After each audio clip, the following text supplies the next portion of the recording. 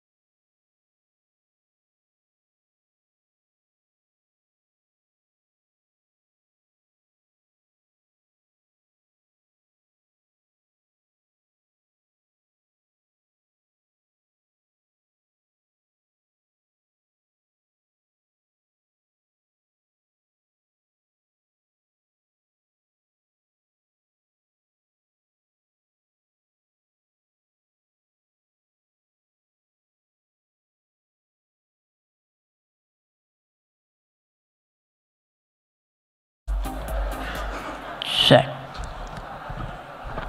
A very good morning, ladies and gentlemen. Good morning. Thank you, everybody, and a very warm welcome to all the distinguished guests, respected dignitaries, industry leaders, innovators, entrepreneurs, academicians, and students. It gives me a great pleasure to welcome you all to Umagine Tamil Nadu, the Government of Tamil Nadu's flagship technology and innovation summit, a platform that brings together policy, technology, startups, and global thought leadership. My name is Anu Rao, and I will be a host for today's session here at Hall C. It is truly an honor to be part of a summit that focuses on shaping the future through innovation, digital transformation, and inclusive growth. So today, the session here at Hall C will cover critical themes such as startup ecosystem, cybersecurity, fintech innovation, women leadership, and artificial intelligence in mission-critical sectors. So we will now begin with our first session. So first session is a keynote address from Mr. Mahadesha V, Director, STPI Chennai. So I would like to introduce Mr. Mahadesha V. Sri Mahadesha V is the Jurisdictional Director of Software Technology Parks of India, Chennai, under Ministry of Electronics and Information Technology, Government of India. Responsible for administering STP, EHTP schemes for promotion of software exports, and also for development of startup ecosystem in the state of Tamil Nadu, Union Territories of Pondicherry, and Andaman and Nicobar Islands. Having over 24 years of experience in supporting IT, ITES, ESDM industry, and startups, setting up COES, e-governance projects, ICT infrastructure, cloud, data centers, and cybersecurity. Worked as CISO for Government of Karnataka, nurturing fintech startups as COE of FinBlue, a fintech center for entrepreneurship, COE at Chennai. Member of Board of Directors of Tamil Nadu State Government, TIDCO, LCOT Initiative, Tidal Park Coimbatore Limited, promotion of IT sector and MS ITS Data Center at Chennai. He holds engineering degree in ENC, PGD in VLSI design, and MBA in IT and systems. With this, ladies and gentlemen, with a thunderous round of applause, please help me in welcoming Mr. Mahadesha V, the Director of STPI Chennai. Welcome, gentlemen.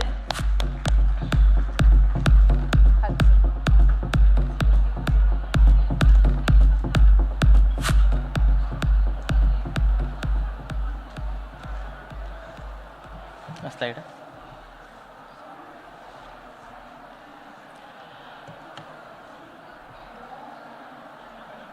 So, can you please ask them to close the doors? If those who are actually entering, you can enter and then ask them to close the doors so that we can avoid noise. So, good morning, Konadal. My introduction actually given by her. In this actually 20 minutes of, I have got about 20 minutes of time to deliver about what is actually the IT and startup ecosystem in Tamil Nadu and as well as Pan India. I'm going to talk about that and how this the blend of policies, government policies, infrastructure and innovative startup ecosystem is burgeoning in the state of Tamil Nadu. I will walk you through this my slides. If any questions, those questions can be answered at the end of my slides. I think that should be okay, right? You all know that I don't want to bore about what is policies, government of India policies, state policies, and things like that. But in this keynote, I wanted to dwell into what are the areas that we can pick up in terms of leveraging those kind of a technology and policies for building innovative products and solutions. That's the key of my address. You can pick up from those. As you know that Government of India unveiled very important schemes in 1991 with the STPI, software technology and ESTP schemes, promotion of IT, ITS and ESDM. So IT software development and software exports from this country. Not only software means is not only the software but electronic hardware design and services as well. So today STPI present across the country to provide necessary support system for the software industries. That as of today we have about 68 centers. We started with the 3 centers, today about 68 centers. Out of 68, 60 centers are in the tier 2, tier 3 towns of India. It actually has been playing a catalyst role. As you all know, STPI is one of the major stakeholder, a government entity in boosting software development and software exports from this country. So we can look at this slide. It is actually self-explanatory in terms of where was industry in 1991 and where are we today. So these numbers will talk about how the leapfrog approach has taken up with the support of government policies and infrastructure and funding. It is a testimony that industry actually developed in multifaceted, and today the size of the industry is about $250 billion. Out of the $250 billion industry, the exports from this country itself is about the lion's share about 90%, which is about approximately $220 billion. So out of $250 billion, the STPI units will have a lion's share about more than 60% as the export from this country.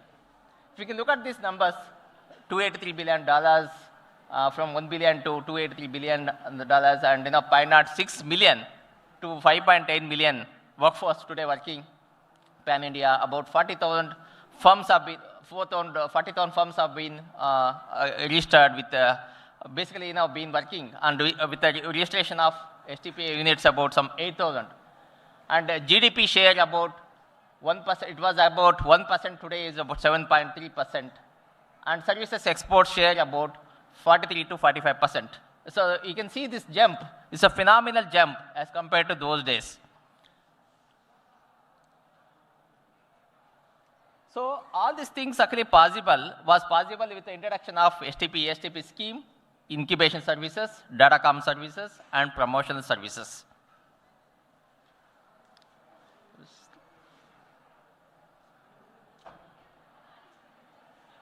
So if you can look at those times, engineers used to go to US or UK, those countries, and station there to basically develop software and services, and then be part of their client, near to the client, to provide those services. So that the shift has been changed from those on-site services to off-site, in the sense, because of this ecosystem, because of the policies, Government of India's policies, which is actually given a required boost in terms of financial support, that's actually made industry to look at India as one of the important hub for software development and services. Therefore, you can see this the shift from the on-site to the off-site. It's transitioned. You can look at from 2018. 2080 has become reverse now. Today, 80% actually start doing from India and 20% only the on-site. So that was actually, that's the time actually you used to see a lot of engineers was to go abroad and start working from those companies.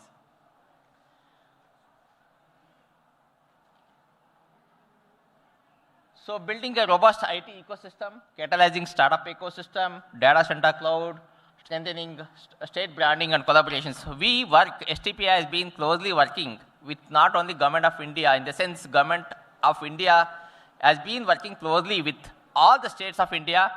Tamil Nadu, we have been closely working in terms of bringing those kind of policies which are required to boost this software exports and startup ecosystem.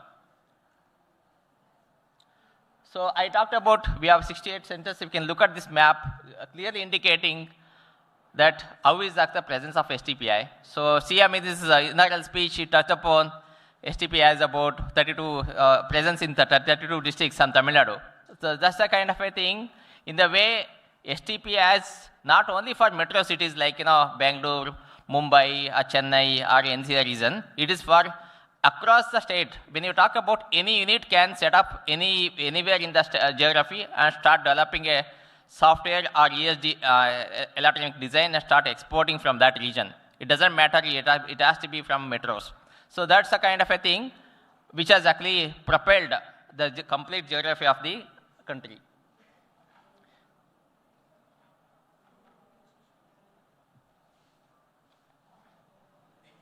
So look at these exports. 10.69 lakh crore exports actually done by all the STP units in 2024-25. Number of registered units of 5,000 or close to 6,000. And Softex, one of the important thing actually what STPI support industry in terms of validating their software exports as mandated by RBI, Reserve Bank of India. As per that, under the FTP policies, foreign trade policy, STPI is mandated to certify their software exports, validating their exports. So with that, we can look at 13,94,000. This is only just a number. Software certifications is a continuous process of validating their software exports. Today, the industry generated about 32,56,000 employment. And in Tamil Nadu alone, the industry is generated about close to 4 lakh employment.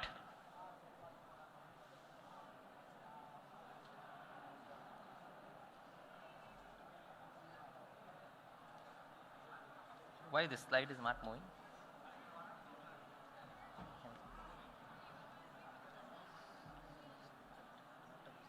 Okay, fine. So look at this, these figures. It talks about how actually this robust industry is in Tamil Nadu state. The 87,000 crores. Okay, it's contribute to about 10% of the total exports done by STP units. And with number of companies registered with STPI, Chennai is 1140 and 1,51,000 software certifications and 4 lakh employment. So this is what actually CM must have touched upon this in this speech. So look at this presence, barring few districts, most of the state geography has been in the sense covered by STPI units. So it means the blue ones actually you can see the companies are actually operating from those regions. So no matter where the software industry can start serving, even at home, one of the great idea are services, if you can pick up any project from abroad or a domestic project, you can set up any STPI unit and become STPI member unit. Look at the startup ecosystem. You know that DP IIT registered startup was 1.97 lakh tech startups. So out of those, as of now, STP has supported through its incubation and COE, Center for Entrepreneurship. We supported about close to 1,500 startups who have actually, out of which I'm glad to say that 50% of them actually again working out of smaller towns, tier 2, tier 3 towns of India. We have created, so these tech startups is not about in terms of services per se, but more about building, basically innovative products and solutions for the local problems and also for industry requirement. So those companies actually today generated about 1,000 plus IPs, fundraising 582 crores have been funds have been generated by them. 1 lakh they generate. This is actually present across India, which is we have about 1 lakh square feet of incubation facility. So 1 lakh square feet of incubation facility. If you can ask me, in Chennai we have about some 20,000 square feet, where actually today we have, as of now, we supported about close to 170 startup companies who have generated about close to 4,000 employment.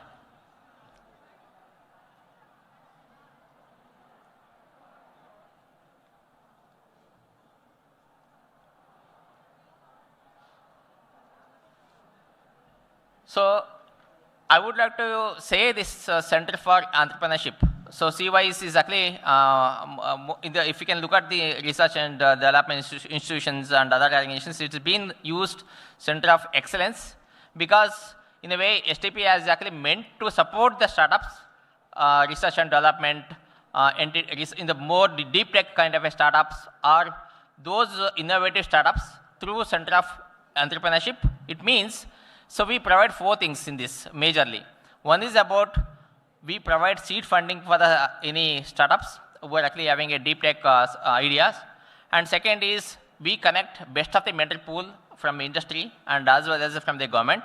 Third one, we connect them to market access through various events taking place in India as well as abroad. And fourth one is through infrastructure provided services in terms of incubation services, in terms of providing access to the labs spread across the state, country. So if you can look at this, the map it clearly indicates that we have about 24 COEs across India. So all of them actually domain-specific COEs. So in Chennai, we have a fintech, it's called FinBlue. Whereas if you can look at Bangalore, we have IoT, Open Lab, we have efficiency augmentation, basically for industry automation and efficiency augmentation of the industry. And similarly for motion for transport, automation, all that is from Mumbai. And we have other fintech, COE which is in Gandhinagar called FinGlobe. So likewise, we have 24 Center of Entrepreneurship. So FinGlobe, Motion, Augmented and Virtual Reality Lab is in Image. It's in Hyderabad. So these are the ones, it becomes engine for propelling ideas and giving a required platform for the innovative startups to come here and make use of these facilities and get greater access to the community of pools, mentoring pool. So this will be fueled by an engine. We have actually opened up one platform called Sayuj. I would request you, so you can go through the Sayuj platform. Those actually aspiring to become entrepreneurs, it is a must to go through that kind of a platform, wherein which you can see how we can get registered with STPI and access to funding available from various funding sectors, maybe from Mighty Fund, maybe Startup India Fund, our STPI has our own fund. So similarly, you can access to those kind of information. And secondly, you can also get connected to any of the mentor. You can pick and choose whom do you want to work with. So we have a mentoring pool which is actually driven from the industry. We have business mentoring and technology mentors. You can pick up who is the right mentor for your idea to basically develop and making use of these facilities. That's one of the platform which is a self-discovery kind of a AI-driven platform. That's called Sayuj.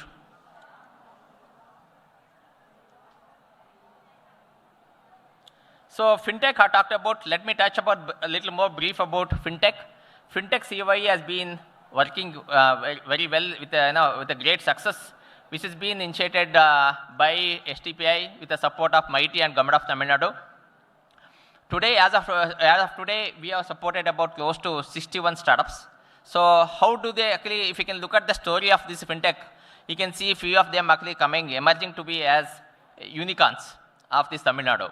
I'm glad to say that few of them actually reached to that stage, close to that stage in terms of making a good traction in terms of revenue generation, fundraising.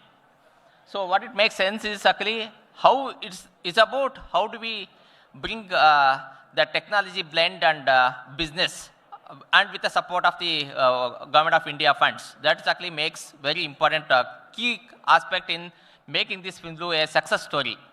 If you can look at the sandbags, one of the critical component of the FinBlue ecosystem, which provides required mentoring.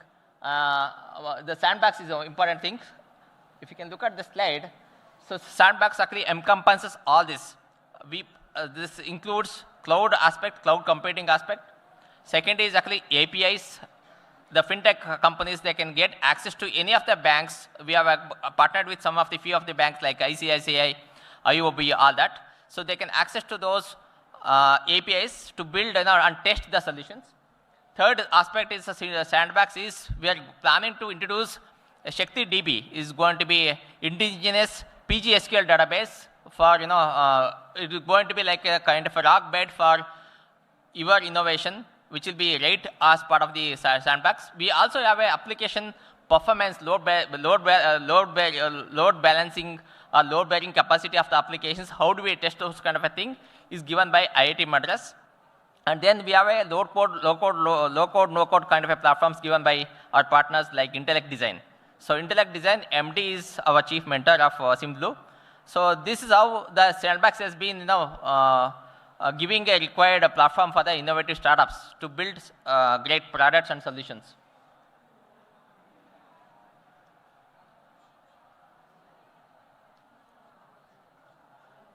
So if you can look at the success, I talked about success of FinBlue.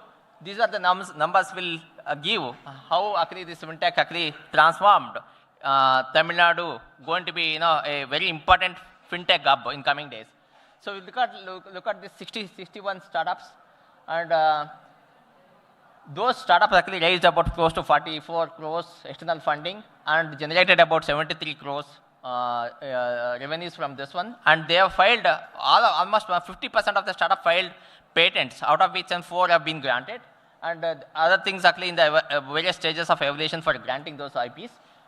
And some of them, if you can look at this 23 numbers, pre-revenue stage, they're actually in that. In the sense, in coming 1 or 2 years, they'll be attaining that stage of generating of revenues. And all together generated about 1,300 employment in the state of Tamil Nadu.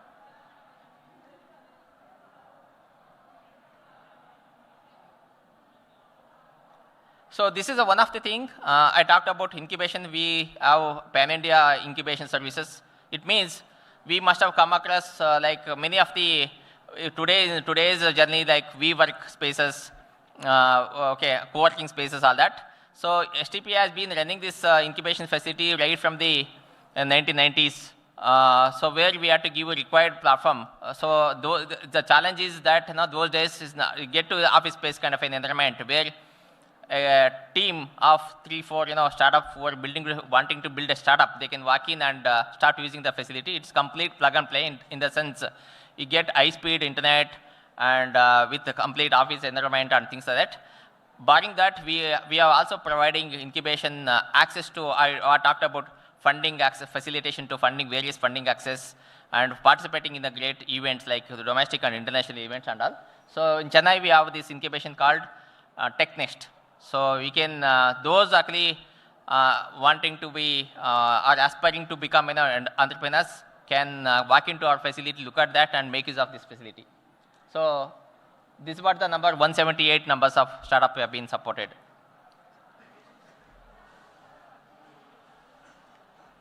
Yeah, this is better. So you know that journey of software in terms of software exports and all. So when it comes to electronic hardware, India has to catch up a lot in terms of design and manufacturing.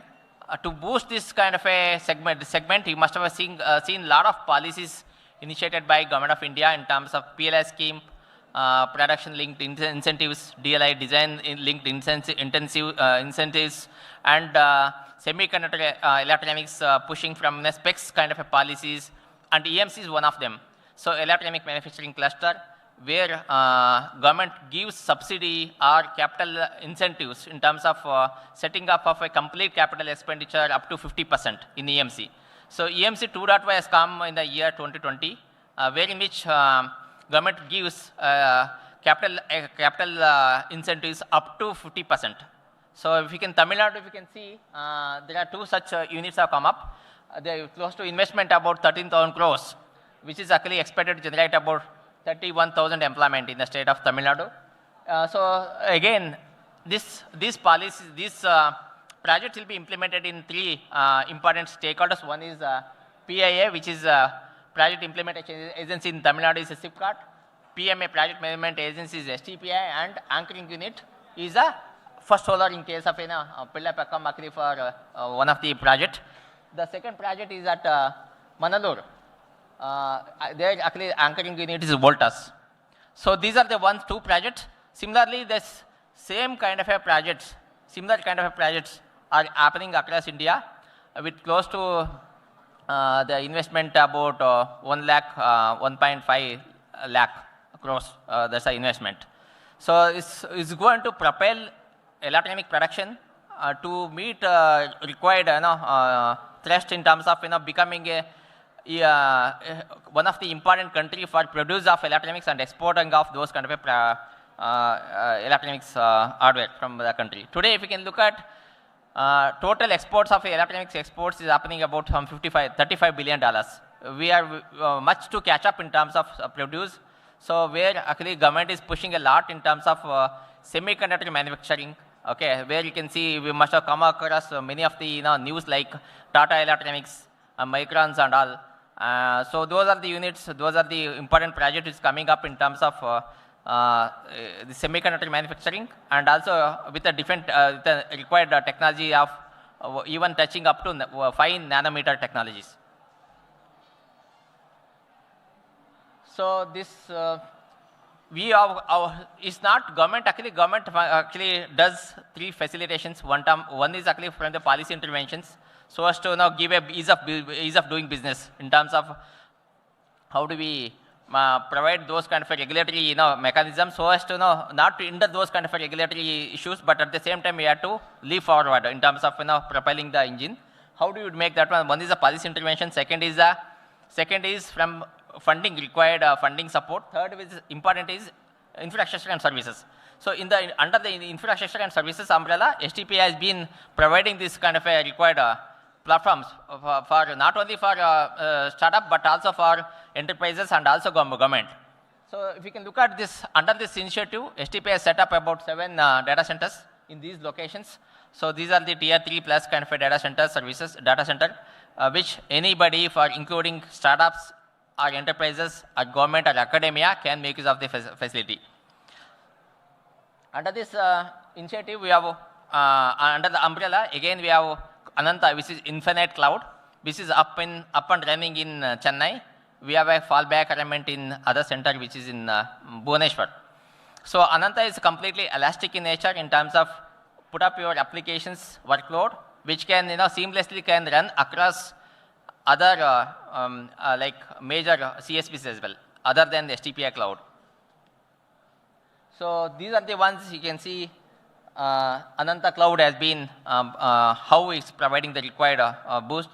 So some of the startup actually given by government of Tamil Nadu announced a scheme called Data Budget Scheme, where in which each of the startup would get about 5 lakh as reimbursement of their expenses incurred towards cloud hosting services. So if you can look at that, Elcott has released this one, Fimlu startup actually getting benefited out of that. So likewise, any of the cloud service provider, Ananta Cloud has been elastic and much more than Data 780. So Data 780 is a very important aspect when it comes to compliances. So where Ananta Cloud is a forerunning cloud infrastructure which is set up by STPI, and government of Tamil Nadu is one of the major beneficiary of Ananta Cloud. Many of the departments actually hosted and getting required support services from Ananta Cloud. So cybersecurity is one other aspect. Is not just STPI has been providing infrastructure, but cybersecurity services. One of the aspect of cybersecurity services, we have been there almost more than a decade about VAPT services.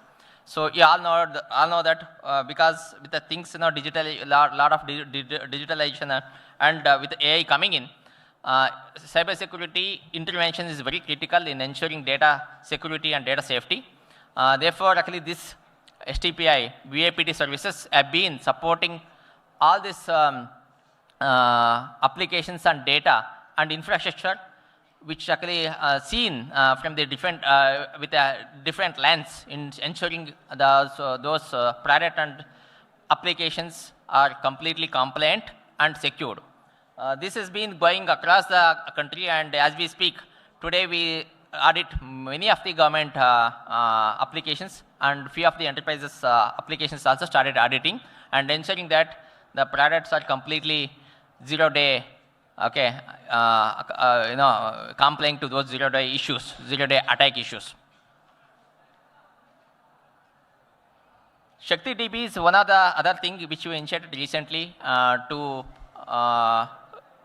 because we relay most of the thing, actually our services, our engines work on the, other databases which are actually commercial in nature, and few of them actually open source. When you talk about open source, you know the challenges. Unless we have required talent pool available within the company, it's very difficult to manage such kind of an engines.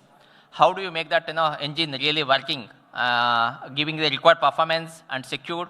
So we initiated a database, PGSQL database called Shakti DB in the association with IIT Madras Pravartak. So which is going to give a required platform in terms of ensuring indigenous data sovereignty, security, performance. So when I talk about these aspects, so mind you, these are the critical aspects which can keep the services always up and running. You don't have to really bother about how is these services, whether is my engine is going to be this one. So you must have come across this, a lot of other major databases like MS SQL or Oracle databases. Okay, this database is no way it's going to be just less in feature as compared to those, which includes all the AI workload also. Artificial intelligence workloads. We can also run those kind of engines in terms of pattern recognition and building LLMs or SLMs. This is going to be an important engine. So Shakti DB. So one of the Shakti DB, this one actually showcasing right here in so Umagine. You can walk through that kind of things to understand more about Shakti DB initiative. So challenges are talked about. These are the ones, and proprietary databases, how actually going to be vendor locking systems and all. These are the challenges overcome by Shakti DB. So Shakti DB solutions, data sovereignty, secure, cost-effective solution, ecosystem builder, proven compliance, talent and training. So it means, like any corporate, this Shakti DB, although it's an initiative of Government of India, that's mighty supported initiative, it doesn't mean that it is going to be undermining in terms of when it comes to the support. There is a complete ecosystem. Again, it's supported by the startup like you. Industry that they'll be supported in terms of ensuring the engine runs 24/7 seamlessly.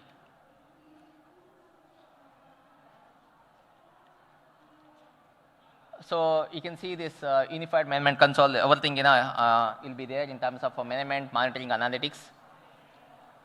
So one of the important thing is actually distributed database in terms of ensuring it's not vertical scaling. You can horizontally scale, and without any latencies, you can run this one applications without any issues.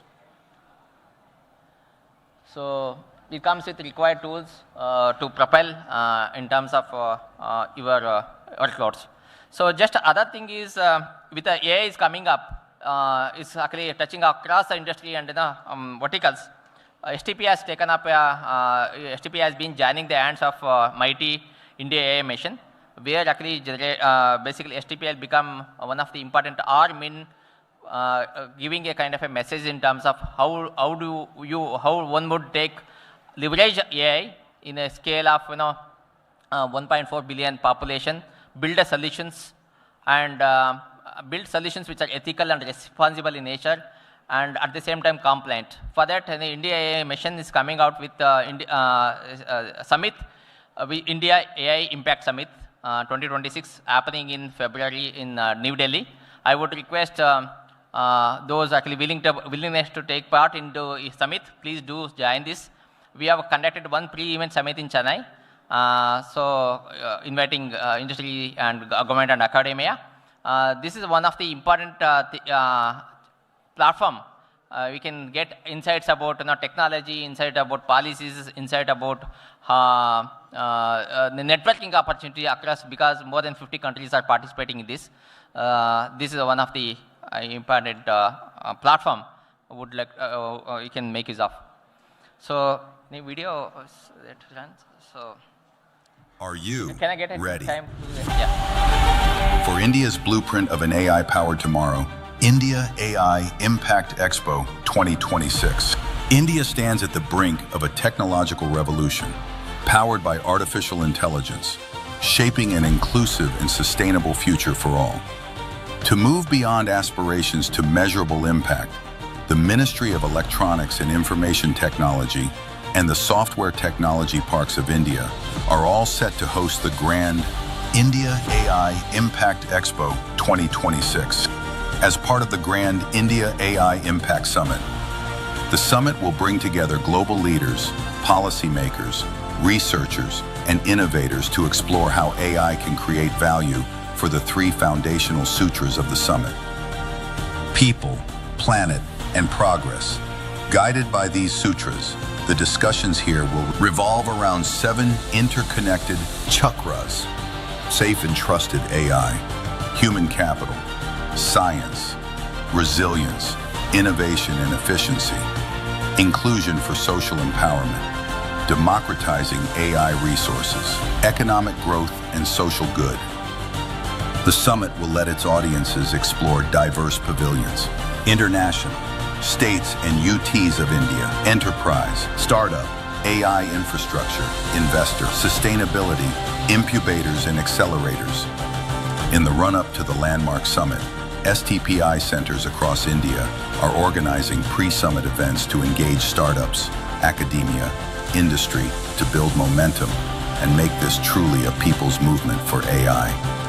Join us at India AI Impact Expo 2026, where India showcases its AI leadership to the world. From startups to sovereigns, a world of AI under one roof. India AI Impact Expo 2026. Innovators, scan the QR code to book your booths. Register now. So this is a very important summit. As per the Niti Aayog report, it is expected that about 4 million new jobs. Is not AI is going to take away the jobs, is going to create a jobs, 4 million jobs by 2030. It's all the opportunity, how do we make use of that AI? From the internet revolution to AI revolution is all set. So platform is all ours. Thank you all.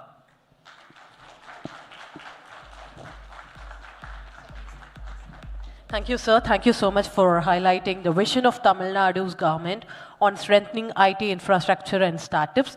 Can we give a thunderous round of applause for our speaker, ladies and gentlemen? And now, to honor our speaker, I would like to welcome Mr. Bhaskaran, Assistant Director, Tamil Nadu E-Governance Agency. Please, gentlemen.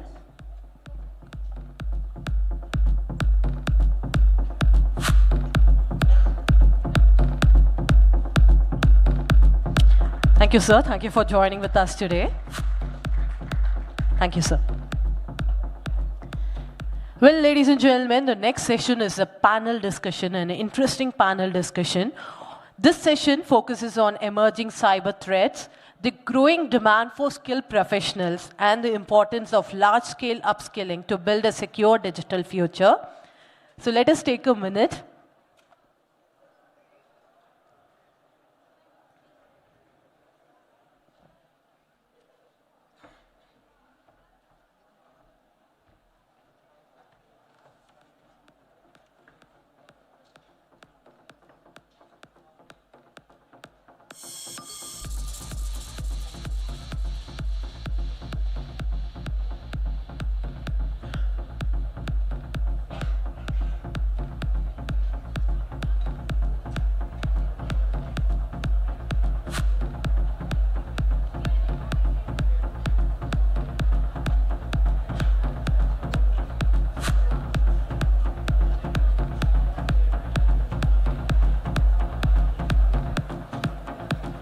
May I request everybody to please settle down?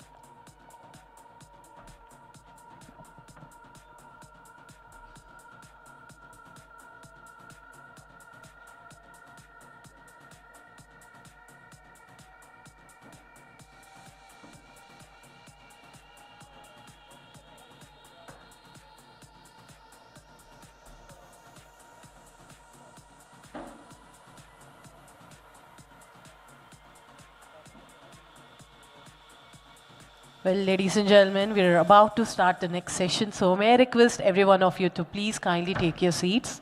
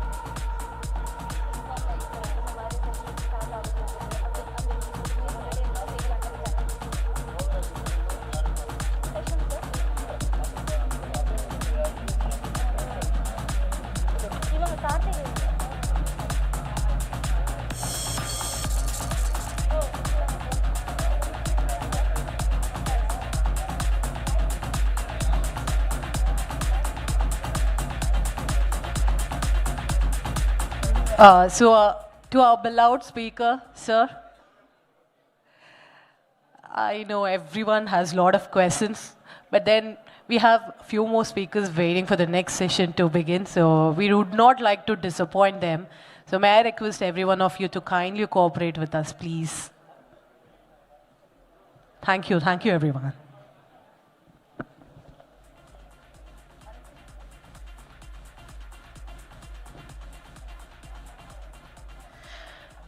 Thank you, everybody. Moving forward to the panel discussions on talents, threats, and technology. Upskilling 1 million cyber professionals for global demand.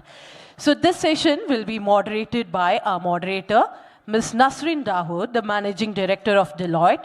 With a thunderous round of applause, let me welcome our moderator, Ms. Nasreen Dawood, the Managing Director, Deloitte. Please, ma'am.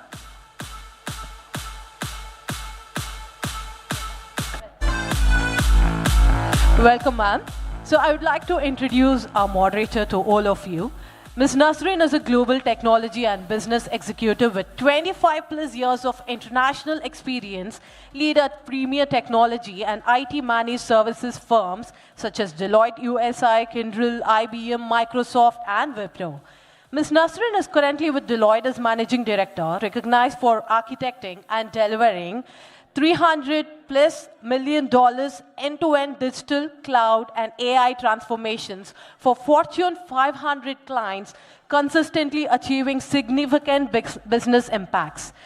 So ma'am is known for pioneering AI-powered operation models, driving innovation adoption, and translating advanced technology into bottom-line business value. And she is very passionate about mentoring emerging talent, advancing diversity in STEM, and influencing outcomes at the intersection of technology, business, growth, and risk management. So may I request every one of you to please welcome Ms. Nasreen with a round of applause. And it's my honor to welcome our speakers for the panel discussion. I would like to welcome Dr. Anshu Premchand, the Vice President of Tech Mahindra. Welcome, ma'am. And next, I would like to welcome Mr. Chetan Iyengar, the Vice President, Data Protection, Standard Chartered. Welcome, gentlemen.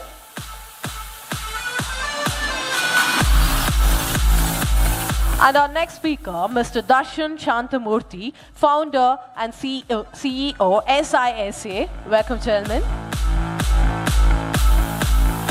So, over to you, ma'am.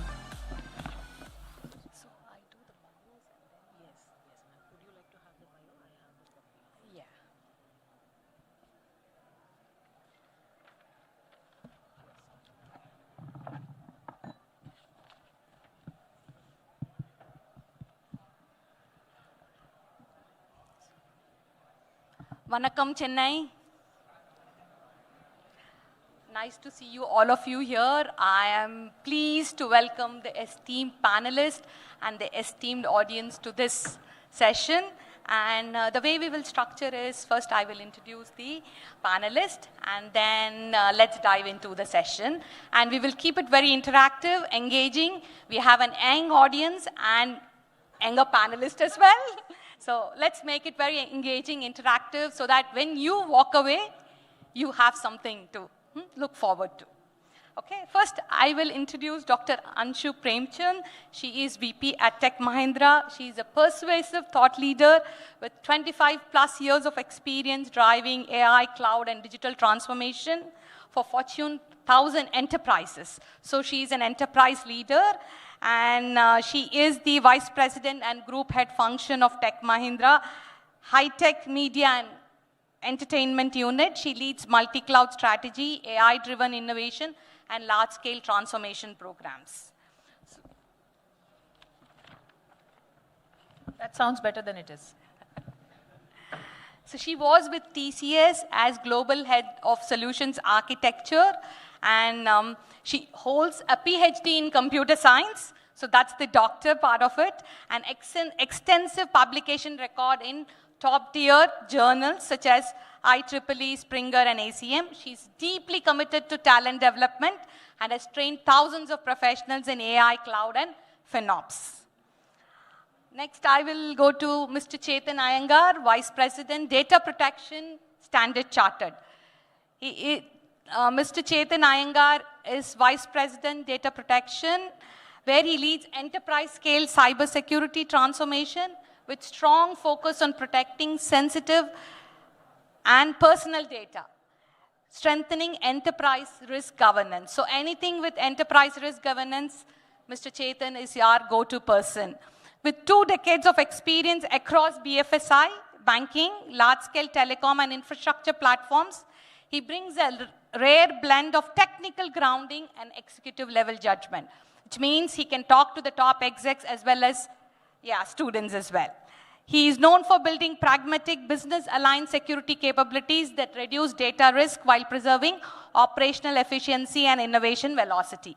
A frequent panelist and advisory contributor, Chetan is recognized for his outcome-driven perspective on data protection, and we are going to ask him the outcomes of this program. Next, I will move to Mr. Darshan Shantanamurthy, founder and CEO of CISA.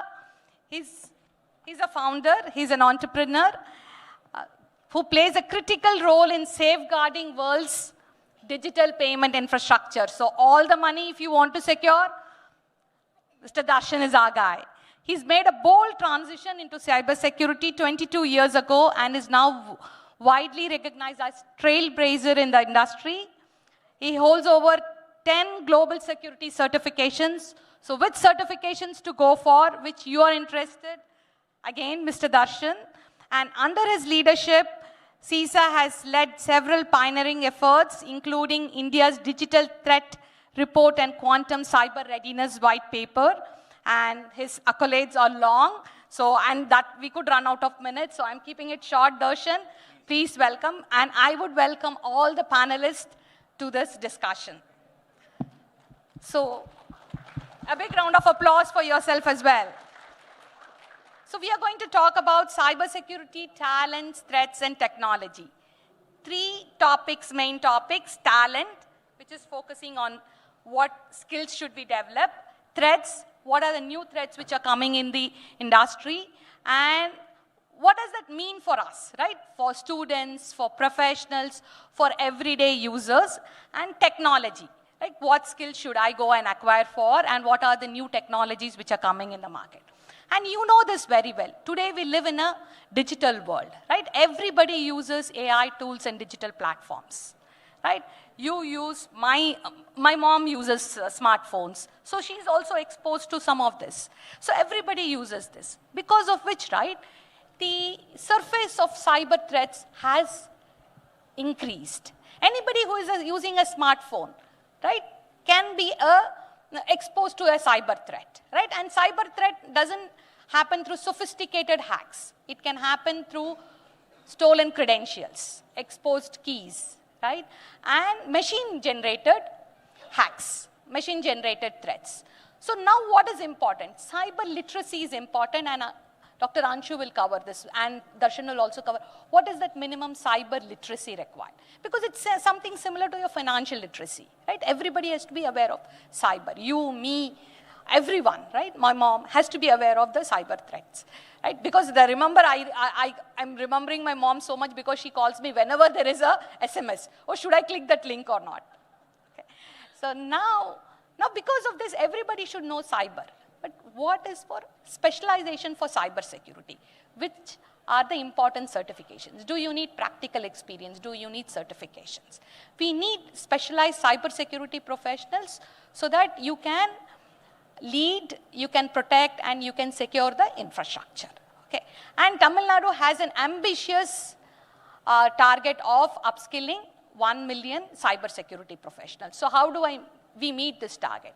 Through, do we go through the degree path, or should we go for practical learning methods? So we are going to tackle this panel discussion. Experts will speak about 3 things. What skills matter the most? How do we make the graduates readily employable? What are the evolving threats? And how do we, more importantly, measure progress? Next year when you come back, where do you see TN moving? Okay, with that, let's dive in, and I will start with the questions.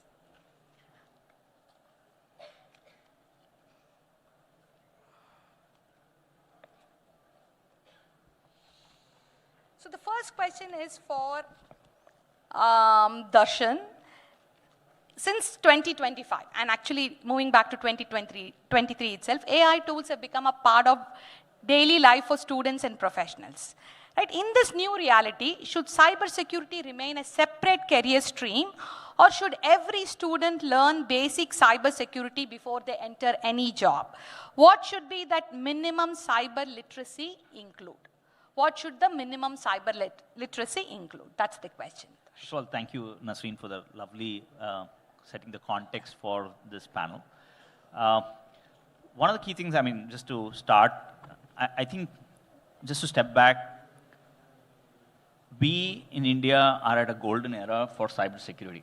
I should say that, and I'll start with that. The reason is we have the demographic dividend, right, which is young minds, which is required for cyber, which is all sitting here. And then second, we have an immense amount of opportunity in cyber.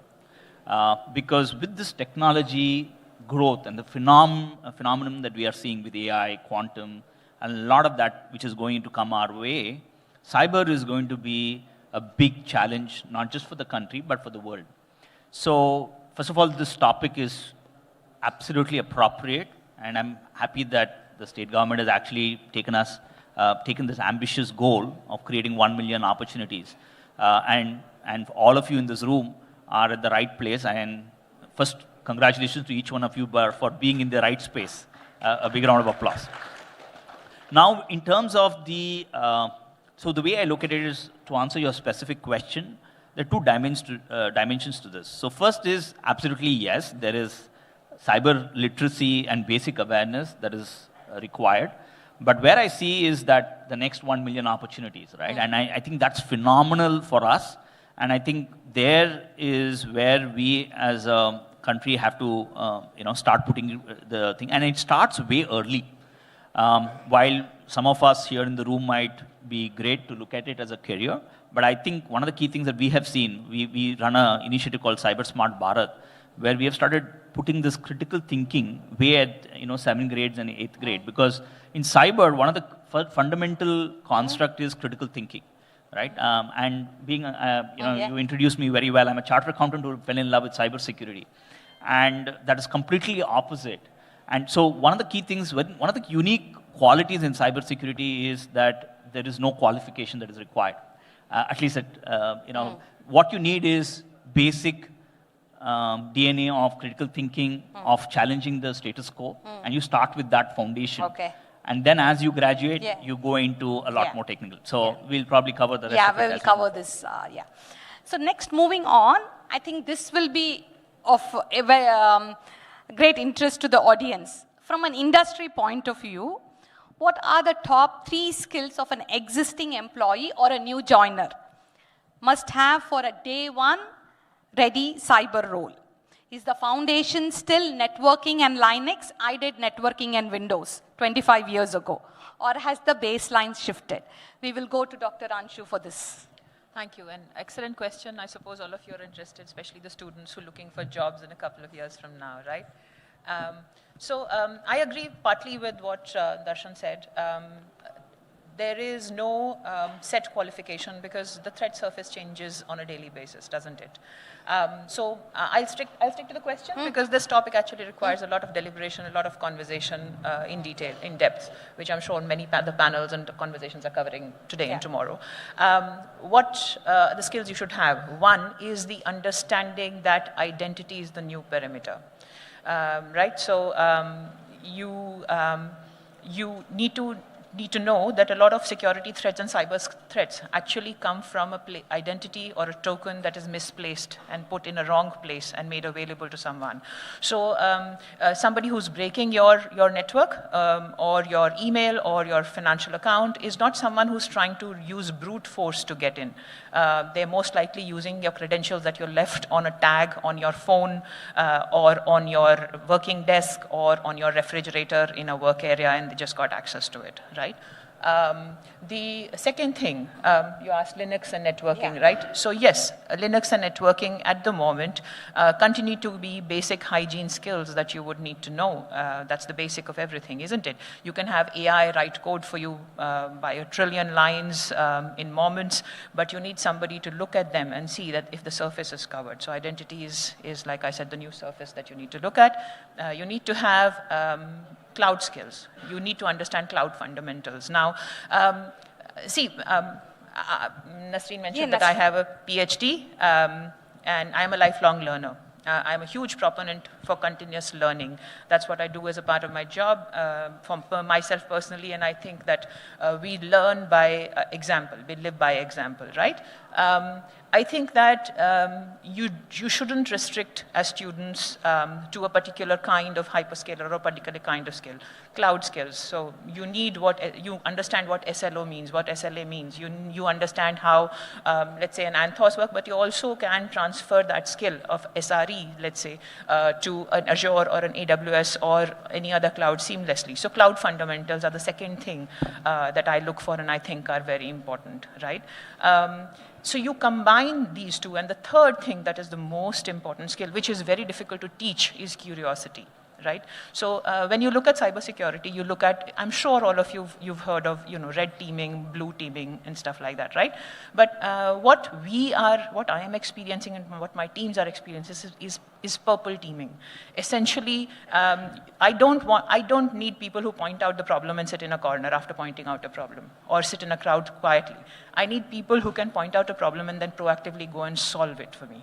The point is to arrive at a solution or a platform or a product or a service which is secure by design. So 3 things I'm going to reiterate. Identity is the new perimeter. You need to understand that. Cloud fundamentals are an essential skill. You need to get those by hook and by crook. And third, curiosity. You need to know how to look for what can break and then proactively fix it. Those are the 3 skills you need to have. Absolutely. And thank you, Dr. Anshu. Networking is the basic. TCP/IP, how many of you, that is the basic. If you know TCP/IP, you are a good, candidate for cybersecurity and Linux, cloud skills, and identity, right? Very well said. And does the audience have any questions around this? Because this would be of interest to the audience. If anybody has a question around this, they can raise their hand and we can pass the mic. Yeah, I think there is one.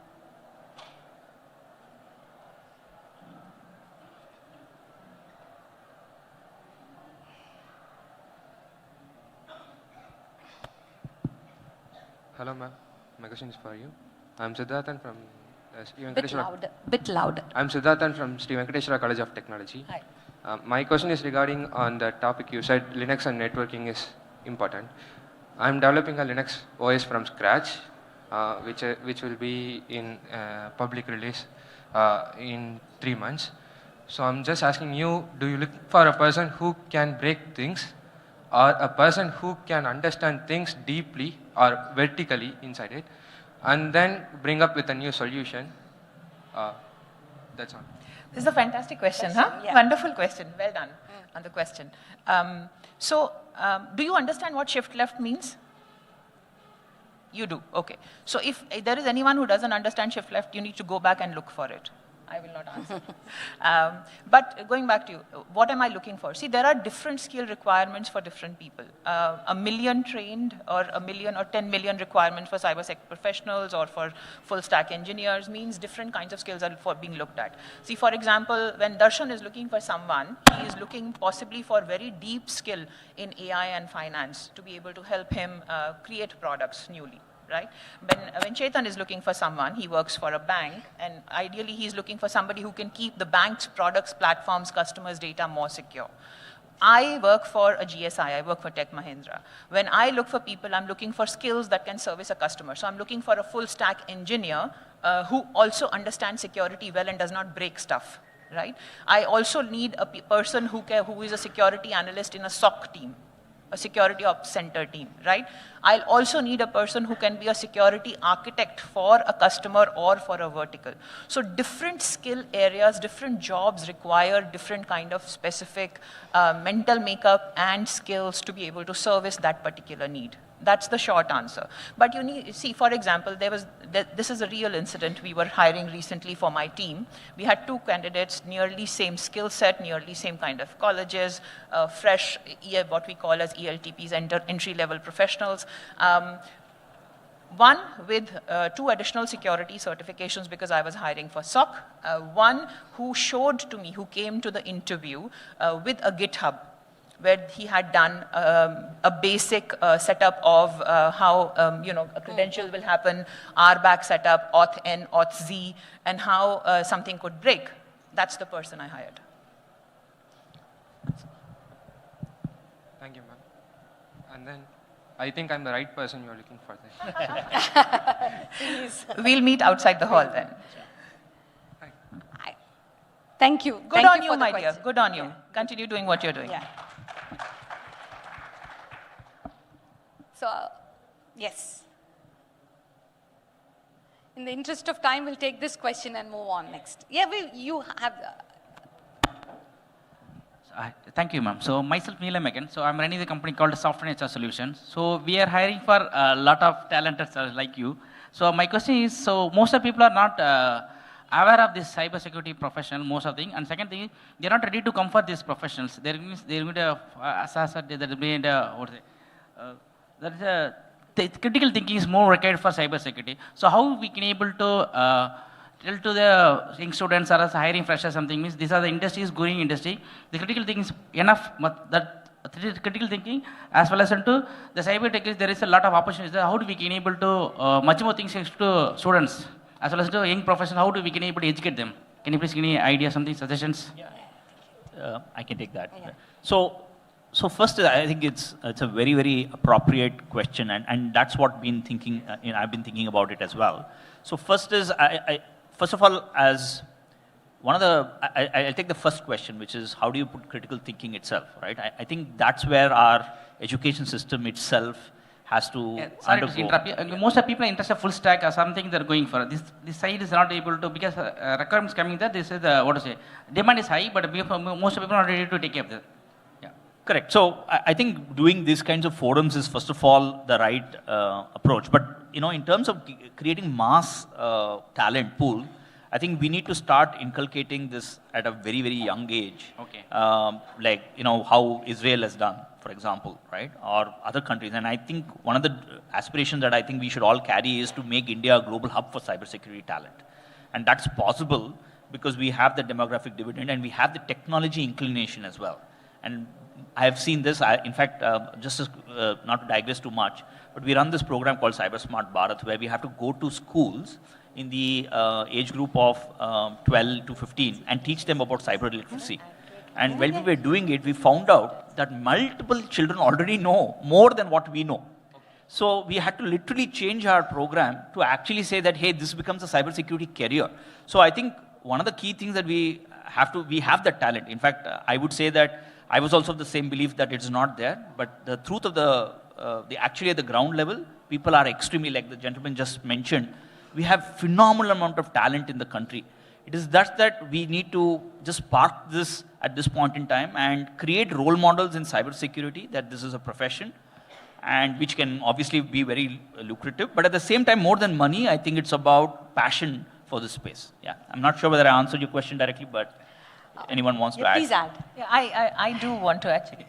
See, I'd leave you with two things. Huh? Please don't look for structure, first of all. Yes. That's the basic aspect of developing and inculcating critical thinking. When you look for structure, you're not right for this profession, first of all, right? Because the entire thing about cybersecurity is to be able to secure your infrastructure, your applications, your platforms, your products, and stuff like that. And now, we're in Tamil Nadu, so the IT OT hub of the world. You need to look at the edge. You need to look at everything else that comes in between and break it, and then fix it so that nobody else can break it. So don't look for structure is first. Second is please be unafraid to experiment, and this is for all the students and not necessarily for you. The most important thing, I think, is for you to be able to learn, for you to be able to experiment, and for you to be able to go wrong. It's okay to go wrong because you tried. Thank you, Darshan. And yeah. Thank you. So moving on, right? I mean, Tamil Nadu, I think we have the ambition to produce job-ready cyber professionals for global demand in the next 6 to 12 months. So to meet this demand, from an industry perspective, what we should stop doing in the current training ecosystem and what we should start doing, 2 things, right? Because we, as an industry, when the young professionals come out, we see that are they readily deployable, and the industry invests 6 months in training them. Right? And training them on full stack, on cyber tools, and the cloud security and all of that. So what should the academia stop doing and start doing so that these professionals are ready to get deployed? I think that's the question we want to ask Dr. Chetan. I think that's a pertinent question to everyone here. To my knowledge, academia has been theory heavy and less on practice. That needs to tilt. Yes, theory is needed to lay the foundation or the foundational bricks, right? But on top of that, practice has to be broadened in collaboration with industry and research labs or research and development organizations. And I think there has to be a 4-angle approach where academia, government, industry, and research and development organizations have to come together and form a curriculum where practice is, it tilts to practice-heavy side, and that way everyone coming out of their engineering or any other degree for that matter is job-ready, right? And can be assimilated by organizations, and they can start working maybe month 1, if not week 1. Yes.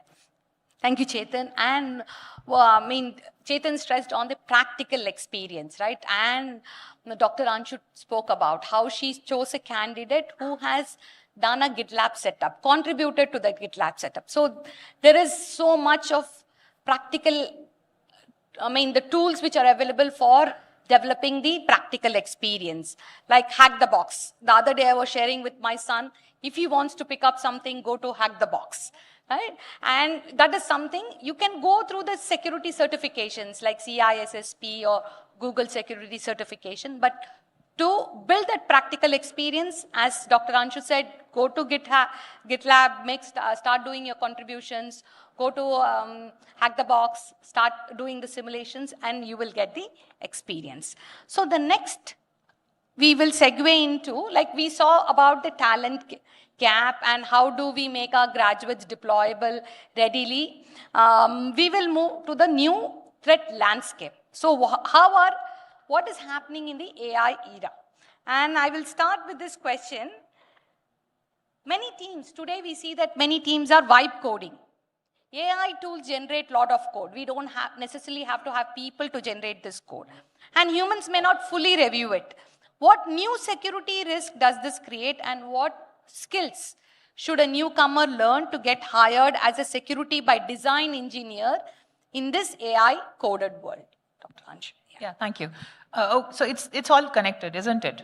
First of all, choose a particular area of your expertise and then do more in that area. That's the first thing. The question is, what can somebody do to be more secure by design and Sorry, what was that again? Yes. Yeah. So vibe coding, AI generates the code. Good. Yeah. Okay. Sorry. See, this happens with age, right? Somebody speaking and you just get lost. Sorry. As you can see, the hair is because of L'Oreal. It's not natural. Yeah. See, you can use an AI tool.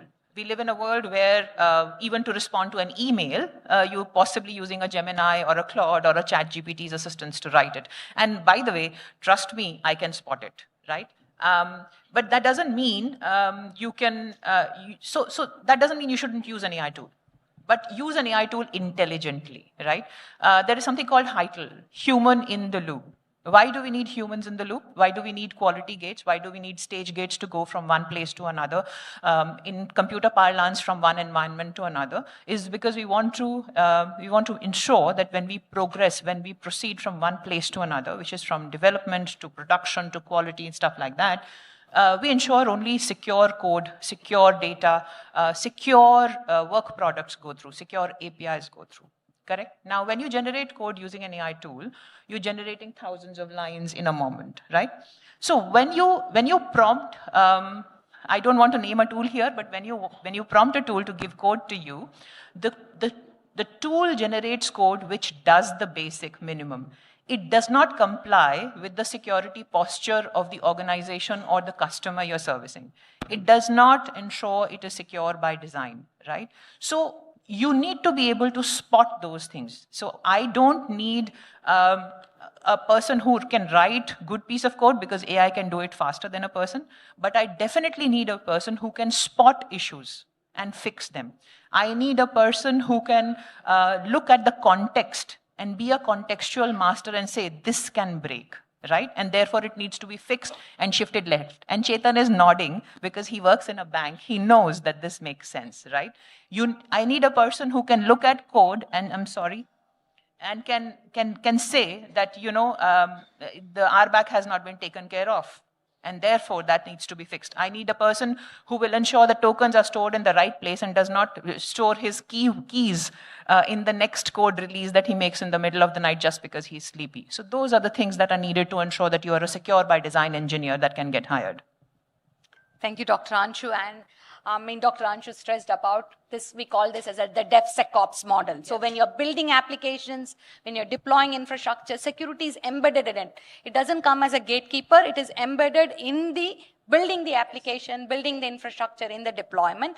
And this is a perfect segue to Chetan, because he is safeguarding the banks. The AI-driven workplace, people unknowingly paste sensitive data like keys, configs, customer info into public AI tools or unsafe extensions. So what is one non-negotiable rule every student or employee should follow, and what is one safeguard every organization must enforce to prevent this at scale? Thanks for ring fencing that. So only 2 points allowed. So one, anything you post on AI, think of it as being posted publicly, either on your Facebook or LinkedIn or wherever, right? So don't think it is private. So when you start applying that filter, you will know what to put there and what not to. Second, organizations need to ensure that the guardrails and the AI security controls are put in place. There are a plethora of controls and guardrails. And data leakage is one of the controls, and there are many to talk about. Yeah. So what's one personal tip you would like to share with the audience? One personal tip, anything which you follow diligently. You need to be AI ready and make sure you know how to use AI effectively, securely. Okay. Thank you, Chetan. And let's move to the payments person. What distinguishes high-value cybersecurity career in payments today? So we have seen the traditional, like I and Anshu bring in the GSI flavor, he brings in the banks flavor. So from the payments world, what distinguishes high-value cybersecurity career in payments today? Is it the technical depth, the forensic exposure, the regulatory understanding, or the incident experience? How should young professionals prioritize? Sure, Nasreen. So first of all, one of the key verticals in the cybersecurity is payments, right? And why is this such a big opportunity for us as a country, and especially in the 1 million jobs kind of an opportunity, right? So if you look at it, globally, India does about 46% of the digital transactions today, thanks to UPI and all the things that have been happening. And the rest of the world is following us, right? And so that means that we have established authority on digital payments and securing that. Obviously, we couldn't have got to that scale without having cybersecurity baked in. So we have demonstrated to the world that we can do it securely and at very low unit economics. So, and then the entire world, today if you look at it, the entire world is getting into digitized payments, right? I was just having a friend of mine in the US, and of course the US still is way, way behind in terms of the digital payments, because in terms of remittances, when it needs to, I mean, when I say digital payments, I'm talking about real-time payments, I'm not talking about retail payments, which happens on cards. But, so there is a lot of opportunity, a lot of countries are going towards modernization, and this also applies to GSIs as well, that payments is going to, leapfrog. And obviously cybersecurity as in the flavor of payments is also going to leapfrog because of the fact that cybersecurity is a very, very important in the trust of the digital payments itself is concerned. So there is, first of all, there's huge opportunities, whoever wants to pursue, just like our friend. And the good thing is this is a horizontal plane and not just a vertical plane. You can, like you have Security Operations Center, you have GRC, you have AI security, you have quantum security, and so on and so forth. So this is a horizontal plane which adds more flavor. So there is huge, huge scope for anyone who wants to look at payments with a combination of cybersecurity. That's number one. Number two, so what do you do in order to get there? Definitely understanding how the payment ecosystem works is going to be extremely critical. So understanding the way a four-party model in a card transaction or a UPI transaction, the entire payment ecosystem is going to be a very important critical skills, and that's where we need to go deep down and then combine that with cybersecurity. So I always call cybersecurity for payment ecosystem is a combination of three. One, AI, because AI is used extensively in payments. If people do not know AI, it was payments, payment industry adopted AI way, way before the rest of the world actually adopted AI.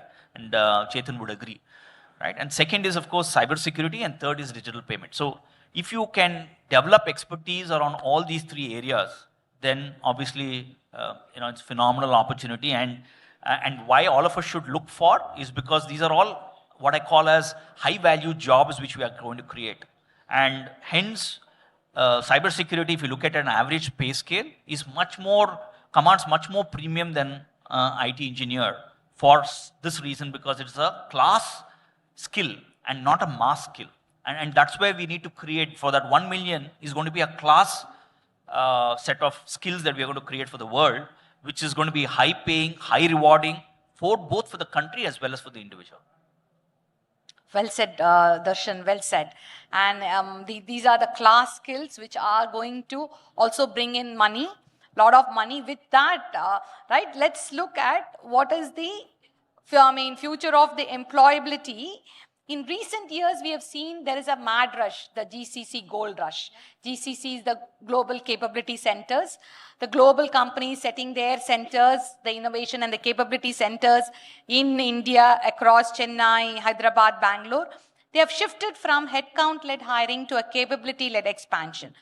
For a student in Tamil Nadu, which three career tracks are currently seeing the most aggressive hiring in cybersecurity? I will go to Dr. Anshu. Okay, so I get the most difficult questions, Nasreen, to decide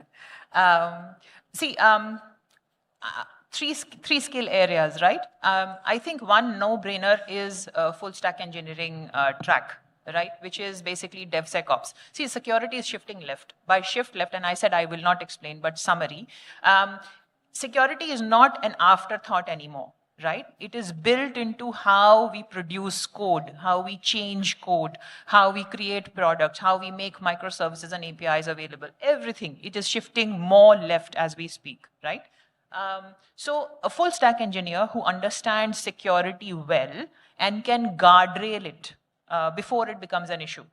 is a track which is seeing a lot of opportunity and will see more in the coming 2 to 3 years, including with GCCs. And I hope that Tamil Nadu sees more GCCs in the next few years. The second skill area, I think, is security expertise as SOC engineers. Security engineers themselves who understand the security operations, can watch code, and watch out for issues, things that can go wrong. True story. In the middle of the night, there is a 2 a.m. Hot patch has to be applied, Nasreen. And somebody misplaced a token. And that became an issue. So what we did proactively is we made token management and key vault management, security management, a part of the initial training that is given to ALTPs, so that this doesn't happen again.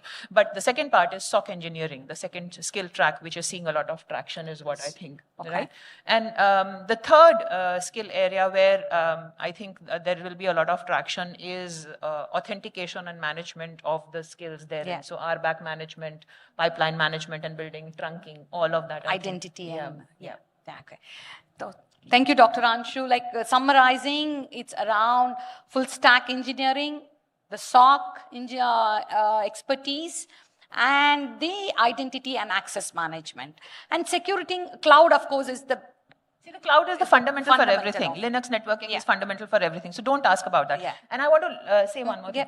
See, as a student, don't be boggled by how much this sounds or how difficult this sounds. This builds spirally. See, the four of us are sitting here with 25, 30 years of experience of having worked here, gone wrong many times before we got it right. You have the opportunity to learn from it. And the other gentleman who asked me a question earlier said he's building his own Linux kernel, right? See, the key to doing this right is to understand that knowledge is not built in silos. You need to be able to learn from others who've done it before you. You need to be able to do it right, but also be able to go wrong and then pivot when something changes. See, nobody had seen the pandemic. Before 2020 and after 2020, technical skills are completely different. So you need to be able to learn, you need to be able to pivot, but those are the three skill areas which are fundamental, I think, will see a rise in hiring. Very well said. You have the technical skills, also the mindset, the curiosity, the ability to learn, and then to pivot to the changes. And moving on to Chetan, we have historically been a state of service giants. But in 2026, the biggest threats are specialized, coming from AI agent risk, deepfake frauds, and non-human identity theft. Do you see a massive opportunity here for young entrepreneurs in Tamil Nadu to build specialized AI native cybersecurity product startups? So there is, and there's a lot of work going on, and the focus is shifted to zero trust architecture. So and from RBAC, we have now moved on to ABAC, which is attributes-based access control, etc. So yes, there is a lot of scope and a lot of room for entrepreneurs to play in this space. So I just spoke about these couple of things, which are like tip of the iceberg, and there's space or wiggle room to work on ID vaulting and just-in-time release of IDs. So these would actually safeguard an enterprise or any company against ID thefts, and especially the generic IDs being misused or maliciously used for purposes that they were not designed for. Thank you, Dr.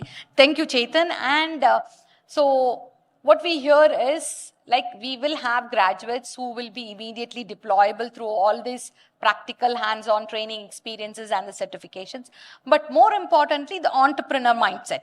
Like what Darshan said, he moved from finance, bold move to cybersecurity, and has built a career in payments field. So we would encourage young professionals to take the startup route if they are interested, and the ecosystem is also building up. Just one thing I would like, sorry. Yeah. See, even with the TechM and Deloitte, I'm sure, if you're an entrepreneur, we wouldn't mind it at all. You come to me with a good idea, with a prototype, I will fund it.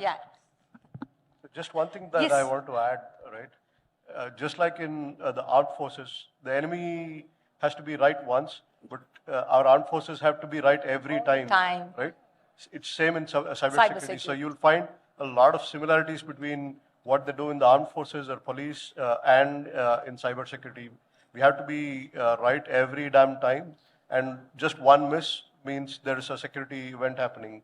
And we have to be prepared for what to do, how to contain that security incident or event, right? So that's the mindset that one has to enter cybersecurity with. Yeah. So that reminds me of the blast radius, and you do network segmentation so that you can contain the blast radius. So I will go back to the basics of TCP/IP network segmentation because that's my favorite. And moving on to training at scale. Now that we have heard from the experts what are the critical skills, what skills matter, and what is changing with AI, how do we scale this, right? How do we do training at scale and build that talent pipeline, that 1 million professionals, right? If we want 1 million professionals ready in 12 months with all of you together, we cannot just rely on 3 or 4 year degree cycles. So should we move towards a cyber range model where 6 months of students' education is spent in a simulated SOC fighting real-time AI attacks? How do we make this simulation first learning the standard across TN? This is something I would go by each of the panelists and ask their views. Yeah, you can start, Darshan. Yeah, so in terms of I don't know whether 6 months or 12 months, I don't put a timeline, but I think one of the key things is definitely you kind of loaded that in the question itself is you need to actually bake it in with practical information, practical knowledge, right? And cybersecurity is so practical oriented, and that's the reason why it is so difficult as well, right? Because not everyone, it's not just you can just take a book and then read it up and then you become a cybersecurity specialist. No, you actually gain expertise only by doing. So anything which has that ability of doing, which is either internships or hackathons, or like our friend said, doing things and then learning and redoing it and fixing those things. I think those kinds of activities which are practical is the way to do it. And I would say that while I'm for that 1 million job, but I think we need to understand that there is no microwaving of skills that can happen in cybersecurity. It is not that I put someone in microwave and then after 2 minutes I can get them as a cybersecurity specialist. I think that fundamental construct, I would disagree. It should actually be that, hey, you should put that and then you should obviously have a career path. And I would say that long-term internships is definitely, I like the 6 month or even longer. I would say a 12-month or even a 24-month internship. Working for a GSI like... paid, please. Sorry? Paid, please. Paid internships, absolutely. Paid internships, either at Tech Mahindra or CISA or whatever. But at the end of the day, paid internships, definitely yes, because I think then you can build that talent for a longer period of time. And I can tell you that, for us, there is so much of people who want to do internship in our company because obviously, and then they learn a lot in 24 months. And when they get the practical exposure, that's it. So I'm a big believer in doing, cybersecurity is a lot about doing and learning. While I have done certifications, but that's to get to a basic, basic threshold. But after that, you need to obviously get your hands dirty. There's no shortcut to that. Yeah. Thank you. So I think he covered pretty much, and continuing on what I mentioned earlier in the panel discussion, right? There has to be a shift from theory-oriented curriculum to practice or skill-based curriculum, right?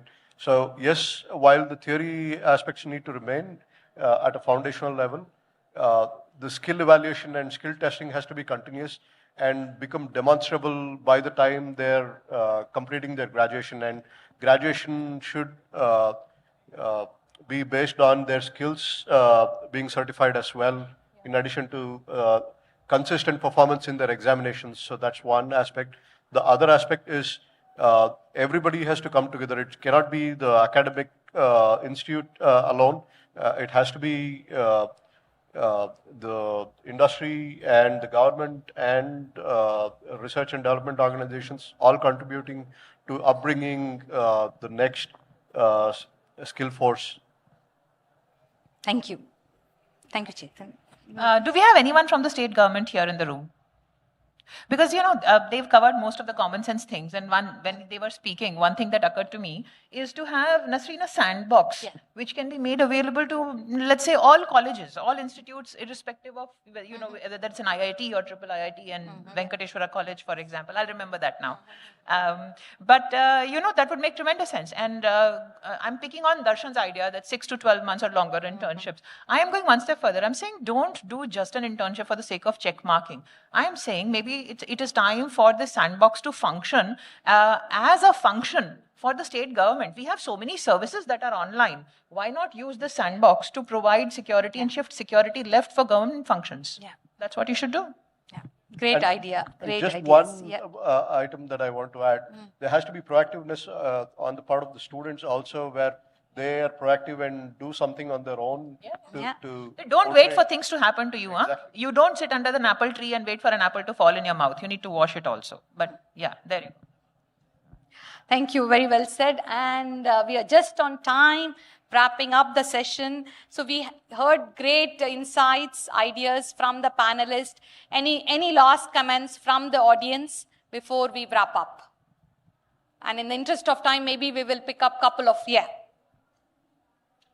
Go ahead. Anybody wants to take the mic? Yeah. Good afternoon to all the speakers here. I'm Varun. I'm pursuing my BE Computer Science with specialization in cybersecurity. So my question is, when it comes to hiring and finding talents, why a lot of top tech companies focus on only Tier 1 and IITs and IITMs? So what's my point is there are also a lot of talents in nominal college also. And actually this is not my question, 1 minute. My question is, will you hire a candidate, he's from a normal college, but he is with a very good academics, and he has attended a lot of competition, and he has won hackathons, and he has also done a lot of, he has done an internship in MNC internships, and he has also won in technical symposiums, and he's excellent in his communication and collaborating with people. There are too many ants, but yes, the answer is yes, I will. And I will hire she as well. Then thank you for hiring me, ma'am. Thank you. It's actually me. So that's not my point. There are also talents in a lot of normal colleges also. So please give more opportunities for them. Things are changing, and things are changing. We're not looking at only Tier 1 cities, but also going to Tier 2, Tier 3 cities as well, colleges as well. So things are changing, and you will see the change happening. There is a lot of work which needs to be done at the college level also to brand and do the industry partnerships. It's a three-way: industries, colleges, academia, all, and the student community all have to come together, and work together, and things are changing and things will continue to change. Just one thing, one item that I want to add. Yeah. To your question on why hiring is most generally focused on top tier colleges, right? Because there is consistency that they see. When I say consistency, they have worked hard to get into those top tier colleges, one. And then there also, it's not that a 5-point someone will get hired, right? So whoever is having a consistent performance and can distinguish themselves and set themselves apart by showing their accomplishments, those are the ones that get hired. Yeah, and just to last 30 seconds, just to for the sake of disagreement, one of the key things that we have done, though we can't. It's not that we don't hire from the IITs or we don't hire from the triple IITs, but we generally now, in the last couple of years, we hire only from Tier 2 and Tier 3 colleges. Not because of anything else, but because of the value systems, right? And I think because of the grit that the kids come up. And we've seen some phenomenal grit that comes in the Tier 2 and Tier 3, which is not really there in the Tier 1 colleges. The grit to succeed, which is what I call it the soft skills, and their ability to, like what Anshu was rightly saying, ability to identify a problem and stick with the problem and solve it till it is actually solved is very, very important. And that's the skill that we are looking for in cybersecurity. And good news for you is that many of them will be in the Tier 2 and Tier 3 colleges very soon, if they are not there. But we as a company, we have actually hired only from Tier 2 and Tier 3 colleges. And of course, not to put you off, but your assessment of skill is not necessarily the assessment of the other organization. So that's something that you need to keep in mind. I can quote a personal example where someone is hired way beyond an IIT graduate would be hired at. So there's a lot of opportunity. Okay. Yeah, and we have no bias. Yes. Thank you, ma'am. Summarizing, where you start doesn't matter, where you want to go matters, right? And I am not from IIT, I am from Hindustan College of Engineering. Yeah. Nor am I. Yeah, Never went to IIT, except for a visit. Yeah. So, thank you so much. In the interest of time, we wrap up. And thank you to the panelists and the audience. We will continue to build the future of cybersecurity and make Tamil Nadu a cybersecurity powerhouse. Thank you. Thank you, ma'am. May I request everybody to please stay back for a minute, ma'am, please. Yeah, well, ladies and gentlemen, before we wrap up, can we give the gentleman a round of applause for being very brave and asking the question on behalf of all the students? And yeah, I know this session was very interesting and you all have few more questions to ask our panelists. So they'll be here, they'll be offline. You can always ask questions offline. So now to honor our speakers and our panelists, I would like to welcome again Mr. Bhaskaran, Assistant Director, Tamil Nadu E-Governance Agency. Please, gentlemen.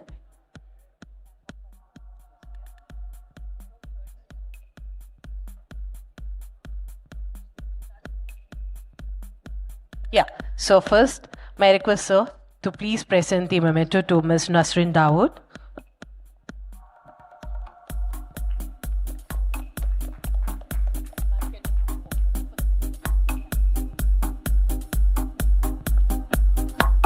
Can we give a round of applause, ladies and gentlemen, for Ms. Nasrin Dawood, the Managing Director of Deloitte. Thank you, ma'am. Thank you so much for joining with us today and sharing your knowledge with us. Up next, I would like to welcome Dr. Anshu Premchand, the Vice President of Tech Mahindra. Thank you, Doctor. Thank you for joining with us today.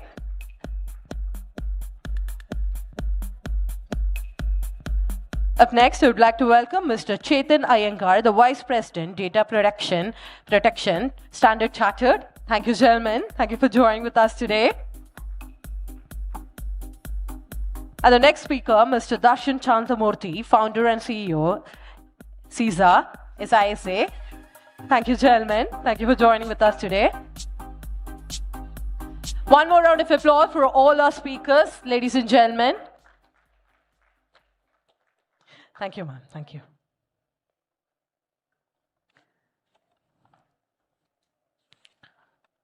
So to our audience, the next session begins at 2 p.m. I request everybody to assemble at Hall C at 2 p.m. And the next session addresses on building a thriving fintech ecosystem. I request everybody to kindly assemble at 2 p.m. for the next interesting panel discussion, which is on the topic building a thriving fintech ecosystem. Thank you.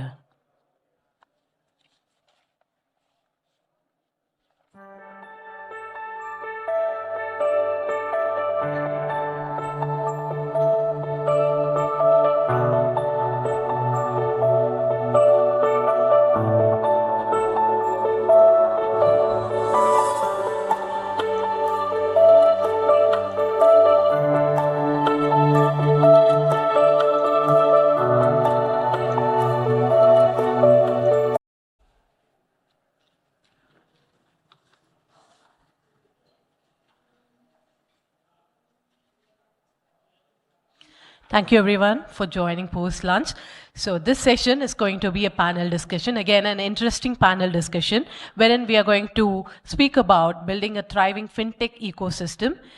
Fintech has become a key driver of financial inclusion, innovation, and economic growth.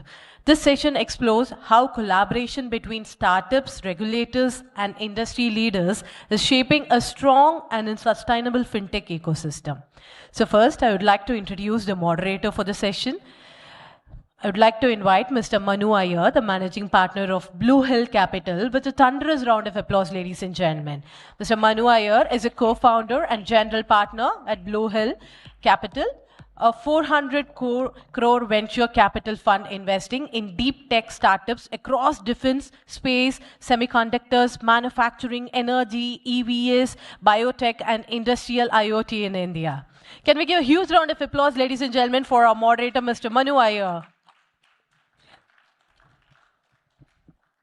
So I would like to briefly introduce the speakers and hand over the session to our moderator, Mr. Manu Iyer. So our next speaker is Mr. Mohan, the CEO of Ippopay. Mr. Mohan Karpaya is the founder and chief executive officer of Ippopay Technologies Private Limited, a Chennai-based fintech company focused on driving digital inclusion for small and micro businesses across Tamil Nadu.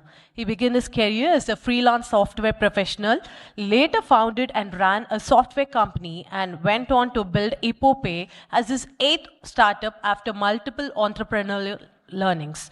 Today, Ippopay empowers over 5 lakh merchants and plays a key role in expanding UPI adoption at the grassroots level. Having said that, I would like to welcome Mr. Mohan with a thunderous round of applause, ladies and gentlemen. Welcome, gentlemen. And the next speaker is Mr. Prabhu Rangarajan, the co-founder of M2P Fintech. Mr. Prabhu Rangarajan co-founded M2P Fintech in 2014. Mr. Prabhu drives operation strategy, new product development, compliance, and end-to-end information security in his role as COO at M2P. A space tech enthusiast and an expert in program management, Mr. Prabhu specializes in building secure and a seamless interoperable payment platforms. And Mr. Prabhu believes startups are the real game changers that challenges the status quo to drive efficiencies. May I request everybody to give a huge round of applause for Mr. Prabhu Rangarajan, the co-founder of M2P Fintech. Welcome, gentlemen. And our next speaker, Mr. Raju Mecheri, the serial entrepreneur and investor, the Chennai Angels. Mr. Raju is a serial entrepreneur and a seasoned investor with deep expertise in the fintech and technology startup ecosystem. He is a core member of the Chennai Angels, where he plays an active role in identifying, mentoring, and investing in early stage ventures. With hands-on experience in scaling businesses and enabling digital transformation, he works closely with founders to drive innovation, governance, and sustainable growth. Can I request everybody to give a round of applause for Mr. Raju Mecheri? Welcome, gentlemen. And our next speaker is Mr. Vijay Rajagopalan, founder and CEO of GoalPayee. Mr. Vijay Rajagopalan is a visionary fintech founder and an IIMK alumnus, driving innovation at the intersection of precious metals and digital gold finance. He is the creator of GoalPayee, the world's first gold, silver, and platinum analysis and instant loan dispersing ATM, backed by an Indian patent. Can we give a round of applause for our speaker, Mr. Vijay Rajagopalan, the founder and CEO of GoalPayee. Welcome, gentlemen.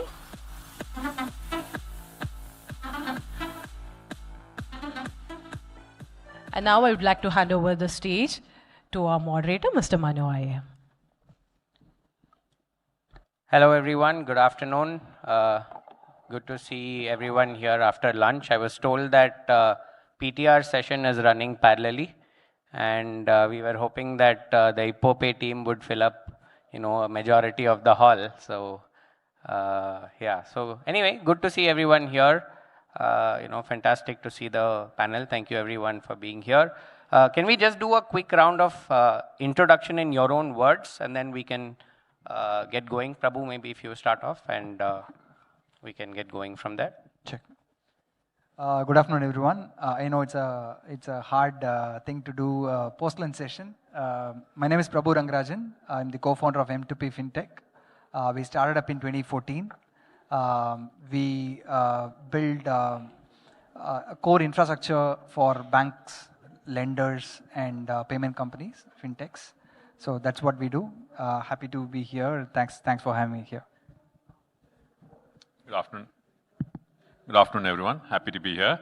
My name is Rajiv Mecheri. I'm the co-founder of Twinit, a digital twin platform to help create digital twins. My background has been in the building industry, built a company and sold it to Siemens in the space of safety, security, and automation. So I'm not really connected to fintech, but I'm here as an investor in startups. Yeah, good afternoon. Myself, Vijay Rajagopalan. I'm the founder and CEO of Shreyas Software Solutions called GoldPay. I'm the first person to invent this gold loan dispensing ATM machine called GoldPay. This is the first session. I'm just sitting in the dais and I'm just being surrounded by Mr. Mohan, Mr. Madhu and Mecheri sir. I just met them long back ago and this is the first time I'm just sitting with them. I'm so happy for it. And this is my first trade, so that I am a bit nervous also. Thank you. எல்லாருக்கும் வணக்கம். Mohan, co-founder, CEO of Ipope. So we help small retail business to accept UPI payments. Against that, we are offering unsecured lending to our merchants. Our primary focus is to help small retail, tier 2 to rural area stores to accept UPI payments. Super. And finally, myself, Manu Iyer. I run a fund focused on deep tech investment. So we're also not, to Rajiv's point, not connected to fintech, but this is more of an ecosystem panel, and it's a generic investor discussion. So fantastic to have everyone here. Thank you everyone for coming.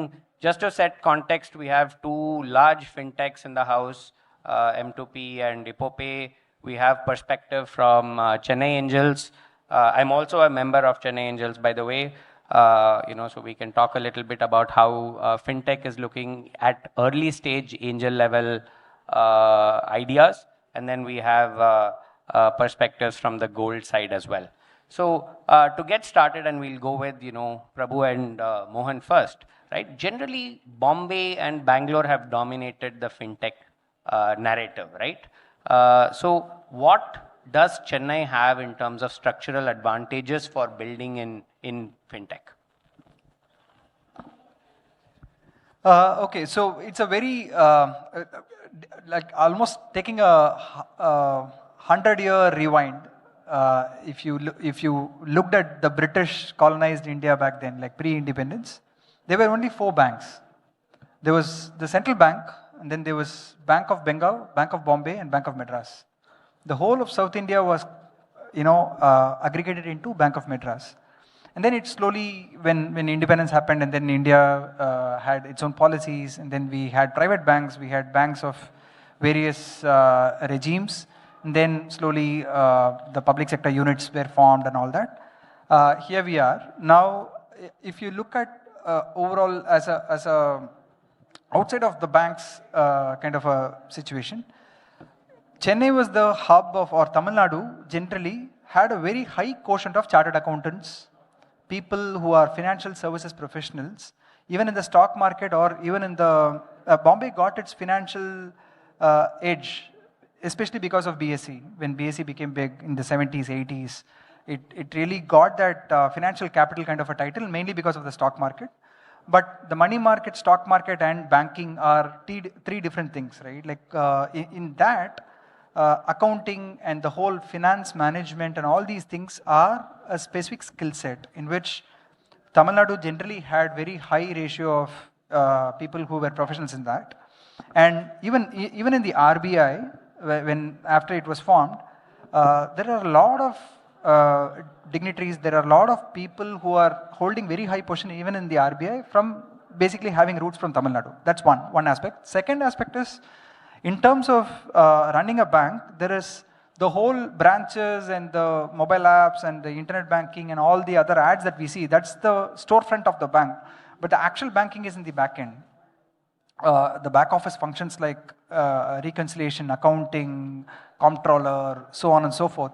So in that, again, Chennai was the hub of many back office functions for, let's say, even for global banks like HSBC, for Standard Chartered, we had something called Scope International here. We still have it in DLF OMR. We had Citibank having something called as eServe, again, based out of Chennai. HDFC's largest back office operations happens out of Nelson Manikam Road here in Chennai. RBS, yeah. Right? So there are so many back office functions, and that is actual banking. Like bankers in the room will agree with me that the real deal is in actual entries being passed in the ledgers, right? In those aspects, Chennai is generally very high in terms of skill availability. And we had the right mix. Bangalore is generally treated as a tech capital. Mumbai, as I said, is always treated as the financial capital. We have the right balance to have fintech happen here. So I think that's my view. Prabhu has covered most of the points. So when we started Ippopay, when I say to the bank in 2020 that Ippopay from Chennai-based payment aggregator, everyone was shocked actually.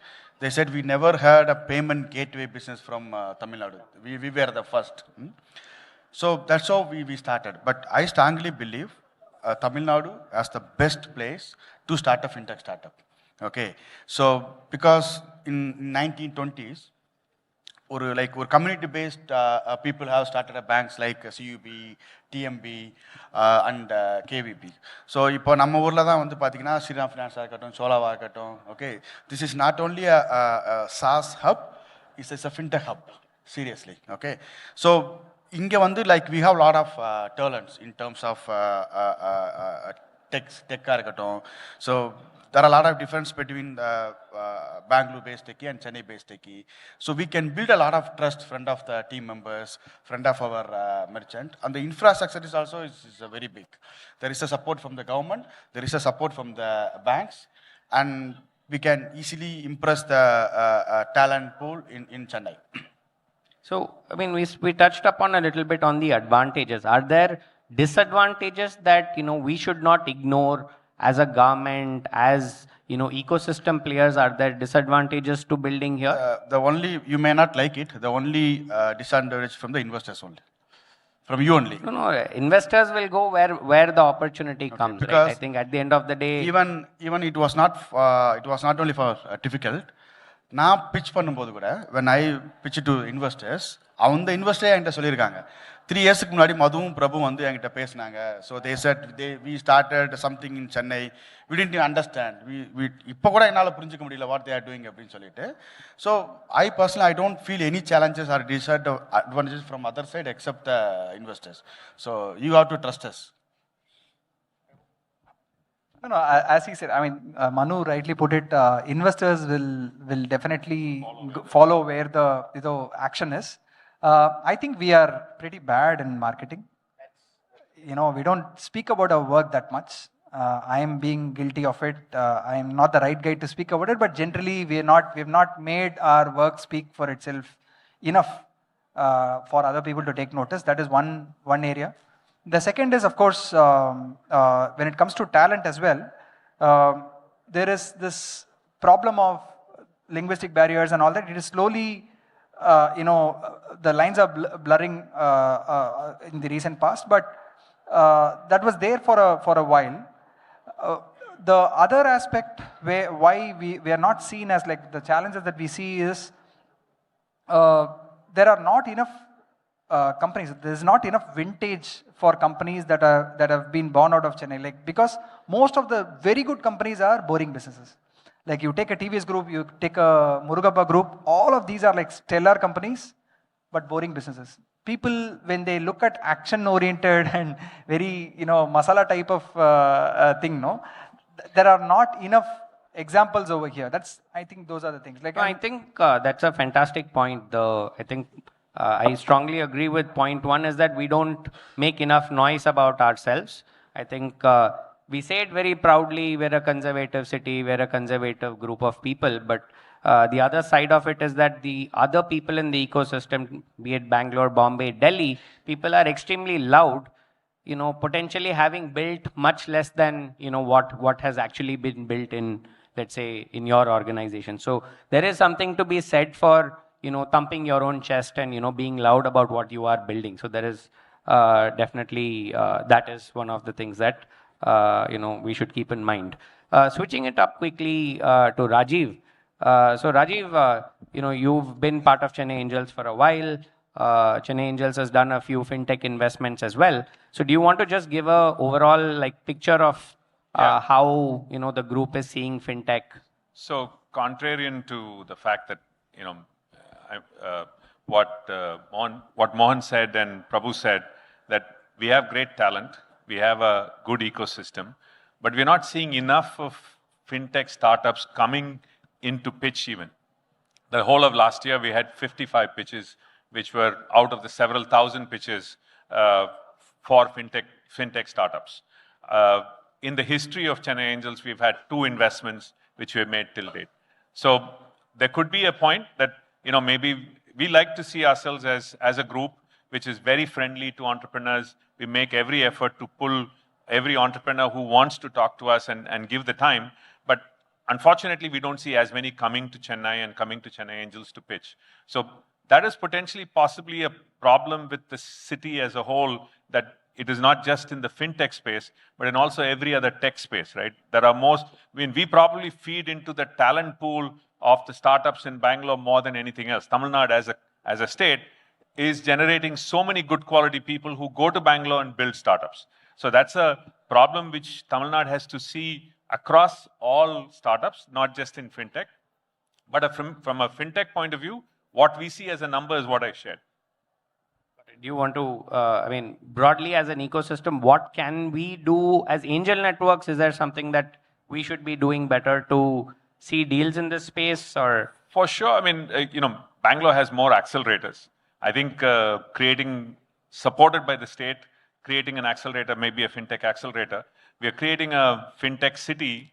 Now, obviously, the large companies which are doing a lot of the back office operations, like what Prabhu was saying, will come in and fill. It's all a real estate play. But I think if you have to do more than that, we have to create an accelerator, bring talent who could guide them, mentor them, and help them scale, and then provide opportunities to work with the banks which are headquartered here is probably the way they will be able to scale. Is there a demand from, M2P and Ipope? Can they facilitate some of this? I know you've acquired companies in the past as well, right? Right. Is that something that you think, as large fintechs from the city, is that something that you think you can facilitate in terms of creating accelerators? Of course. So we do our small bits and pieces, kind of ecosystem building in our own terms. But as he said, it's a collective effort that has to be made to answer your question on how can we actually make this better. There are also things like policies that we can actually bring in terms of state government. They can bring in policies where there is an advantage of building a company in Chennai. So today, when I go to pitch to any bank or any company, I'm one among the several other companies that is actually competing with it. There is no advantage of being local. Even if it's a Tamil Nadu focused company, let's say I go and pitch to Chola, they're going to measure me on merit against any company across the world. There is no benefit of being in Tamil Nadu, right? But in a state government perspective, why are they going and opening up a tender and having every company across all states coming and pitching and having an equal playing ground? Then what's the point of building out of Chennai? I can as well, we have offices in Bangalore, we can make that as the head office as well, right? So we need to have some advantages where in a private kind of an organization or a bank, there is absolutely no possibility because it is always purely based on merit. But in a policy driven kind of a ecosystem, there is some possibility that we can bring in advantages of building locally.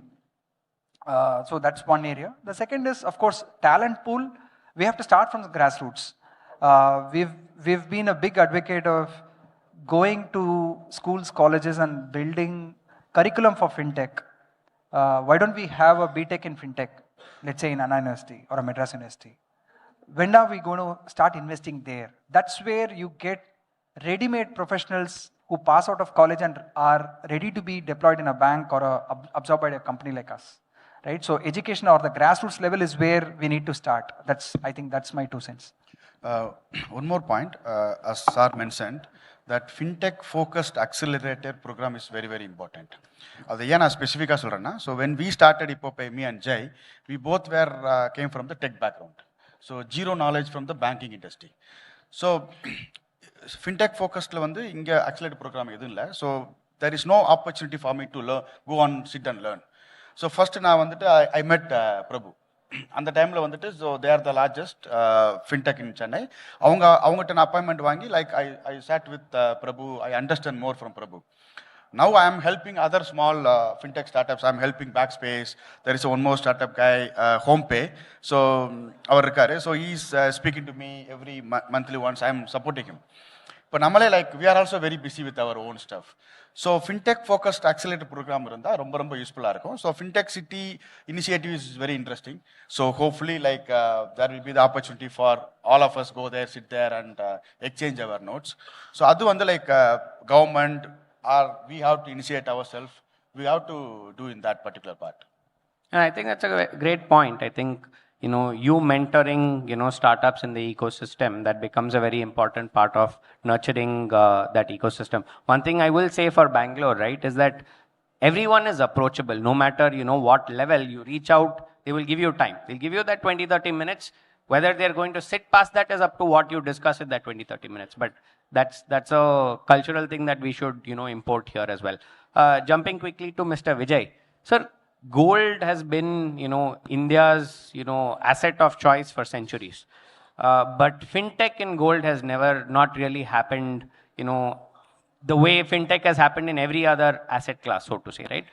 Why not? I know very few, yourself, I've heard of Oro, I've heard of some of the bigger guys are there, the Muthuts of the world and all that. So what is the issue? Is it tech? Is it trust? Is it regulation? What is preventing, startups from blooming in this space? See, this is a nice point. Actually, these kinds of questions I've been regularly asked by the investors wherever I'm just going for a pitch. See, first and foremost, as you said, regulators is going to be the very big issue.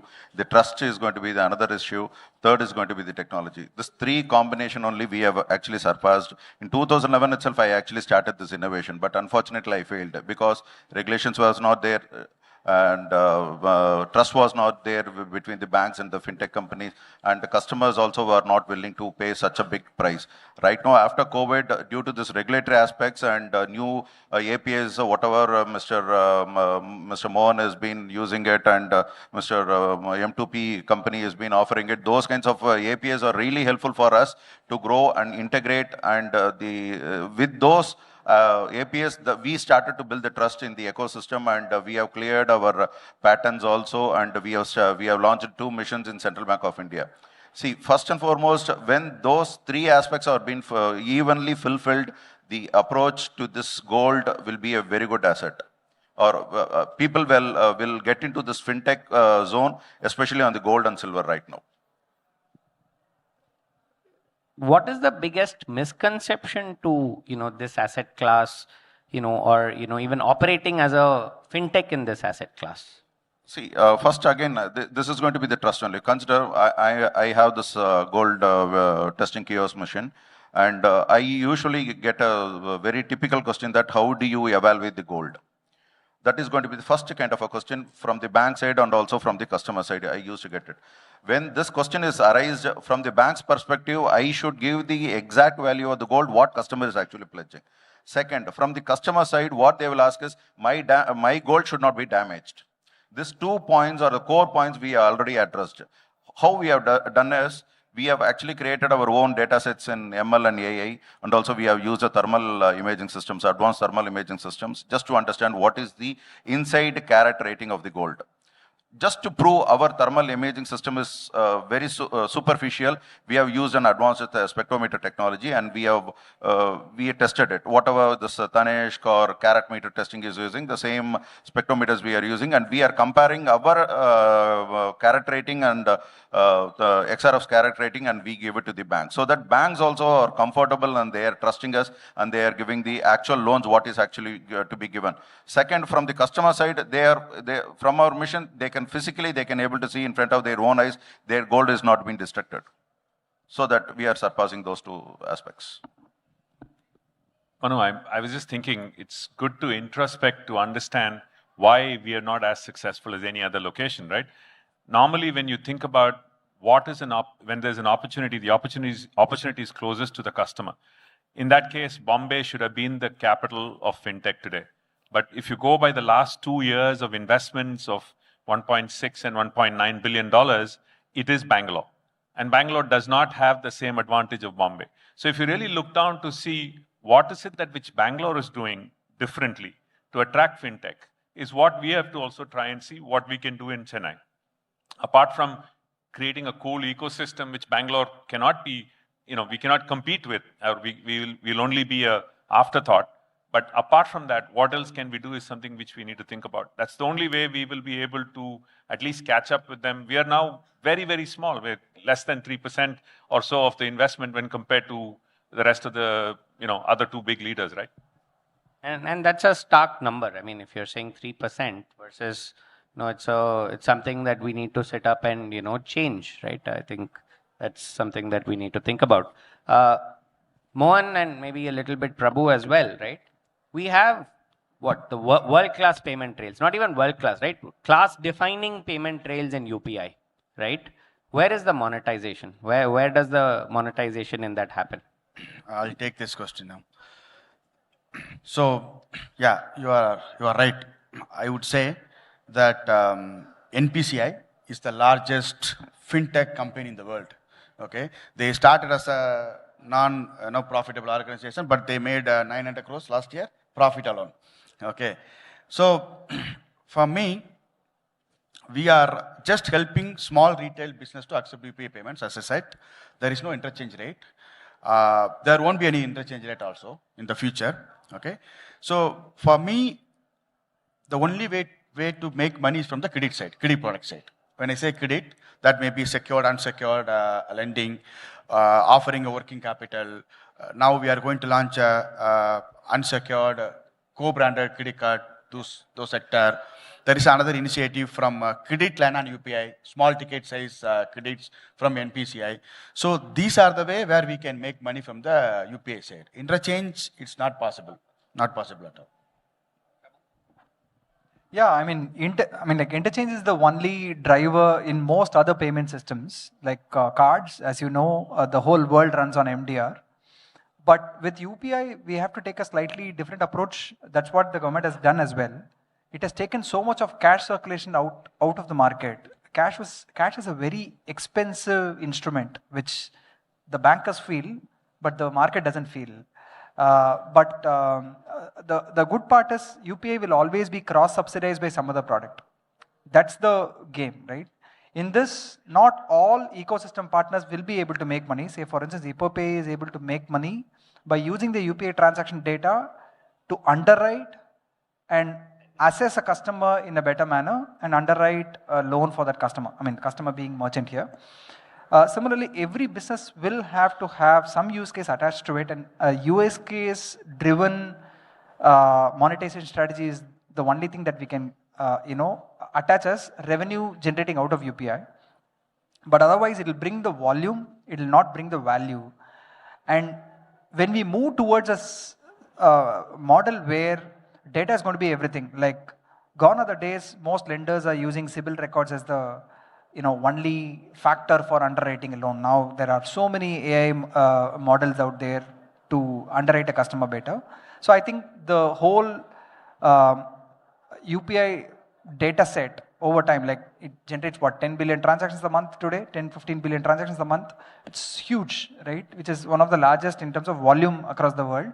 So this will actually lead to a where even if we cut across the noise, like penny drop transactions and all the noise, there is still a sizable amount of transaction data that we can generate with which we can actually start getting patterns. Now, even the data related systems are getting better.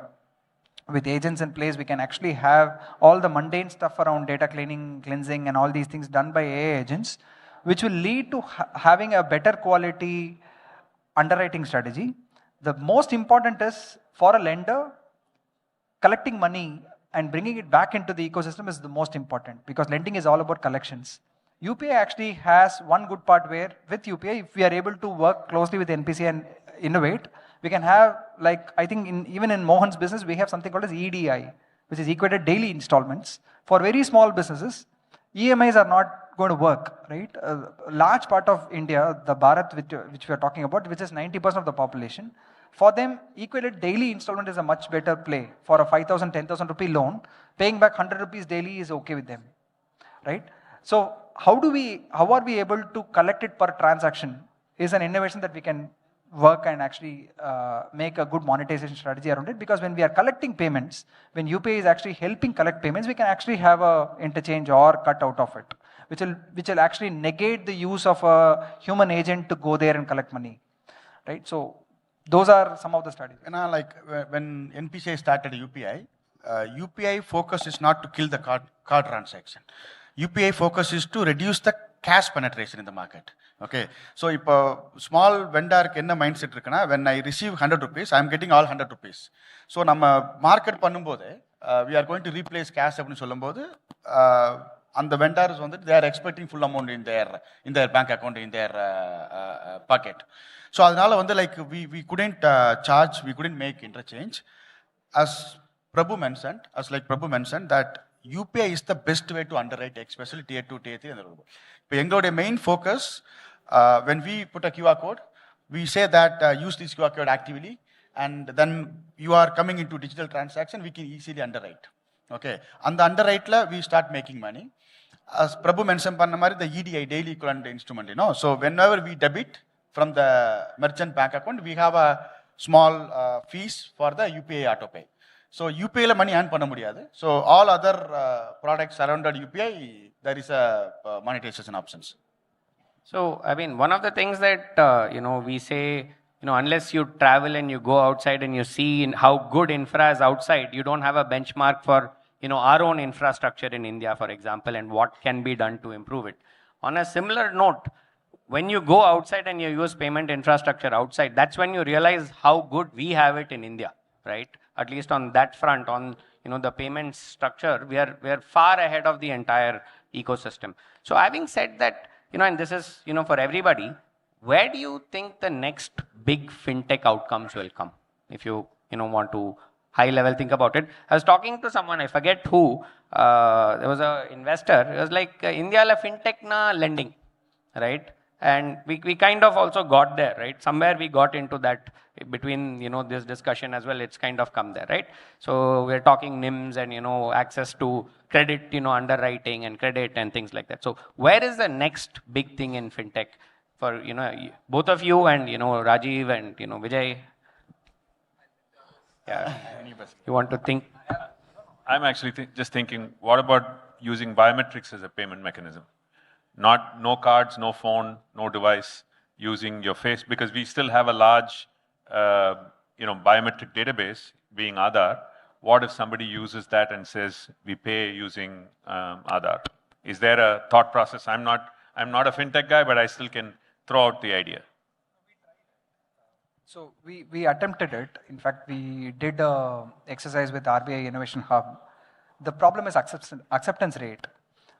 For fingerprint, if you go to any village, 4 or 5 or villages, the fingers are generally smudged because of them working on hard labor and all that. So the acceptance rate is like sub 60 to 65%.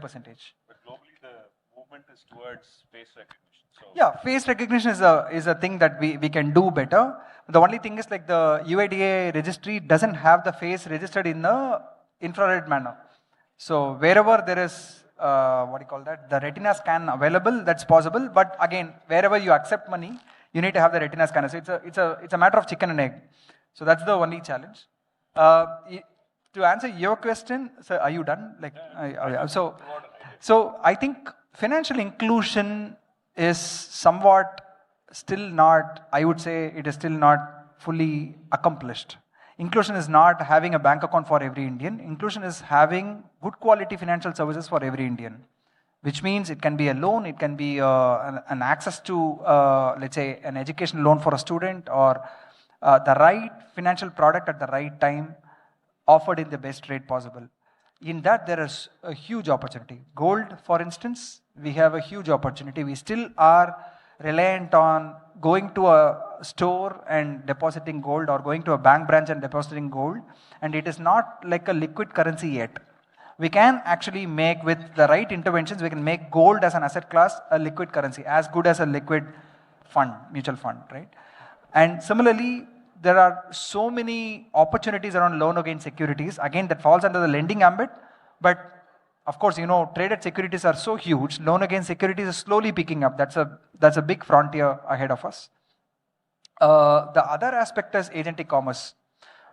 The simple first principles thinking is that wherever trade happens, there is going to be money movement. We started with the barter system, then we invented currencies, rupee notes, coins, and whatever. and then we are now transacting digitally. But when the trade has remained as it is, right? The trade keeps happening. Wherever trade happens, there is a possibility for finance to play a big part of the money movement, and technology can intervene there. So I think agentic commerce is one area which will have a deep, impact in India. And sorry, before you just go, any thoughts around the blockchain, crypto? Does that exist or is that killed? It's done broadly. Regulation, you don't have to answer now. Just want to, as part of discussion. No. Okay. So later. Okay. See, as Raju sir was telling, we have already been trying to use that facial recognition with our systems. What we have our own AI-based emotional analysis for the gold loans. So that, see, gold loans, we cannot really expect, I need to come around only with my business system so that I can able to explain better on it. See, why I'm just pushing this is, I cannot able to really judge a customer whether he has really brought the gold from his home or next door, or he has stolen the gold from somebody else. So that we have already incorporated an AI analysis systems to understand his emotions and to understand what he is actually trying to do with that. So that the same kind of a system, probably as Mr. Raju sir is telling, we can actually improvise it for the payment gateway systems also. That's what I feel. Yeah, for me, instead of talking about the fintech, since I'm into payments, I can talk about payment side. So payments is not a technology anymore for me. Okay, from now on, payments is just an execution. ஏன்னா அந்த technology எல்லாமே build பண்ணியாச்சு, RBI build பண்ணிட்டாங்க, NPCI build பண்ணிட்டாங்க. So now is a purely execution play. Okay, so நாங்கள் இருக்கிற market Tier 2, Tier 3, still there is a huge market. So according to RBI 30% penetration நடந்திருக்கு இது வரைக்கும் இந்தியாவில். Still 70 is open. So the next big thing in terms of payments is a pure well execution play. Got it. So I think we'll maybe last couple of questions. I don't know if you want to do audience. What about governance in this segment, right? We've had fintech failures for governance, for, let's say, ethical type of issues. Are there gaps in the system still? Have they been addressed from a regulatory standpoint? How is the whole regulator and that regulator sandbox that was offered, how has that panned out? Has that improved your ability to execute, let's say? So two parts. One is governance of the companies. I think it is like any other industry. We need to tighten governance on the companies, because private limited companies, there are still a lot of concerns. I mean, like fintech is no different. It's not like very different to other industries. But when it comes to working with banks, working with financial services companies, insurance companies, BFSI overall as a space, I think each regulator, like RBI as well as SEBI as well as IRDA, they have brought in, I would say, a lot of guidelines and rules to onboard a company, to do vendor risk analysis, to do audits, and many parts of our operations are also getting regulated. Like in Ippopay's case, for instance, when they were doing payment gateway, you had to go and get a PAPG license, and then even for offline acquiring, you have to have a PAP license. Now, a lot of these areas where RBI or any regulator, for instance, is seeing a gray area, they're trying to make it black or white. Either block it completely or regulate it and make sure like it falls in the line and is done properly. So I think governance will take about a decade for us to get to the maturity of like an advanced market. But we are very good in certain areas, like systemic risk, we are very good. For instance, the whole SVB collapse in the US, or the banking as a service collapse in the US, where customers parked money but the money was not there. Funds disappeared. All of these aspects don't happen in India. But the oversight of a bank, because banks are still the preferred option for RBI to be the custodian of funds and all that, because banking is all about trust. So till the time that systemic approach is there, there is no problem. But we just have to tighten it and expand the scope to cover companies like us as well, right? And we are already on that track. We expect, I think, financial services or fintech companies to be regulated at some point. I mean, I'm just expecting that that's going to happen because every policy, every version is actually slowly getting regulated. Like cybersecurity is now, there is a circular for cybersecurity guidelines. There is a circular for privacy guidelines, DPDP, so on and so forth. So slowly even IT outsourcing is already there under the ambit. So like all aspects that a fintech company does will come under a regulated ambit. If you see in Tamil Nadu, I would say like there are top 10 financial services companies like Sriram, Sundaram, Chola, you know. So adukapram pathina like we have another 10 fintech startups. In my view, I don't think we have more than 10 fintech startups in Tamil Nadu. Okay. The main reason. That's all? That's all, seriously. Okay. The main reason because it's heavily regulated play. Okay. Yeah, but in Tamil Nadu it is regulated. But no, why? No, it's overall regulated. But why only 10 in India? Like we have very less awareness because when I started Ipope, I didn't know that there is a PABG regulation. I didn't know that. I just started. I just convinced a couple of banks to open a nodal account. I started my business. Then regulator came, boss, you are not allowed to do a business. Stop. Okay. So ஒரே நாள் எல்லாமே different இருந்தது actually. In the regulations, in the regulator வந்து நமக்கு வந்து accessible இருந்திருந்தா I would have get the license and start the business. Okay. So இது வந்து இங்க ஒரு பெரிய சேலஞ்சா இருக்கு. அதனால தான் பாத்தீங்கன்னா லைக் நிறைய பேர் வந்து பார்த்தா SaaS, AI அந்த மாதிரி போயிடுவாங்க. So I would say like RBI is not only India, the entire world, RBI is one of the like most active regulator in the world. Okay. So payment gateway ki online ki there is a regulations. PAO, offline PAP, NBFC license, PPI license. Every sector you should get a license. Even if you go for a wealth side, you have to get a license from SEBI. Okay. So that's not unique to, and that's not unique to fintech this is the also. whole question. But அங்க வந்து அந்த awareness அதிகமா இருக்கு மத்த ஸ்டேட்ல. There are a lot of awareness from the government, from the regulator other side. இங்க ரொம்ப கம்மியா இருக்கு. That's why I told you about my own example. No, so see two things, right? See, to Prabhu's earlier point, see, we regulate well to prevent systemic risk, right? Your SLRs and your liquidity ratios and all of that. But that can't be the benchmark for startups. That can't be, I mean, there was a sandbox of some sort, right? There was an RBI sandbox and all of that. I don't know what happened to it, and maybe you guys can throw some color on that. But they were allowing for you to experiment within a closed loop type of setup, right? Because on the level regulation cannot apply to a startup building and starting off. That shouldn't have affected somebody like you, right? If you started building and then they said illa unakku inda regulation theriyada illa shut down panna, that's probably something that we need to look at. So I agree with at a high level, but at the lower level we need to allow for people to experiment. Maybe last thing to just close out with Rajiv. Do you think we have enough investors who are interested in this space from a angel network perspective? I think it's relatively easy outcomes compared to, let's say, a deep tech or something hardware. You have a direct path to revenue, quick path to revenue, let's say. I think that is also a good point that you're starting to see success leading to other new investors coming into the game, right? I mean, there are several SaaS startups where founders have made money.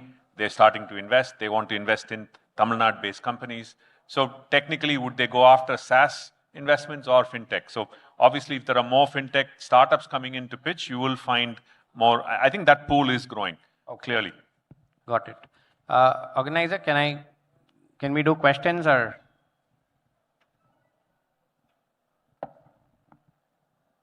Someone there? How are we on time? We can do some questions or Artha session. Chari. Okay. Thank you so much. Then please big round of applause. Artha session. You want to do questions, Rajiv? Can we do maybe just 2-3 questions if you don't mind? Or yeah. Okay. If you guys have questions, please. We'll just do maybe 2 or 3 depending on how long the questions are and more importantly how long the answers are. Yeah, please just stand up and go. Let's ignore the mic. Come, you, yeah, please. Just introduce, quick name, where you're from and question. And who you.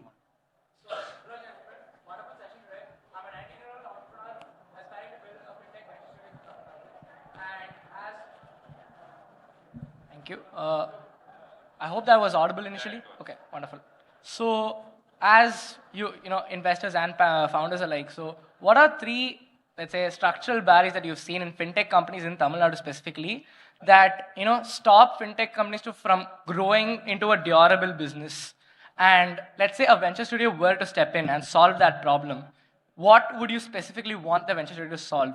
Let's say it might be like, you had mentioned regulatory troubles, compliance problems. And so if these ventures, if the venture studio was to solve these problems, the studio can actually create startups that are not just, hype worthy or anything, but are actual investable and bankable businesses. So from the investor perspective and the founder's perspective, would love to know on that.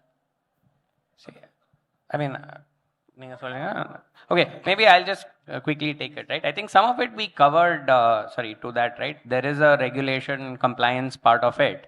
I think from an accelerator standpoint, I think one thing that came across very clearly was storytelling ability and, the ability to pitch yourself and, the tendency that people building here seem to be more, conservative in, the storytelling piece versus other places. I think we have great tech talent.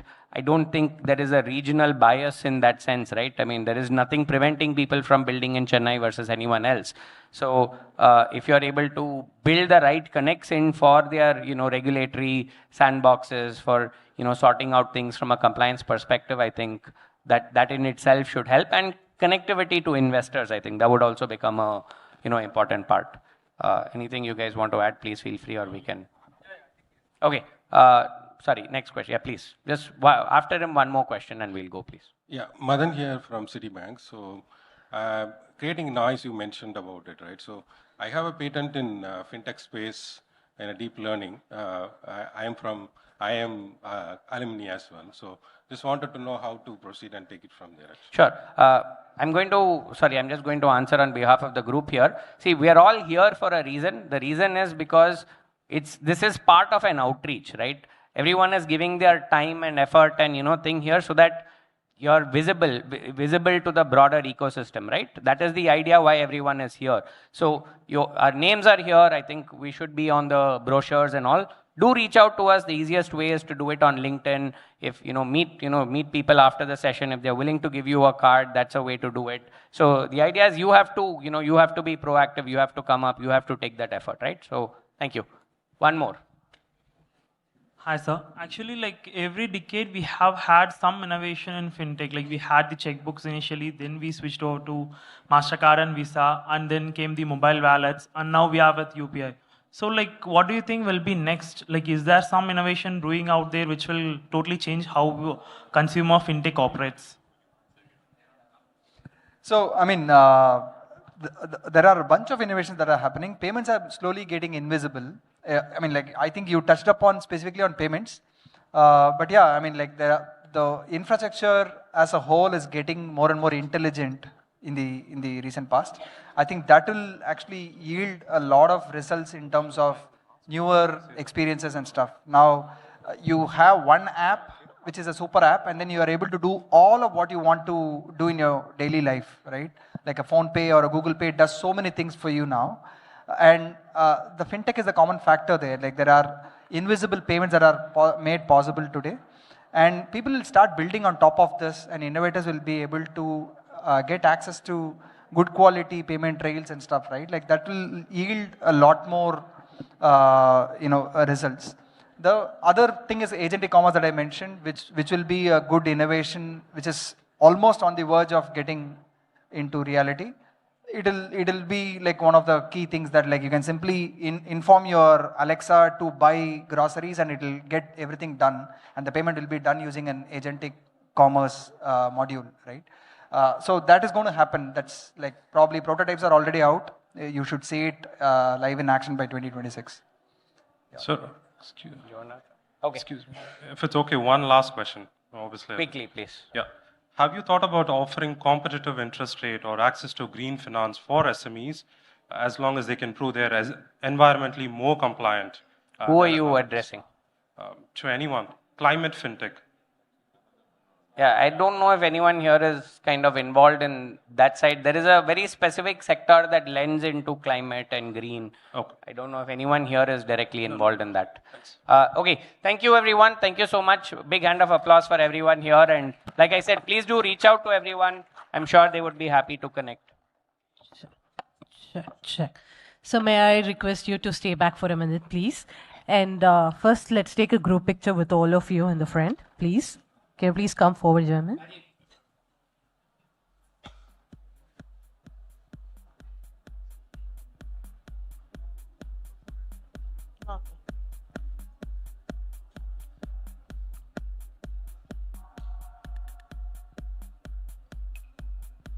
Can we give a thunderous round of applause for our speakers, ladies and gentlemen?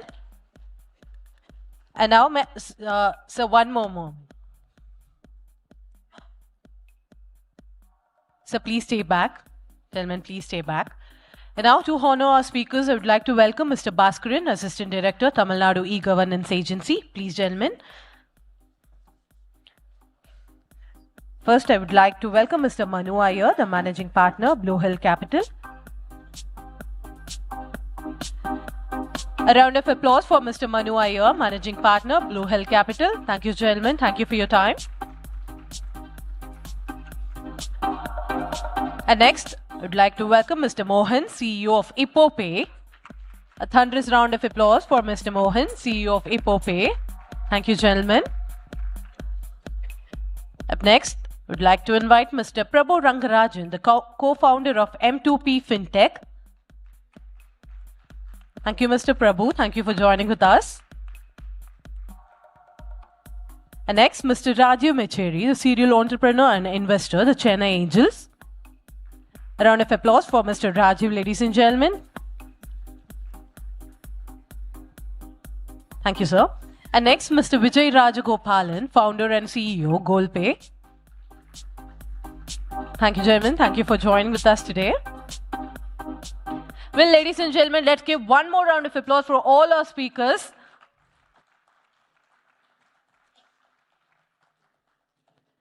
Thank you, everyone. So the next session is a very special session, Women in Tech. Our next panel discussion is a very, very special panel discussion, Women in Tech. I'm sure a lot of you are going to stay back, and I'm sure a lot of you have questions regarding the last session, so you can always ask questions offline. We will quickly take a minute to rearrange everything here.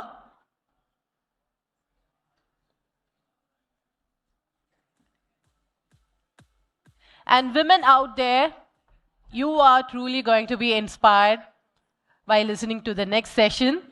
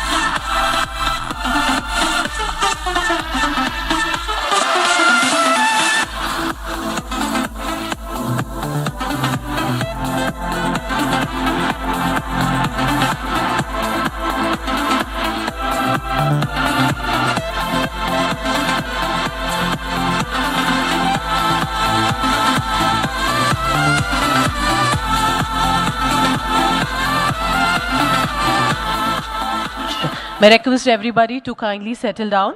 Everybody?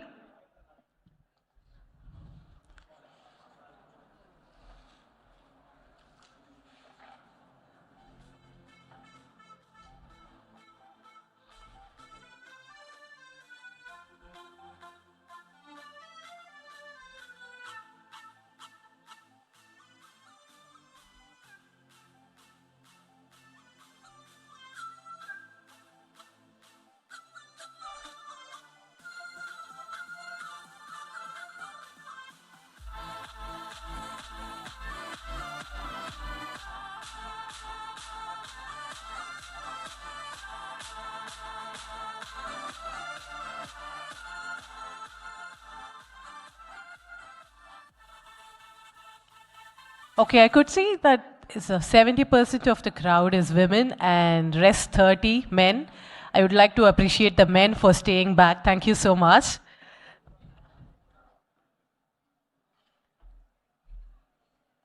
People near the pathway, may I request all of you to settle down, please?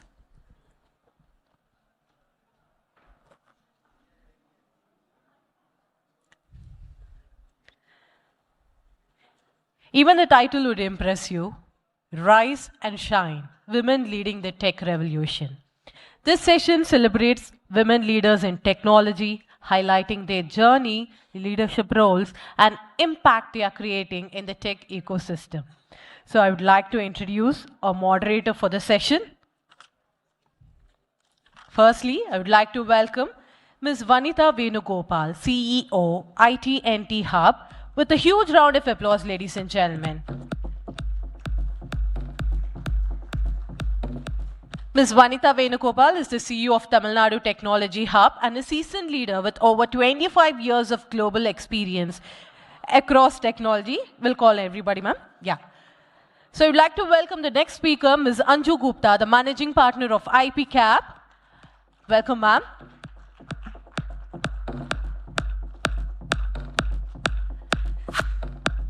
And next, I would like to welcome Ms. Gayatri, the founder and CEO, Kinhood Technologies. Welcome, ma'am.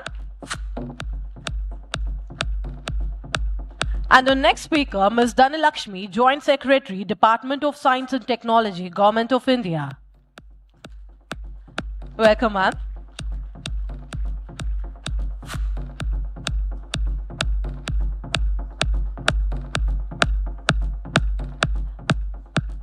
And our next speaker, Ms. Srimati Shivashankar, CVP, HCL Tech. Welcome, ma'am.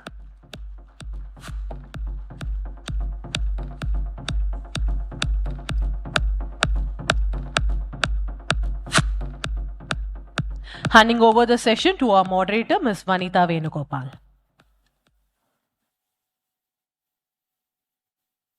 Good afternoon, everyone. Thank you, at least as per her, 70% of the audience are here after lunch. Really appreciate that. So I'm very happy that I was given this opportunity to moderate this panel for two reasons. The first one being, anything to do with women is close to my heart. The second thing is most of them sitting here are my dear friends and collaborators with whom I work very closely in my daily job also. So thank you for all being here.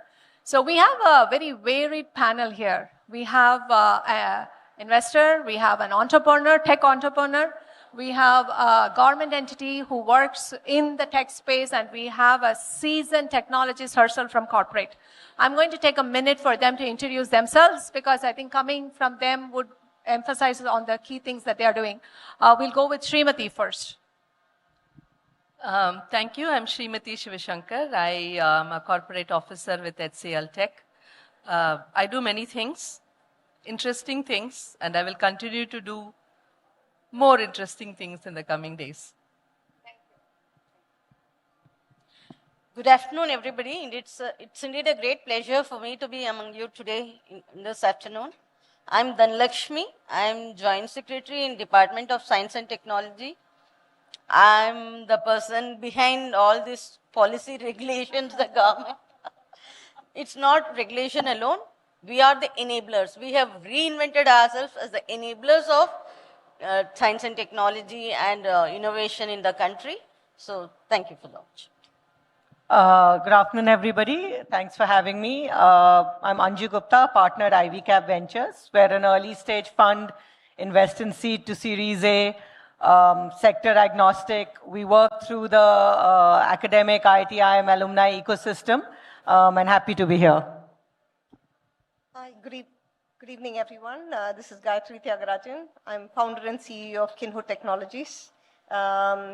I am a tech entrepreneur, but I have a past life where I have been in financial services. I've been in investment banking for a very long time. I think as we actually go along, we'll all try to actually pitch in to say what is so different about, like women entrepreneurship and how we can all, as a country and a state, like move that forward. Looking forward to it. Thanks, Vanita. Thank you. I think that was lovely. Thank you, ladies. So I was telling them when I had a meeting with them just before this that it's going to be more of a dialogue. It's going to be more of a very free flow conversation. If anyone feels that they want to step in and become a moderator, I'm open for that also. So the first one goes to all of you. I think we'll go from Gayatri left to right.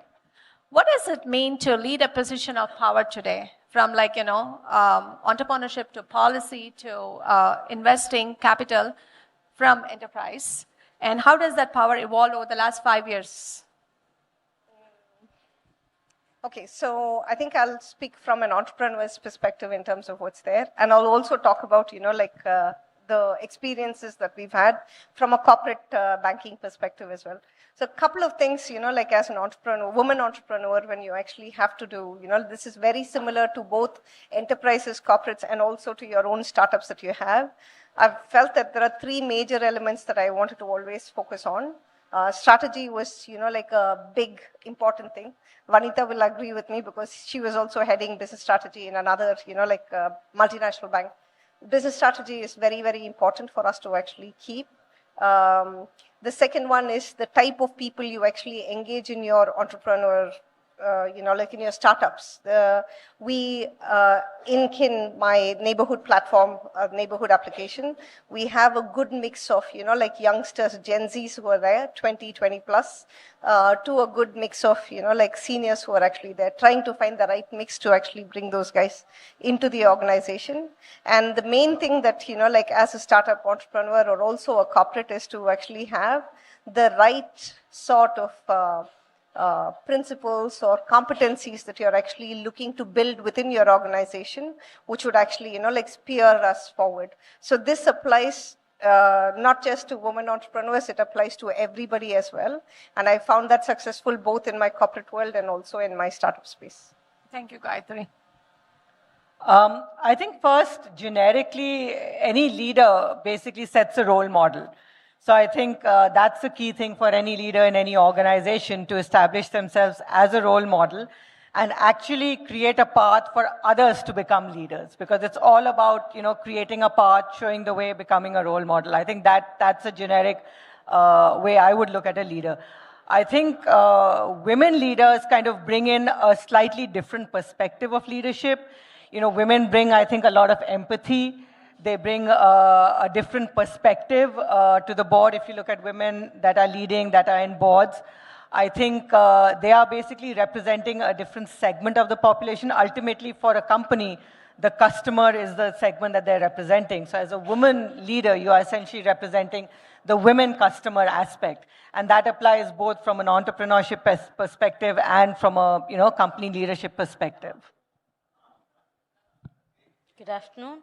Actually, in government, the role of women as a leader, particularly in a technology department, is, has been reinvented for quite some time. Earlier, most of the women bureaucrats were posted in welfare departments and, social sector, so that they can, take care of the society. The trend has now changed. And we have more leaders who are women and leading the country in technology. Like I am the Joint Secretary, Department of Science and Technology, the Director General of CSIR, and Secretary, Department of DSIR is a woman. So not only that, just because we are women, we are not here. It is because of our talent. And the change in perspective we bring to the system. is much more important than what the others bring, because we are more ethical and moral in whatever we do. We are less less involved in monetization of the technology. We are more involved in the ethics and morality involved in these technologies. So they always, when I sit in the boardroom, my opinion has a lot of weight in the PMO or in the CAPSEC when they make decisions, because they say she looks from all angles, not only from the technology. A man who is a scientist, core scientist, will always think about how will I monetize this, how it's going to come out when it. But when Dhanlakshmi thinks at it, she'll think how it's going to affect the society, what will be the repercussions of it, what's going to be adding value to this system. So I think we have come a long way from where we have started to what we are here, but we still have a long way to go. That is my opinion. So I guess your question was the definition of power and how it's going to shape in future, right? Just so first of all, power is gender agnostic. So the power yaar male, yaar female ne right? So power is gender agnostic. Second is power is usually given, never taken. How much ever you can try, irrespective of generations, irrespective of whether it's a family-owned business or it's a corporate, power has to be given to you, but it's never taken. Though I don't want to talk beyond enterprise today, but it's always given. The third thing I really want to talk about power and how it is changing right now is the definition of power itself. Power is not about profit. Power is where the people are. So you have to take along your people, and that's exactly where you will also start seeing profits. So I'm not going to differentiate between men leading and talking about power definition versus a female leading and talking about power, because beyond a certain position in any enterprise, there's no differentiation. It's all about what is that you bring to the table, what transformation you make, whether you really add value to the job, add value to people, add value to business. It's about what, and it's not about who. So I think that's very important for all the youngsters here to know. Till certain level in the whole enterprise, to some extent, of course, you're going to have some kind of differentiation. But beyond that, nobody really worries about who's doing the job. I think the world is changing. All I can say is in the world of AI, I would only call upon leaders who have the EI, which is the emotional intelligence.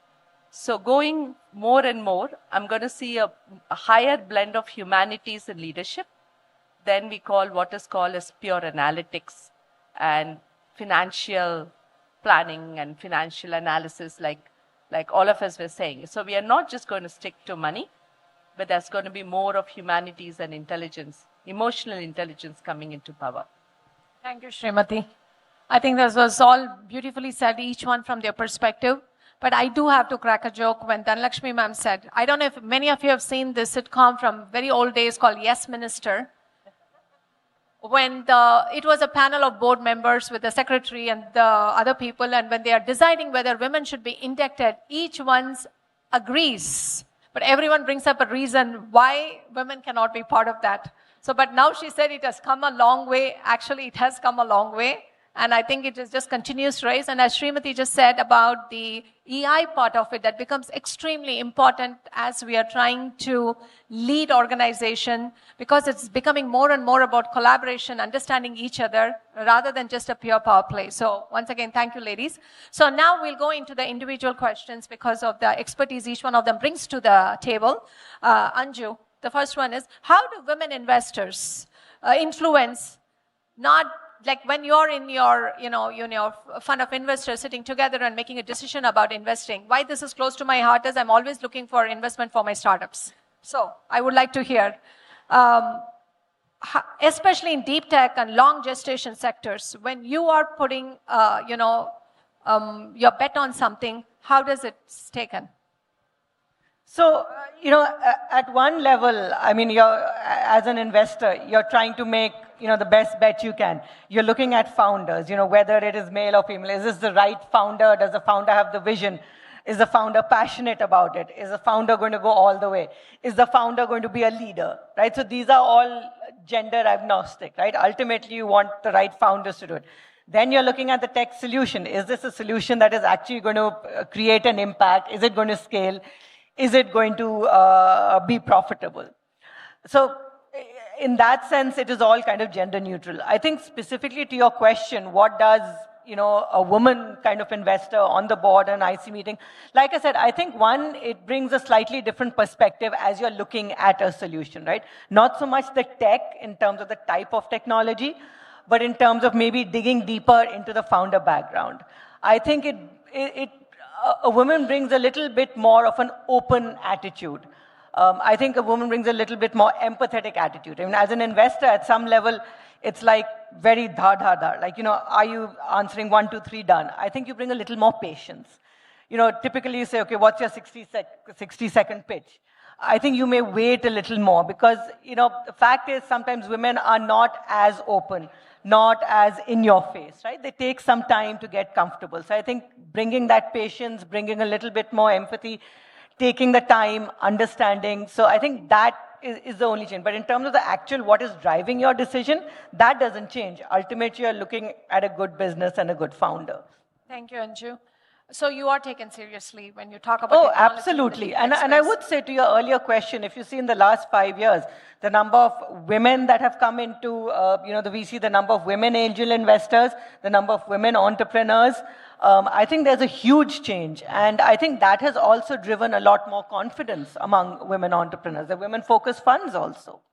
By the way, if anyone has to add in, please go. I want to just add one thing to this. So, I think Anju's talking about the other side of, sitting across the table and deciding where to invest and so on. I want to give a perspective of me trying to go and make pitches. Okay, so 3 years ago, I did my startup here in IT&T. The startup hub was where I actually launched my product. And then I've now been growing. And now I'm actually making pitches to many capitals that are actually there, where I go and actually say this is it, and so on.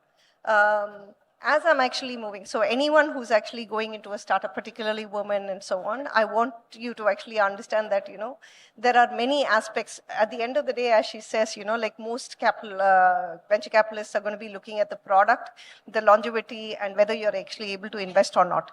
But from your perspective, it is actually a learning that's there. You have to knock 1,000 doors, or, not 1,000 doors, at least, 200 doors before the first one actually opens up to actually say, yes, I'm ready to even listen to what you're actually saying.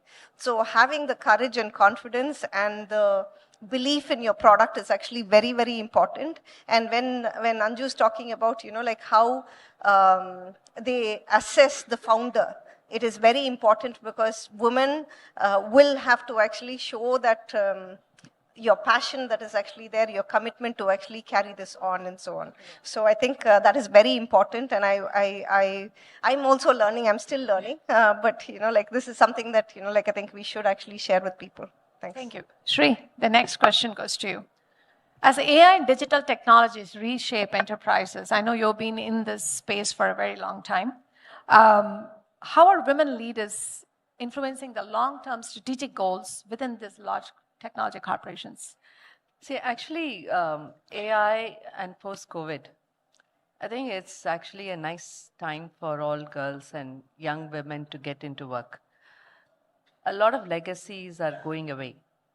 So the race is between people who understand AI and people who don't understand. There is no more competition between men and women or young, the affirmative action saying X percentage of girls should join any organization, right? So today it's all about, do I understand AI or I don't understand? Can I work with AI?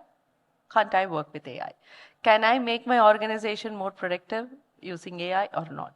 So I think anything that is very disruptive whether it is nature or whether it's technology, it actually, the first, in my view, who can get to win around the turns could be women.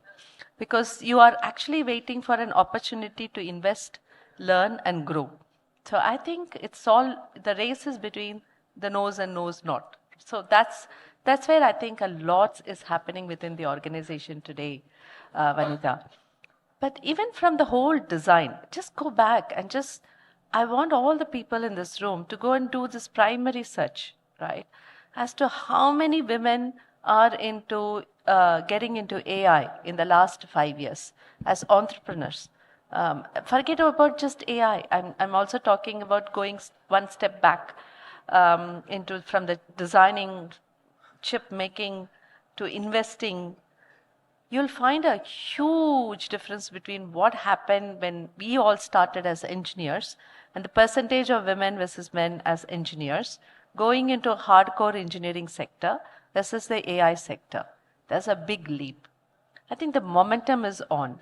So here is a technology. Anyway, technology is also gender agnostic. AI is not going to know whether it's a male or a female, right? So it doesn't matter unless otherwise you listen to Siri's women voice and suddenly everybody wants to, listen to that voice.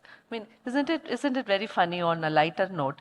All men in this room are happy to listen to Siri's woman voice rather than their women at home, right? That's the difference. So in a way, I think all this technology disruption, even within our organization, if you ask my HR, hey, how do you choose people? They say, we don't care. As long as the person can work on AI technology. Coming on the other aspect, with AI, I think a lot of women also have started getting to benefit because it's simplifying a lot of things that we need to get in the communities, especially around healthcare, primary health sector. Technology becoming a socio-economic, inclusive aspect today. I think with AI, women are getting to become better beneficiaries, right? I'm sure you will also see that more and more VC ideas that are coming today is about transformation and women empowerment. I always say that women are already powered. There's nothing called empowerment. But AI, I think, should start focusing more on inclusive development and getting the women along. Corporates have started that in a very big way. We don't want to leave anyone behind, right? So it is going to be and so that's why I'm leaving a message in this room. Whenever there is a disruption, you go back to history and you will say whether it's a post-war, post-famine, post-technology as a disruption, the first community that wakes up and runs faster than the rest is always women. So we will do it. Super, thank you. Yeah. Madam, the next one goes to you. Looking at the next decade, since Sri was, you can touch upon when you're talking from government perspective, AI, quantum, we are talking about biotech, everything. How should public policy and institutions be designed to enable women as architects of this ecosystem? From corporate, she threw a very great light, but I would like to understand from here. From government always had this tendency that there should be, we should give a special incentive to women to bring them on par with others in the industry. Earlier, we used to give scholarship to women, children, girl children, to motivate them, to incentivize them to come to STEM. But I have statistics on my dashboard which says today we don't need that kind of positive intervention to bring girl children to STEM stream. We already have more number of girl children in STEM than the number of boys. That is the actual statistic which is available in the public domain.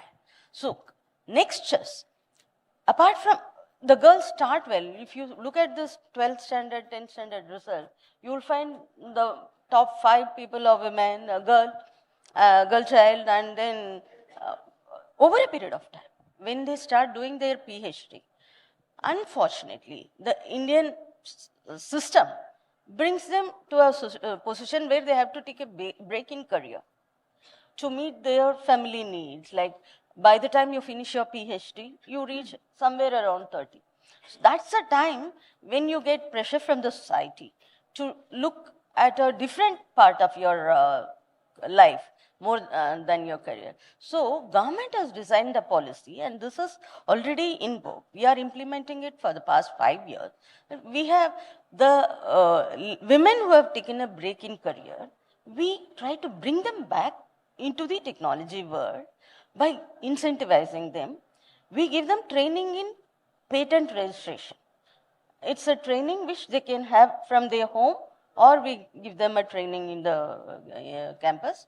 And once they are trained, either they can do it from their home, registering patents for others, or they can come to the institution and do. Apart from that, we have several institutional funding mechanisms for startups.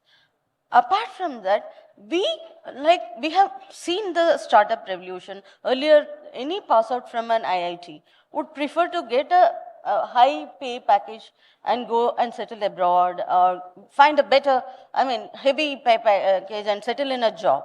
But for the past 5 years, we have noticed that more and more number of women are preferring to go into the startup sector.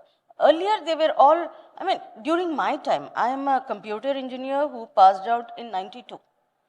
During my time, I was in a class of 50 women, and around 35 were opted themselves to become lecturers in a college. Very few took different paths which are, more adventurous. But today, I find entrepreneurs in every field.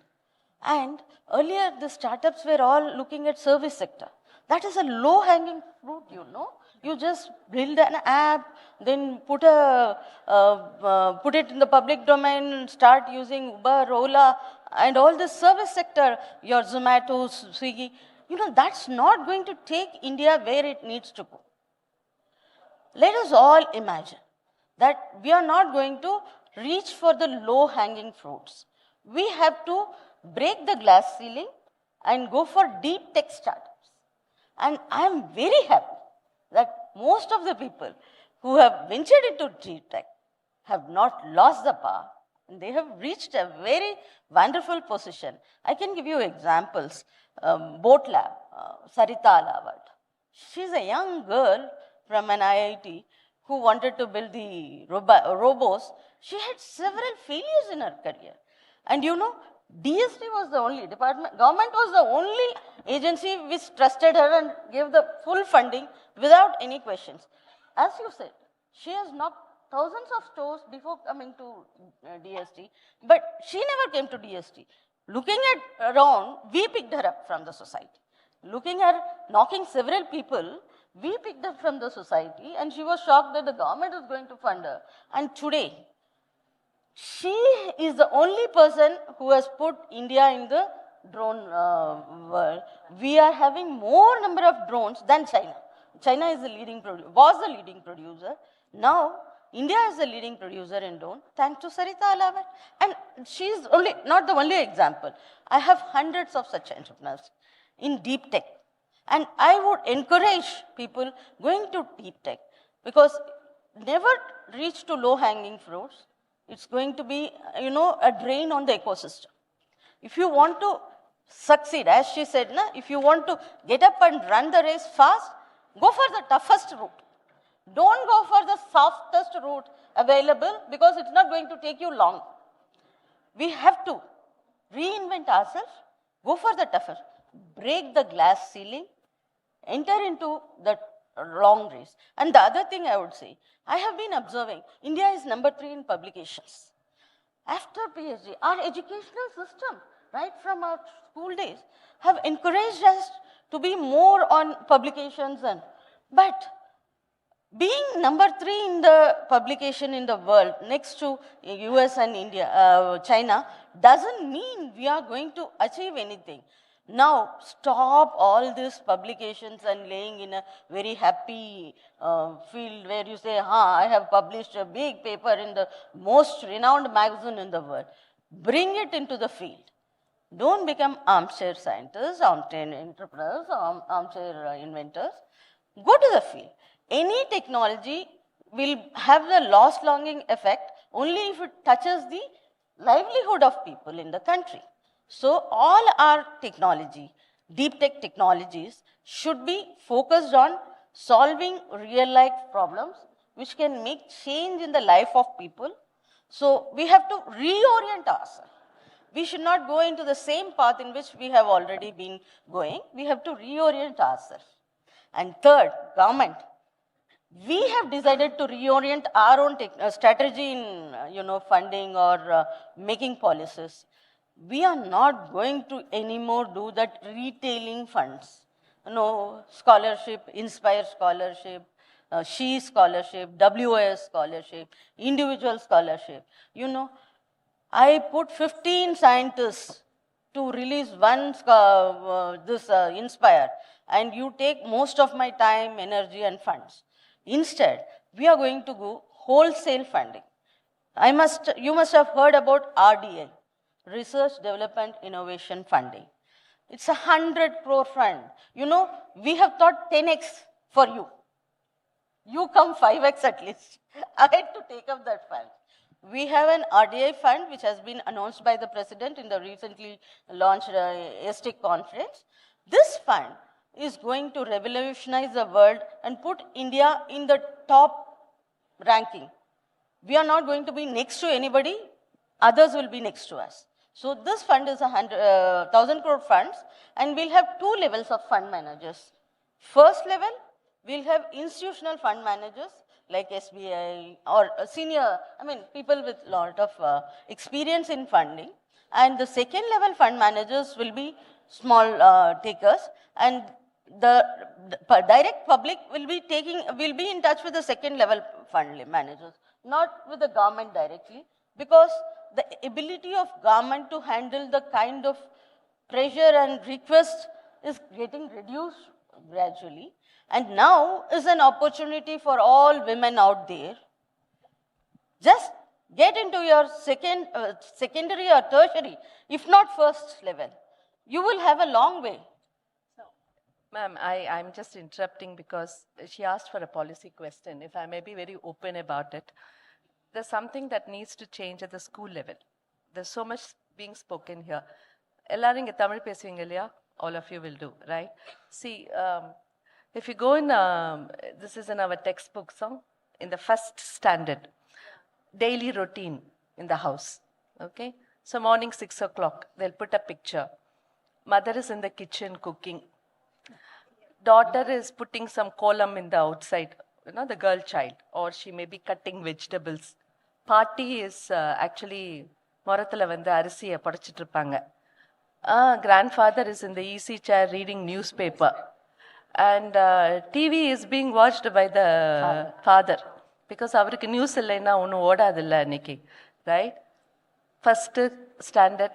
Adhan teacher also will keep in their hand and say, 6 மணிக்கு என்ன பண்றாங்க, அம்மா சமைக்கிறாங்க, அம்மா என்ன சமைச்சிட்டு வேலைக்கு ஓடணும், அதை பத்தி பேச மாட்டாங்க. So where are we seeding the stereotypes? It's there. So நிறைய விஷயம் அங்க மாறணும். And I don't think after you reach a certain thing, I don't want to blame society, ecosystem. And the child will come home and they'll see parents are doing completely opposite right now. Appa will be very busy in the kitchen making something. Amma will be actually going around talking to her neighbors in the morning because she would have just come back or running her shifts. Engyo, we are gone. And our education system is just, in the school system, still we are seeing the same books. So, ma'am, my humble request, please, ma'am, that's where we need to orient ourselves. Can I interfere? You talked about publishing. There, the publishing has to change, ma'am.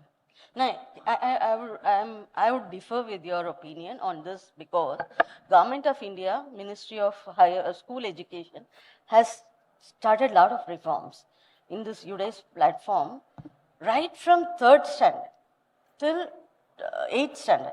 That is a crucial period when the child's, development is made. So we have conducted a study and ensured that the basic understanding of things, instead of rote learning, as she said, the traditional learning, that's all going to change now with this new educational policy. Have to change. Yeah. NCRT is... I think now it's time for me to interrupt. Two things, key takeaways. I think I should invite Shri more often for moderation because then she very respectfully starts calling me ma'am from Vanita. So I like that. The next one is, madam, your emphasis on deep tech is completely, I underscore that because that is the way we'll create value. So we totally agree with that. And she should be my spokesperson because she said that she has funds. So you're my best friend moving forward. 100 crores. Actually, the last sentence she said 1,000. So I wanted to go and verify 100 or 1,000 or so leading. I'll become friends better. Over a period.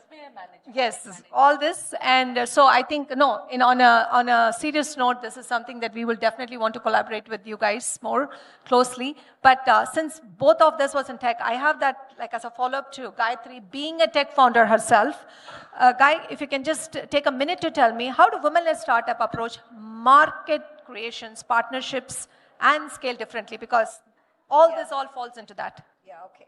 So I think I'm going to again speak from my experience, right? So you have to actually think about this. A perfect question for me because I've been only an entrepreneur for about 2.5 years now. So when I launched 2 years ago, I was actually at scale 0, okay? And then the first year, Vanita called me again to the IT&T startup hub, where I actually told her that I had about 7 lakhs or 8 lakh downloads only in Chennai. So mine is a neighborhood connectivity platform. You discover like-minded people to form communities. It can be an AI community that you actually have, a book reading club that you actually have, F1 car race club that you actually have. Doesn't really matter. In the digital age where everyone is looking at your phone like this, how is it that you get people to interact? How is it that we build community values and so on and give opportunities for people, every entrepreneur to be able to monetize? That was what I was trying to do. But this journey that I've actually had has taken a while. So I'll talk about market share was how you actually capture it. So initially it was as a startup, I had to do a POC. I started off with a POC in a small location. I think many people will know Ananagar that's actually there. That was my main core area where I actually started.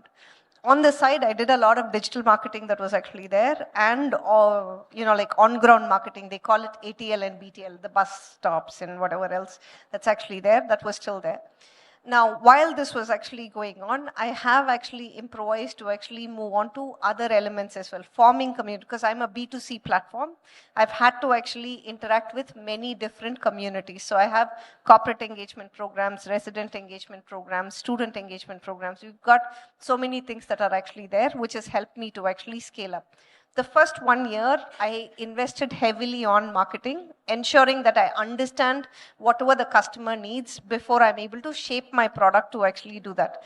While my brand was actually established, in the last 7 to 8 months, I think March or April, I actually cut down my marketing budgets because I'd actually reached my first base level of KIN as a neighborhood platform, which was established to my clientele. Okay, that 10 lakh was already achieved. At that point, I've actually, from that time onwards, I'm now gone into organic growth only. So I don't have any big hoardings or big advertisements or anything like that. It's word of mouth. So each line of business that I've actually had. So for example, we do experiences, like unique experiences, whether you're cake baking or having an AI class or having a dance lesson somewhere. We're trying to actually form these tickets, and with these tickets, I'm not a book my show or a district, so please don't actually go around that. I'm trying to actually form communities that are actually there, and how is it that I can actually compete with my, like competitors and so on, how I actually do that.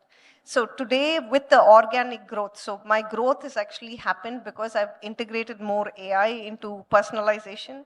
I've got more content generation using AI. I do content moderation because it's a B2C platform. Today, you have a lot of those elements that are actually coming up. AI is again used a lot for content creation. So you have a paper and something that's actually there, you can convert it into a visual, full-fledged video with people talking and drawing and so on. Everything actually happens. Technology has actually enabled me to actually move forward. And today I'm able to actually, with like almost 2% of my marketing budgets, I'm able to achieve twice my annual revenue that I've actually got. So as an entrepreneur, when you're actually looking at these things, there are metrics. I've been a data strategist in the financial world in multinational banks. So for me, when I'm looking at data, so as you're actually growing, there are 2-3 components that are actually there, okay? So your product and how your product evolves for the customer client needs, so that you can establish your problem statement, establish your solution that's there, and how you market it to people. It is not just scale. You have to actually think about how is it that I can sustainably, bring it to people. So organically, what is it that you can actually bring? How is it that technology can actually support us? These are elements that we have to actually think about. And today, I'm very happy to say that, I've now crossed more than 150,000 just micro event tickets that we've actually sold.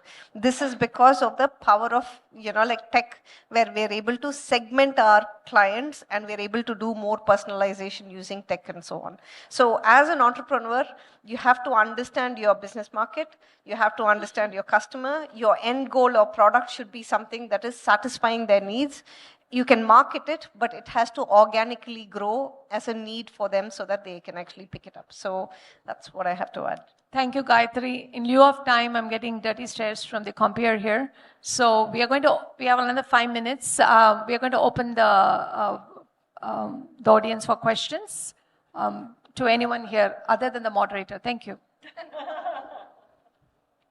Can somebody pass the mic around? Yeah. Excuse me, ma'am. Thank you for this wonderful session. And my name is V. Mayavadi and I am from Venkateshwara College of Technology. And my question is what is the one advice you guys wanted to give to the young women minds in this generation peoples? Srimati. You all can give also. We can just start.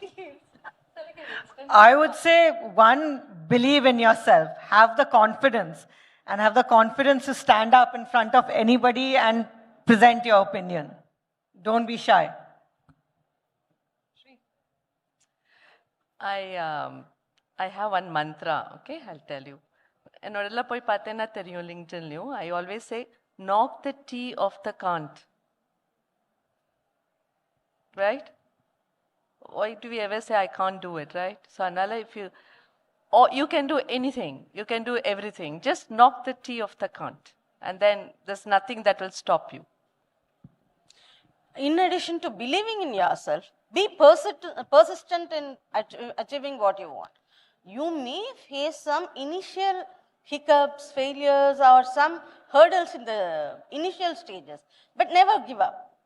Person who falls down and get up and runs much faster and reaches their goal than people who are shy of failing. No, failure should always be treated as a stepping stone. Always be bold.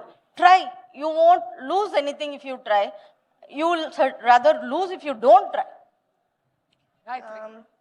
Actually resonating what ma'am actually said. So how many of you know Martin Luther King? Okay. So one of his famous sayings are, accept finite disappointment, but never give up infinite hope. Okay. So every time you actually, failures are actually, small elements that are there. It actually progresses you to the next level. But hope in terms of, how you actually can achieve. Every person in this room, man, woman, doesn't really matter. All of us actually have a goal in our life in terms of what we have to do. And we hope to achieve that particular space. If we are able to, if you're persistent and if you're very consistently trying to actually get that, you'll definitely do that. And in my office, we actually have this thing we say, build fast, fail fast, and recover fast. So that way, you really are able to actually keep up. Women these days are very strong. So I hope all of you actually are better leaders, and in the next years, you guys can actually come and sit here and we can actually sit downstairs and, listen to your experiences too. Okay? Thank you, Gayatri. That was wonderful.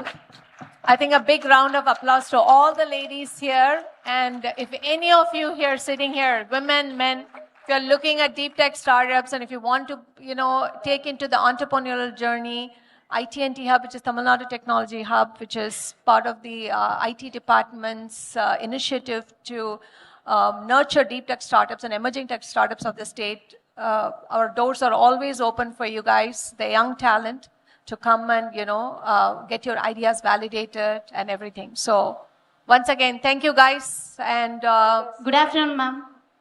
Last question. My name is Sumitra, and my question is to Srimati, ma'am. Direct. What invisible barriers do women still face in tech organization? Everywhere. It's both visible and invisible, right? Any human beings will have barriers, but women will have to develop. Let's not worry about it. You will have barriers. The more it's visible, it's better.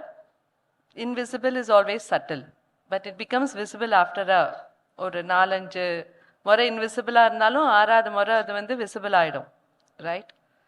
So there are lots.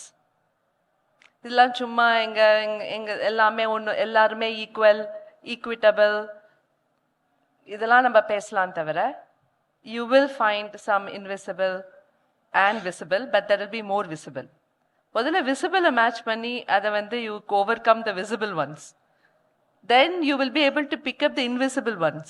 You get me, right? முதல்ல என்ன விசிபிளாக இருக்கோ அதை நீ வந்து you please நீங்களாம் வந்து you face them, solve them. Face them. Don't delegate them, okay? Face them. Confront பண்ணி, face பண்ணி, solve பண்ணுங்க. Solve பண்ண போதே invisible ones வந்து you'll automatically see. You get me, no?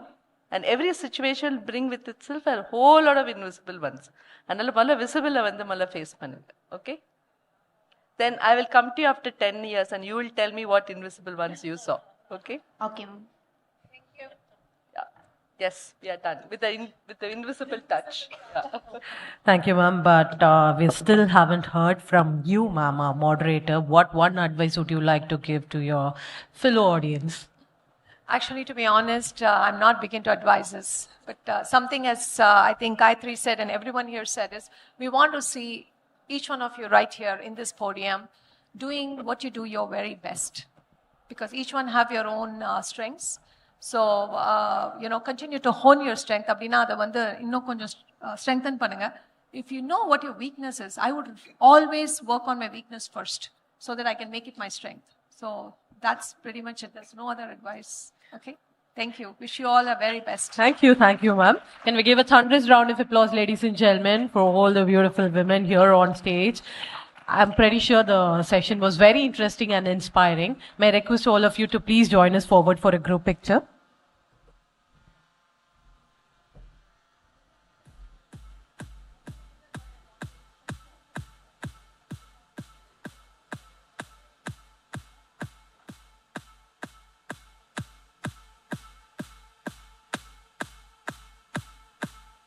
This is definitely such a powerful picture. All women leaders in one frame.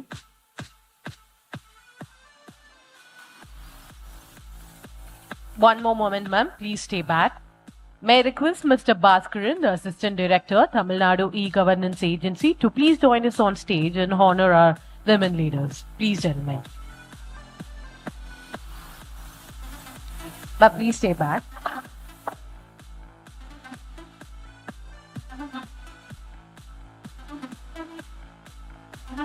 First, I would like to invite Ms. Vanitha Venugopal, CEO, IT&T Hub, our moderator. A round of applause, ladies and gentlemen, for Ms. Vanitha Venugopal, CEO, IT&T Hub. Thank you, ma'am. And next, I would like to invite Ms. Anju Gupta, the Managing Partner of IV Cap. Thank you, ma'am. And next, Ms. Gayatri, the founder and CEO of Innovate Technologies. Thank you, ma'am. And next, Ms. Dhanalakshmi, the Joint Secretary, Department of Science and Technology, Government of India. Thank you, ma'am. And next, Ms. Srimati Shivashankar, CVP, HCL Tech.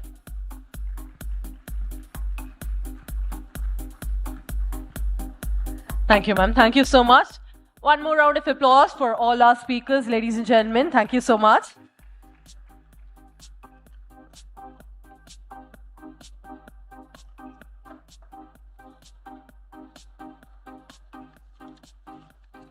So let's quickly take a minute.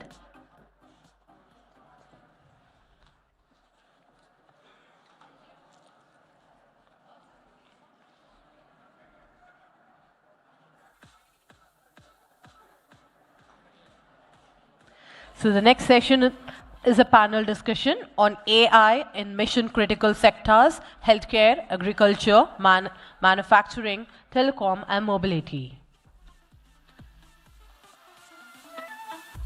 Let me repeat, the next session is on AI in mission critical sectors, healthcare, agriculture, manufacturing, telecom and mobility.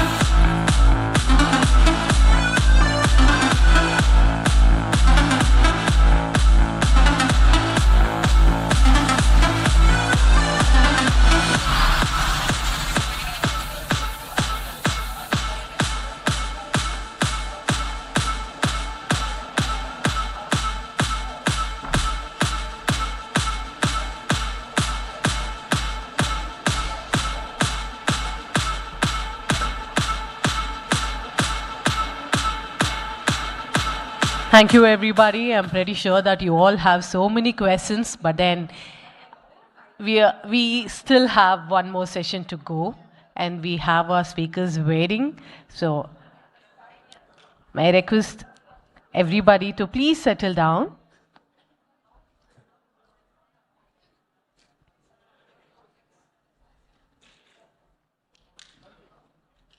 Thank you, everyone. In a minute, we will begin the next session. May I request everybody near the door to please settle down.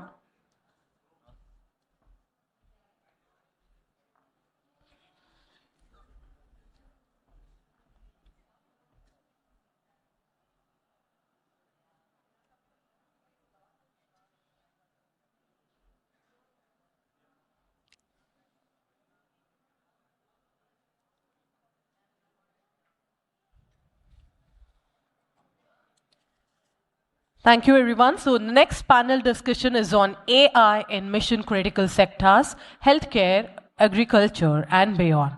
Artificial intelligence is playing a transformative role in mission-critical sectors, improving efficiency, decision-making, and service delivery. This session explores real-world AI application across healthcare, agriculture, and beyond. So I would like to invite our panelists for this session. First, I would like to invite our moderator, Ms. Madhurya Hariharan, Head of HR, Lennox India Technology Center.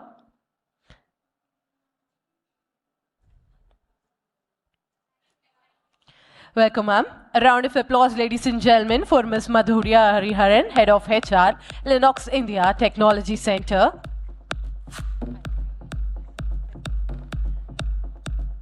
And our next speaker, Mr. Kumar Rajgopalan, VP and India Head, Dexian. Oh, sir has got a lot of fans. So let's give a round of applause for Mr. Kumar Rajgopalan, VP and India Head, Dexian. Welcome, gentlemen. And our next speaker, Mr. Naushad Raja, AVP and Head of AI and ML COE, Sutherland. Welcome, gentlemen. And our next speaker, Mr. Anthony, Delivery Head, LTTS. Welcome, gentlemen.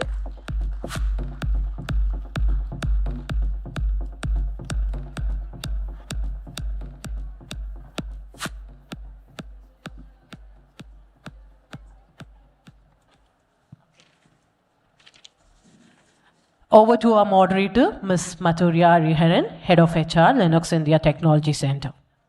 Thank you so much. I really like the way the previous panel was conducted. So, kudos to you. And with that, I think AI needs no introduction, right? The most hyped word of the century, I guess, maybe. But before we get there, why don't we have the panelists introduce themselves? So, Kumar, can we start with you? I'm Kumar Rajgopalan, Country Head for Dexian India. Good evening to all. I am Anthony Cruz. I'm the Delivery Head from L&T Technology Services. I got introduced already, but my name is Madhu, and I head HR for Lennox India Technology Center. Hey guys, I'm Naushad. I head the Artificial Intelligence and Machine Learning Center of Excellence. I wake up thinking, building smarter AI platforms for our customers. So I just wanted to keep our AI solutions very, very simple for the end customers. That's one thing that keeps me moving. And looking forward to the session. I know it's a fag end of the day, but I'll keep it interesting. Entire panel will keep it interesting. Thank you, guys. Thank you, Naushad. So just to kick the start, right? The topic is AI in mission-critical industries. And we all sometimes feel that, okay, AI is going to come. But that's not entirely true, because just a few anecdotes before we get started. In just 2024-25, in India, in rural India especially, where healthcare is scarce, over 150,000 people have been, tested with the help of AI for diabetes retinopathy. And that means thousands of blindness in people have been early, identified, and then they are able to get the right medical help. In sugarcane fields in India, AI has helped to really, identify weather patterns, pest patterns, and the yield has gone up by 20%. And this has all already happened, and AI has helped us do this, right? And the best benefit is for rural India and those who otherwise did not have that type of benefit. So I hope I have just triggered your interest with respect to AI and some of these mission-critical industries. With that, I want to, Kumar, go to you, right, to start off the panel and ask you more in terms of, you have done a lot of work in agriculture and agri-tech. Why don't you talk to us a little bit about that, some real-time cases and anecdotes? Yeah. So thank you all. Thanks, Umagine Tamil Nadu. This is third time coming, and as I say, this is a fabulous setup. Lots of interesting, insightful topics which are here. And of course, the AI right now is a buzzword everywhere. So slowly and slowly, what has become is like the human intelligence becoming a artificial intelligence. At some point of time, it's like kind of the humans are probably evolve with the artificial intelligence together. So it becomes a so interesting time frame right now, more so in the agri space. So there are many different industries which are right now focused with the AI in the limelight. And in fact, in India, Make in India concept and the Digital India, there's a lot of sectors which have the thrust on the AI as one of the key components. In fact, if you really look at it, even in the recent news, even our Operation Sindhu has a lot of AI into it. So which means that like it has penetrated so much. But what about the agriculture? So that was a thought which we had when we started our agri-tech vertical. Being an economist student for a long time, I think probably in 80s and 90s, we always say India is a developing country, and the 33% of our revenue comes from agriculture, and 60% of our population is employed by agriculture. But slowly and slowly, it has lost its sheen, mainly because the other sectors like services and other things picked up. But now the focus again back into the agriculture, because food is one of the very important element in the coming years. In fact, if you really look at it, the world over, at some point of time, everybody looks at it. Agriculture is just not for food producing alone. It's the power to play within the world. So with that being said, the AI needs to be part of the overall agriculture. So the two critical cases which we also worked recently, for example, one of the sugarcane industries, which you mentioned about it.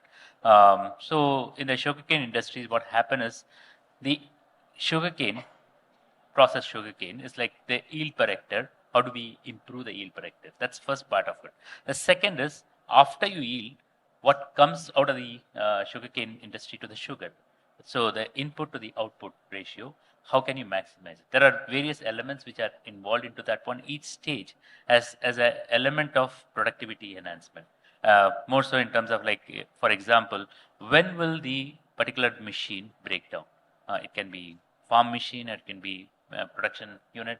When will the machine break down? The predictability of that one gives the real-time insight into make it happen so that like it does not break down. The second part of the thing is like during the sugarcane produce, there are elements which the particular soil or the water content or the moisture or the season, these are very, very critical for the maximum yield into the sugarcane. So which means that like it goes all the way from the land all to the entire packaging to the sugar. The whole set is like kind of the data has to be collected, and the data has to be very, very real time and bring it up. So here is like kind of the two parts which works out is one, of course, you have to build your own SLM, because for the India specific, a lot of LLM models will not work that much. So you have to build your own small SLMs. But on top of it is like kind of how the predictability of data becomes real time. So that's the insight which we work on with the sugarcane industry.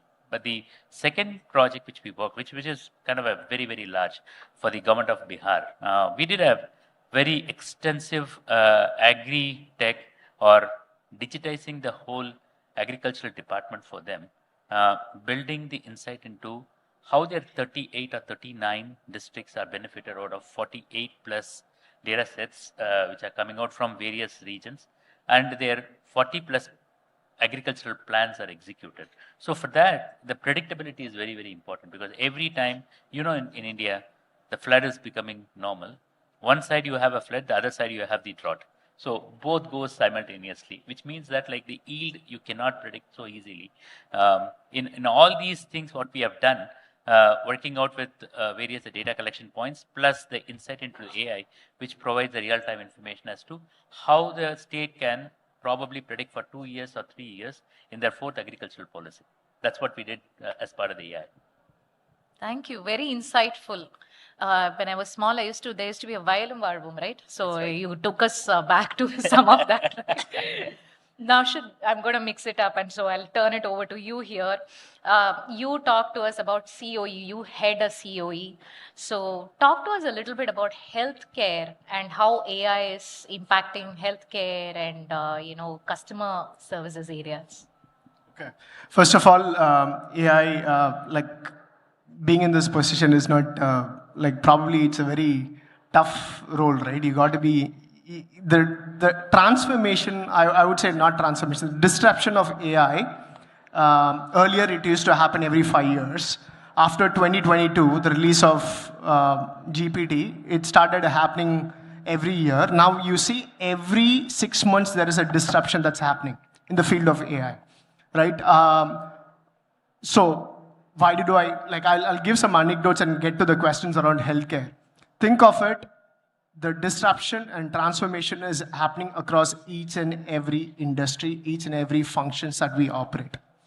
Think of it, how many people are aware of a platform called Stack Overflow here? Stack Overflow. Okay, what it basically does, it created a generation of developers, right? We used to go to Stack Overflow, get our queries done, get the code, and kind of most of the application, live current application, leverages Stack Overflow. What happened after 2022-2023 period? It fell off the cliff. Almost, it started in 2008. Think of it, it had about 500,000 queries on a monthly basis. Now, it went to the 2008 period, which is basically 3,000 queries a month, right? Why? Because of the power of large language model. Over a period of time, the future of a company, an 18-year company has been vanished, right? So that's the level of, and the disruption is heavy in the health, like probably in the development center. Coming back to healthcare, the same concept. Earlier, how many people are aware of OCR, ICR? Optical character recognition, intelligent character recognition. We use that software just to take read the handwriting, right? Earlier models were not that accurate, right? We used to use BERT, we used to have, probably not getting into too much of technical, we used to have deep or probably stronger deep learning models to extract data. Now with the power of large language model, what it has done is your prescription can be read at ease. Doctors' handwriting can be read at ease with the large language models. Can be powered for further, for example, our appointment scheduling, patient records management, or doctor prescription understanding, and converting that into a, probably talking to different application to kind of apply for the medicines, right? Before even, after your consultation, before even you reach your home, your medicine should be available, will be available at home, right? That's the level of work that's been going on. From a personal side, I'm doing working on a research which basically works on cancer detection. So these are some of the things that we're working on. Yes, disruption is immense, and in the customer service, no more email responses are done by first cut or first and email responses are done by humans. No more, like you see, right? You interact with ICICI Bank, you interact with any platforms, the applications that we have, it's going to be a bot. Think of Amazon. Amazon understands your personality much more than any other common medium, right? That's how it's going to be. It's already disrupted. Most of my deployments are happening when it comes to chat, when it comes to email. The first touch point is going to be AI sitting behind the scenes. Thank you, Naushad. Very interesting points about, especially customer experience and also the healthcare one, right? And that's why probably I'm receiving increasing notification on, hey, come for the health checkup and all of that. AI is playing a hand at that. Okay. So Anthony, over to you now. So you work with L&T Technologies. So a very pertinent question in terms of, how was L&T Technologies, how are your teams looking at changes in the telecom and mobility space due to AI? Especially going on for, time and also resource optimization? Excellent, very good question. But Madhurya, before me answering your question, you started talking about Vazhum. Okay. Wow. How many of us here doesn't know Tamil? Doesn't know Tamil?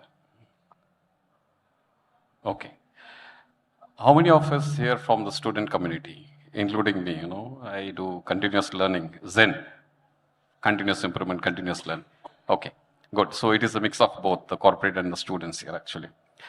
Fine. As far as the AI is concerned, Madhurya, I would like to start with artificial intelligence is definitely an enabler in the telecommunication industry. That's what I can say. What kind of enabler? It is a mission critical enabler. So what are the mission critical infrastructures? We can find it here. The agri, the healthcare, the mobility and energy, transportation, right? So where does the telecommunication fit in and what is the kind of support system it can provide for the mission critical enablers? That is what is going to be the most important factors here. Firstly, I want to talk about the autonomous or automated complex operations that is being performed using the artificial intelligence into the telecom network. In today's world, we can see that the telecom towers or the telecom network is one of the most prone to cyber attacks. We would be hearing about the SIM swap frauds and a lot of cyber attacks and all those things. So we should have a very robust network security. When we say robust network security, I mean the security layers itself on the data centers, DC, DR, the cyber security, and including the voice data, everything, And not only that, we should have a very optimized network resilience that's supposed to be the reinforcement of these critical missions, the critical mission infrastructures. As far as the telecom and mobility industries are concerned, as of today, AI is doing a wonderful job. It is actually saving us more, and the biggest value comes from, first, I can say, is the planning accuracy. Second is on the execution speed and delivery excellence. Third, I can put it across like this, like asset utilization. When we talk about the asset utilization, here we can think about the just-in-time inventory, which you all heard about, the Zen methodologies, and inventory management, material replenishment, material reconciliations, how the logistics across the world and supply chain management has been handled across. But more than that, the one that surprises me or helps me in my day-to-day activities in telecommunication mobility is on the planning accuracy. If we look into way back 1990s, Mr. Kumar, you will be knowing that to get one landline connection, we used to wait for more than a year or more than a few months as well. Why is it so? We should think about it. Today, you can go walk into a service delivery channel partner, get a SIM card and activate it within a few minutes as well. See, what happens is, in those days, in 1990s, when I started my career, any new projects that hits the factory, let it be the manufacturing or even the service areas, it has to undergo a planning phase. In the planning phase, what happens is, in those days, we used to have hundreds of engineers, planning engineers sitting across in the floor. They are called as the draftsman. Have you heard about this word? In Tamil, they say varaivalar. Varaivalar என்றால் வரைகிறது. என்னது வரைவாங்க? Have you seen Gantt chart in today's world? Yeah. They used to do it physically using very huge drawing boards and mini drafters, and T-squares, set squares. Can you imagine hundreds of draftsmen sitting across, and they used to do this drawing manually, and their job is to gather the information, sequence the activities, draw the network elements, put the AON, activity on node, just to find out the critical path in the project. How many of us know critical path here? Very good. Just that is to see which is the shortest period of completing the project or which doesn't have the float, right? And this particular planning used to go weeks and months. Once after this planning is done meticulously, then the product starts manufacturing into the plant. Then it goes integration, testing, soak testing, then shipping, logistics, gets into the urban and suburban areas. Forget about the rural, that comes later on. After that, the telephone exchanges are installed. We have many veterans from the telecom industry, they will be knowing. These telephone exchanges gets even a year to get manufactured in the plants. Once it comes to the site, then the commissioning is done and we will get the landline connection after a year. But now, using the planning accuracy with the help of AI, we can get the connection in a very shorter time. And thanks to the technological advancement in the millennium, we started having the planning tools like MS Projects, Primavera, and MindSpring, is it not? And My Wizard and something and all these things.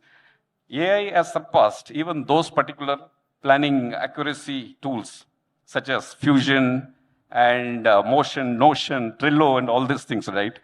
Today, we use the AI in our job in day-to-day aspects, in those areas where it's add value in construction sequencing. When I say construction sequencing, it is not about the big buildings or the infrastructure. We talk about the construction sequencing of the activity sequencing in the planning, where your network diagram, the Gantt chart, the precedence, and the predecessor and successor are auto-correlated, and it assigns the resources automatically so that your scheduling is taken care of. So this is the kind of artificial intelligence supports the projects in the major scale. And now coming to the most important part is, AI predicts and tells us where we will be losing the money and time, when and how, even before weeks ahead of that notion. It uses the EVM, that is the earned value management, meticulously using the CPI and SPI values, You heard about the CPI, SPI? Cost Performance Index and Schedule Performance Index, right? That is a kind of, I can say, the paradigm shift the technology has taken across. And this is the areas of impact with respect to time and money, which is saving us. Thanks, Madhurya, for asking that question.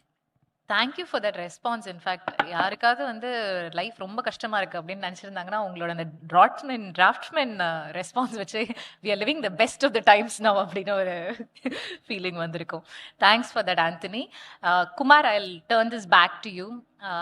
Anthony asked the right question and we found out that there are many students.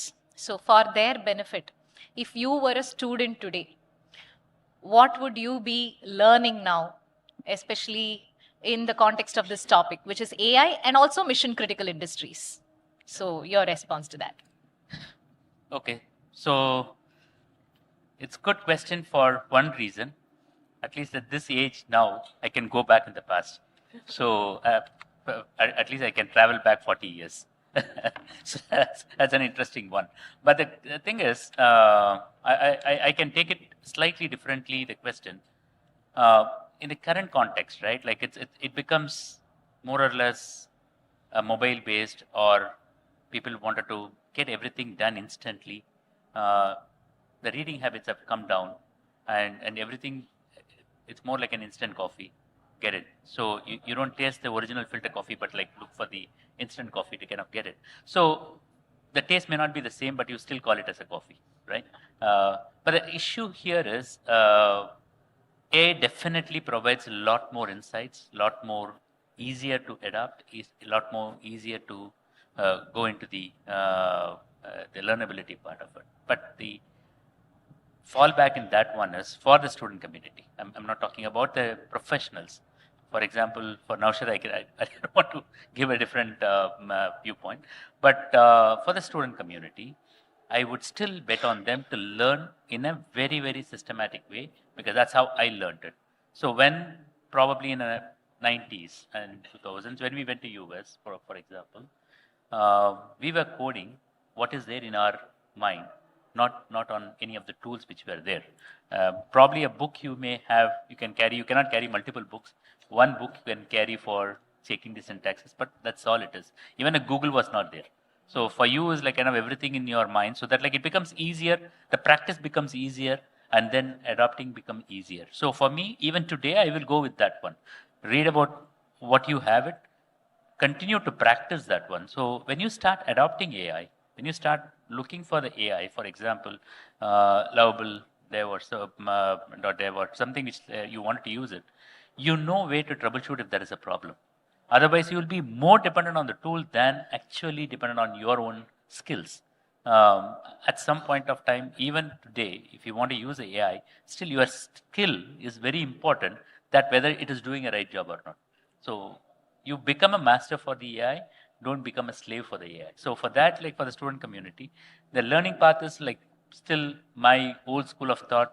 I learn from the basic, learn from what the development or the process which are involved in it, what right tools can be used for it. For example, for the development, allowable is good for the front-end development.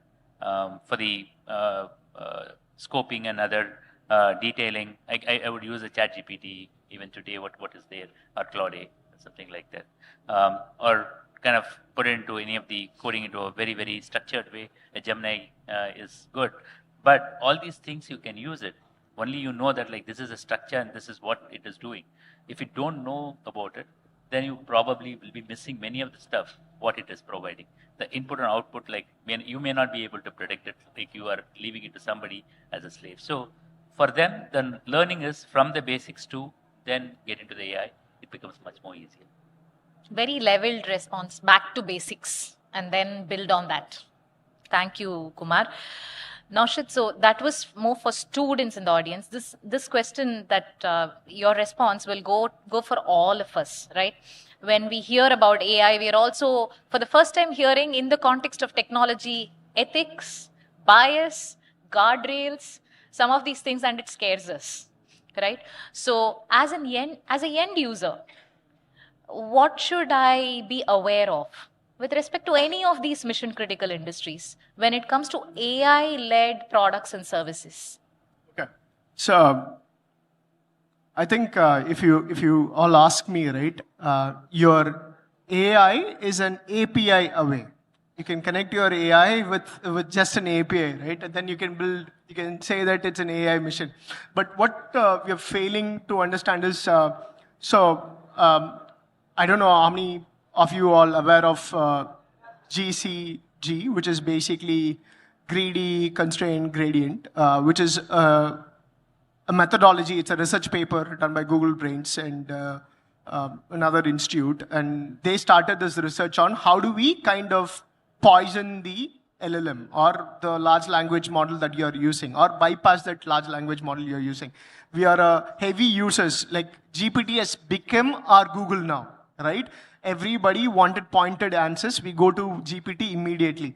If you go ask GPT how to create a nuclear bomb or how to devise a bomb, it may not answer your question right away. But what is happening with all these prompt injections, we are able to get to the answers. GPT will be, you can kind of, so think of it, it's an artificial brain, right? It is also created by a human, right? It is also created by a human. Over a point of time, the human is giving that power for the brain to react to our questions. We can manipulate that brain easily. That's a challenge. That will also cost most of our AI COE head jobs, right? Think of it. There's a lot of use cases also. When it comes to guardrails, right? What happens? You're giving your prompt. Prompt is a question that you ask a large language models, GPT, right? You go ask a question. And GPT basically responds back to your question. These are the two things that are happening. When it comes to guardrails, right? What are the guardrails that we wanted to do? Like, for example, in a corporate environment, in a company-based environment, if you're deploying a solution, think of it, it's a chatbot you're deploying for your company. The purpose of the chatbot is to basically the customers or anybody in the world should have a clear understanding of what your company is, etc. If it is a private limited company, should it kind of tell them or probably provide information about the financials? No, it shouldn't do that. So that's one critical information. And like, can my chatbot talk more like, for example, can it give more weightage to my competitors? No. These are some of the nuances that we need to configure. There is a concept called input guard and output guard. As soon as you write a query, before it reaches GPT, it goes through certain parameters. The question, does the question have profanity? Does the question is it asking any like proprietary information from the company? Right? For example, it shouldn't talk about my CEO's like investment strategies, etc., etc. And does it have any prompt injection? Prompt injection is very, very common. Okay, if it goes through all the guardrails, it clears these guardrails, and the final question goes to your large language model, right? Any, like every month there is one model, like every month there is a model getting released. You can use one of these models, and the model gives back this response. Now you need to validate. That's the output guard. Output guard basically kind of evaluates your responses in terms of, does it have NSFW, like not safe for work, right? That's a criteria. Is it giving any responses which is not safe for work environment? Those are the output guardrails. There are a lot more output guardrails that you can configure. So again, going back to the Stack Overflow, somebody built Stack Overflow at a wealth of knowledge, wealth of code. On top of it, large language models were developed and wiped off these stuff, right? I see one, I'll piggyback onto what Kumar has stated. I see these days when I do hiring all day, right? Every week, at least 2 interviews I do on the final rounds. I see a lot of heavyweight resumes. Resumes talks about researchers. Resume talks about high funders, but miss the basic skill set. Why it is happening? Over influence of GPTs. They use a lot of models to create the GPTs, but not sit and fine tune their skill set, which is required for them to excel in the job. I see a lot of these things. My advice, or probably I would never advise anyone, but my thought process is basically, in your academics, stop using GPTs. GPTs can be a reference material, but cannot be a single source of truth for you to kind of rely on. Because that is also created by a data set that's been created by another AI engine, right? Thank you, guys. Thank you. That became a very popular response. Okay, maybe it has something to do with resumes also, that's why. So, Anthony, I was seeing that, for Umagine Tn, the tagline is inform, inspire, innovate. But before all of that, what is first? Safety is first. So this question has something to do with safety, yeah, especially in the mobility-related sector and industry. How is AI helping with respect to, there are some proximity-centric work. Although a lot of work has now moved remote, there are a lot of proximity-centric work, and that's where there is, safety becomes a concern. Absolutely. So how is AI helping there? What's your thought on that? Fantastic. You hit the tail. Even before the inform, inspire, innovate, safety comes first. You all agree with this? Say yes, I want to make it more interactive, It should not be like we are come and we are speaking and going. I say, no, sir. See, safety is something to do with, I can put it across like this. Safety is where it is very, very immediate and non-negotiable. These are the 2 main components of AI, immediate and non-negotiable. Specifically, I can say when it comes to the proximity-centric work environment, may it be the live rail tracks. We do a lot of metro projects across India. May it be the live tracks or even the metro rail depots or even at the elevated corridors, Madhurya. Here, these are the areas that are prone to men-mission interference, and it's very, very dangerous areas. We deploy AI. What happens here is, in the coming days, I will come to your answer after some time. The AI works on the algorithms. Okay, it can predict even before the incident happens. Okay, and it can throw the data with respect to the near miss, which can also go as a OPA, organization process assets, for the continuous learning or for knowledge sharing in the future for the safety protocols. But the key here is when there is a proximity-centric work environment, AI is being used for real data video analytics and sensor-based monitoring. What does it does? This system collects the information live on the spots and it alerts immediately. Even if the alert has been neglected by the human workforce there, it immediately takes the corrective actions as per the protocols and ensures that it deploys the remedial actions or the mitigation plans. Thereby, it also saves the human lives and also saves the project at large from the catastrophic disasters. Okay? In the coming years, we can see AI will increasingly connect with a lot of knowledge areas such as the design, planning, execution, safety, and risks. It can flag off the risk well in advance, much more even before weeks before as well, by alerting us. So AI plays a very major role in safety, especially when it comes to the proximity-centric human-machine interface areas. Thank you. Thank you. Thanks a lot. That was very insightful. One last question, maybe. Do we have time for one last question? Yeah? So, and gentlemen, I'm going to request you to keep it really like a rapid fire or really quick. So, Kumar, this is about the teams that work behind the scene, right? In AI. What are some of the biggest challenges faced by teams working in AI and mission critical industries? Okay, so it's of course when it comes to AI, we discussed about it. Resume heavy skills, but actually when it comes to the actual implementation becomes too light in terms of the knowledge which are happening right now. So what happened is like when we also talked about the guardrails and the safety net which we need to build.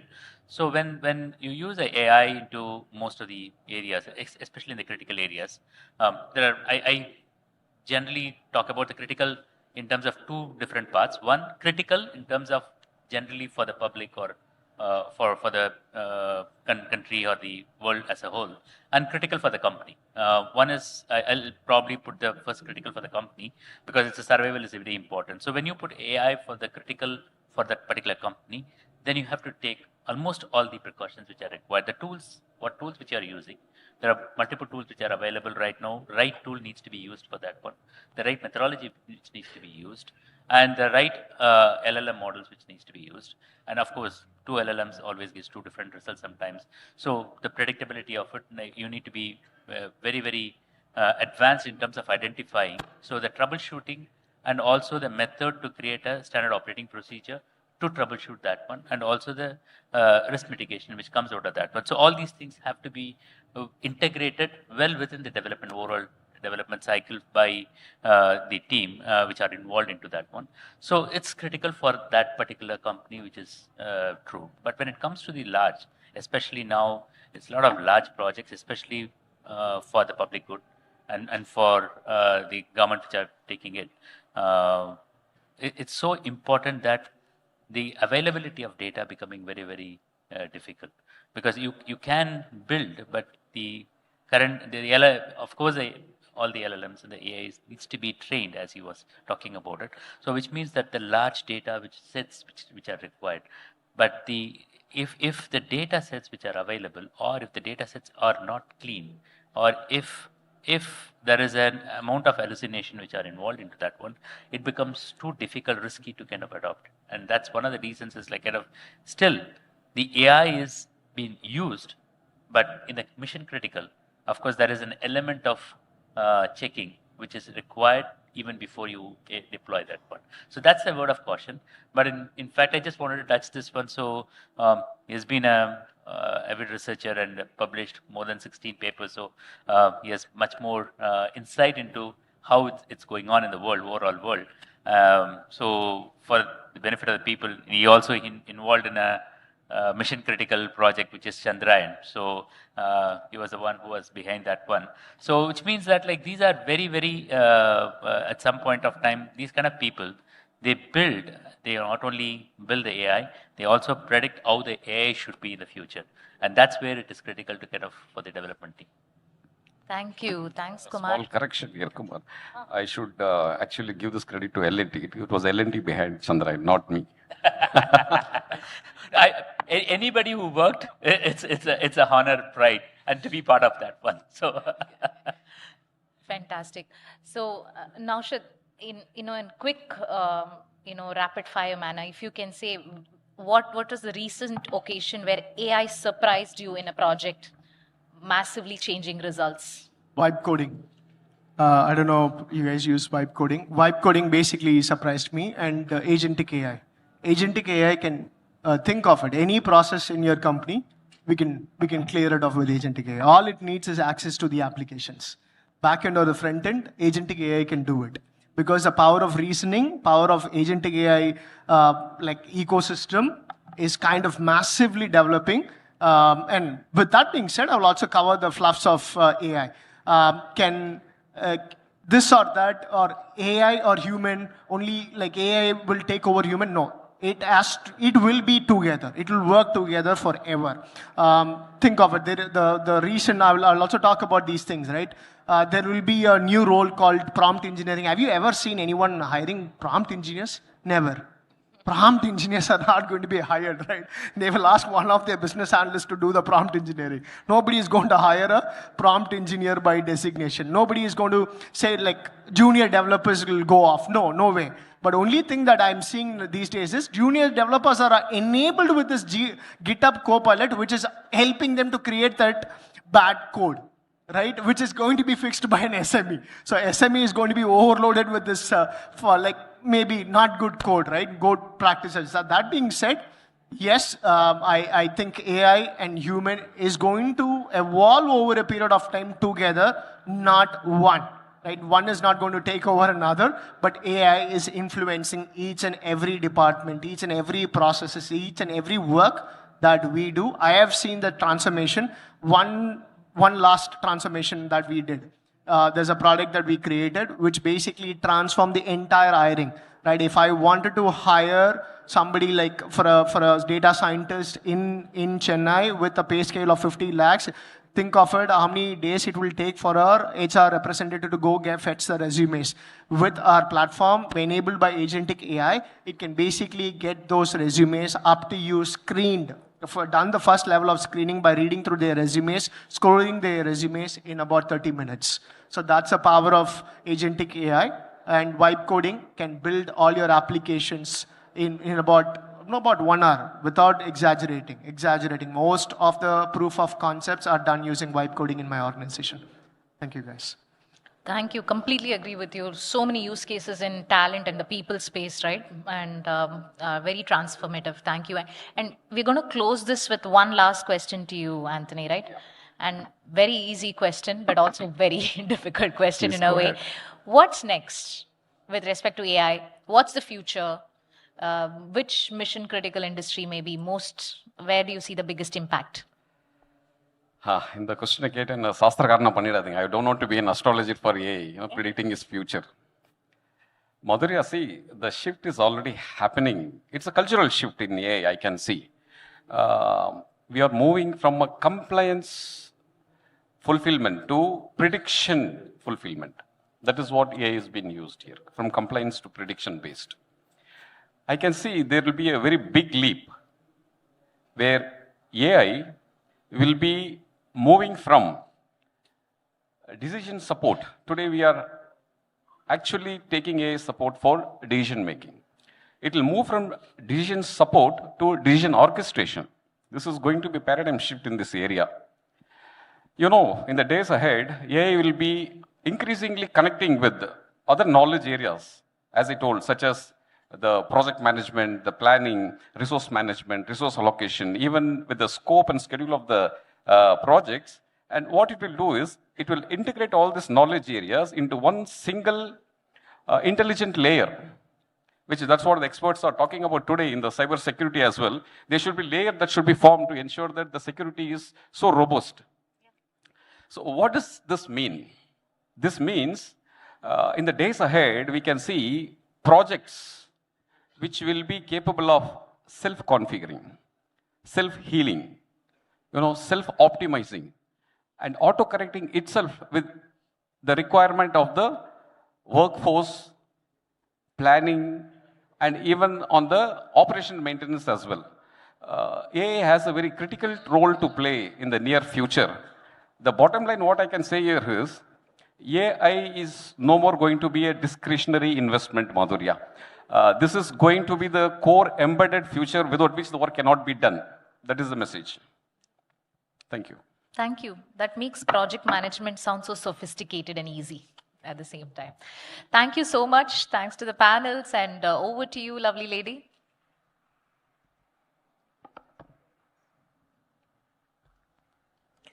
Thank you, ma'am. Thank you so much, speakers. Can we give a thunderous round of applause for our speakers, ladies and gentlemen?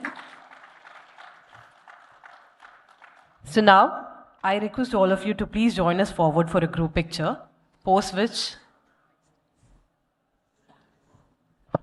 Do any of you have any questions for us? I'm sorry, I missed that. Yeah. The gentleman there in green. Yeah, so my question is to Naushad sir.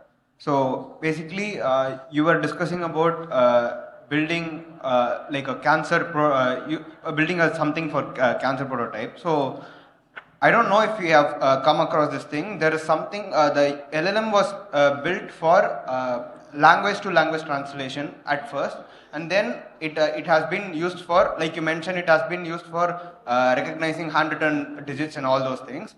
Like that is called emergent behavior. But my doubt is, since you are working actively on this area, have you got control over the emergent behavior? Because before there was no control over it, because no one understood how it was like happening. Now, if you have reached, since you have reached that level, I just wanted to ask, like, is there any insights or is there any tips for upcoming people? Absolutely. There's a good amount of work that we are doing on the home-grown on-prem models, where we are basically controlling the overall behavior of the large language models for the purpose. If I'm building a model for all-purpose model, which can basically interact well in English, right? That as a different fine-tuning mechanism. From a healthcare cancer data set standpoint, we have built a very sophisticated model which basically understands, has gone through the nuances of cancer data set. It has been fed and trained on multiple massive amount of data sets, and still we basically, like you rightly stated, right?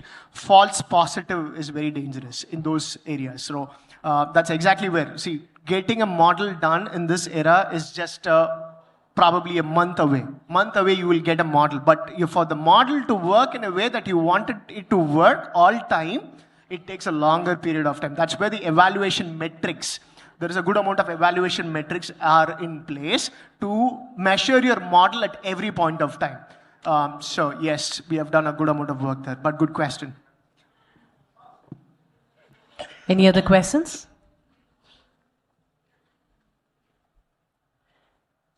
Yes, I think. We'll wrap it up. Yes, ma'am. Yeah. So can we give a huge round of applause, ladies and gentlemen, for our speakers for addressing on the session AI and mission critical sectors. So I would like to request all of you to please join us for a group picture.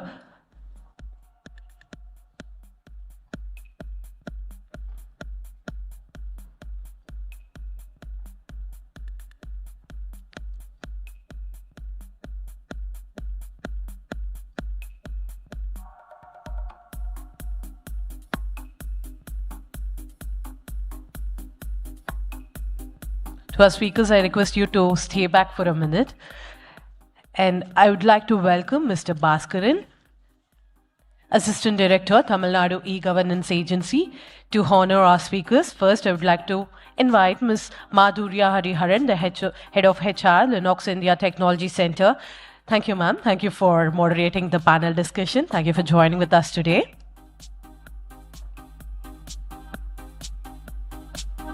A round of applause, ladies and gentlemen, for Ms. Madhurya Hariharan. Up next, I would like to invite Mr. Kumar Rajgopalan, VP and India Head, Dexian. Thank you, Mr. Kumar Rajgopalan. Thank you for joining with us today. And next, I would like to invite Mr. Naushad Raja, AVP and Head of AI and ML COE, Sutherland. Thank you, gentlemen. Thank you for joining with us today. And next, I would like to invite Mr. Anthony, Delivery Head, LTTS. Thank you, sir. Thank you for joining with us today.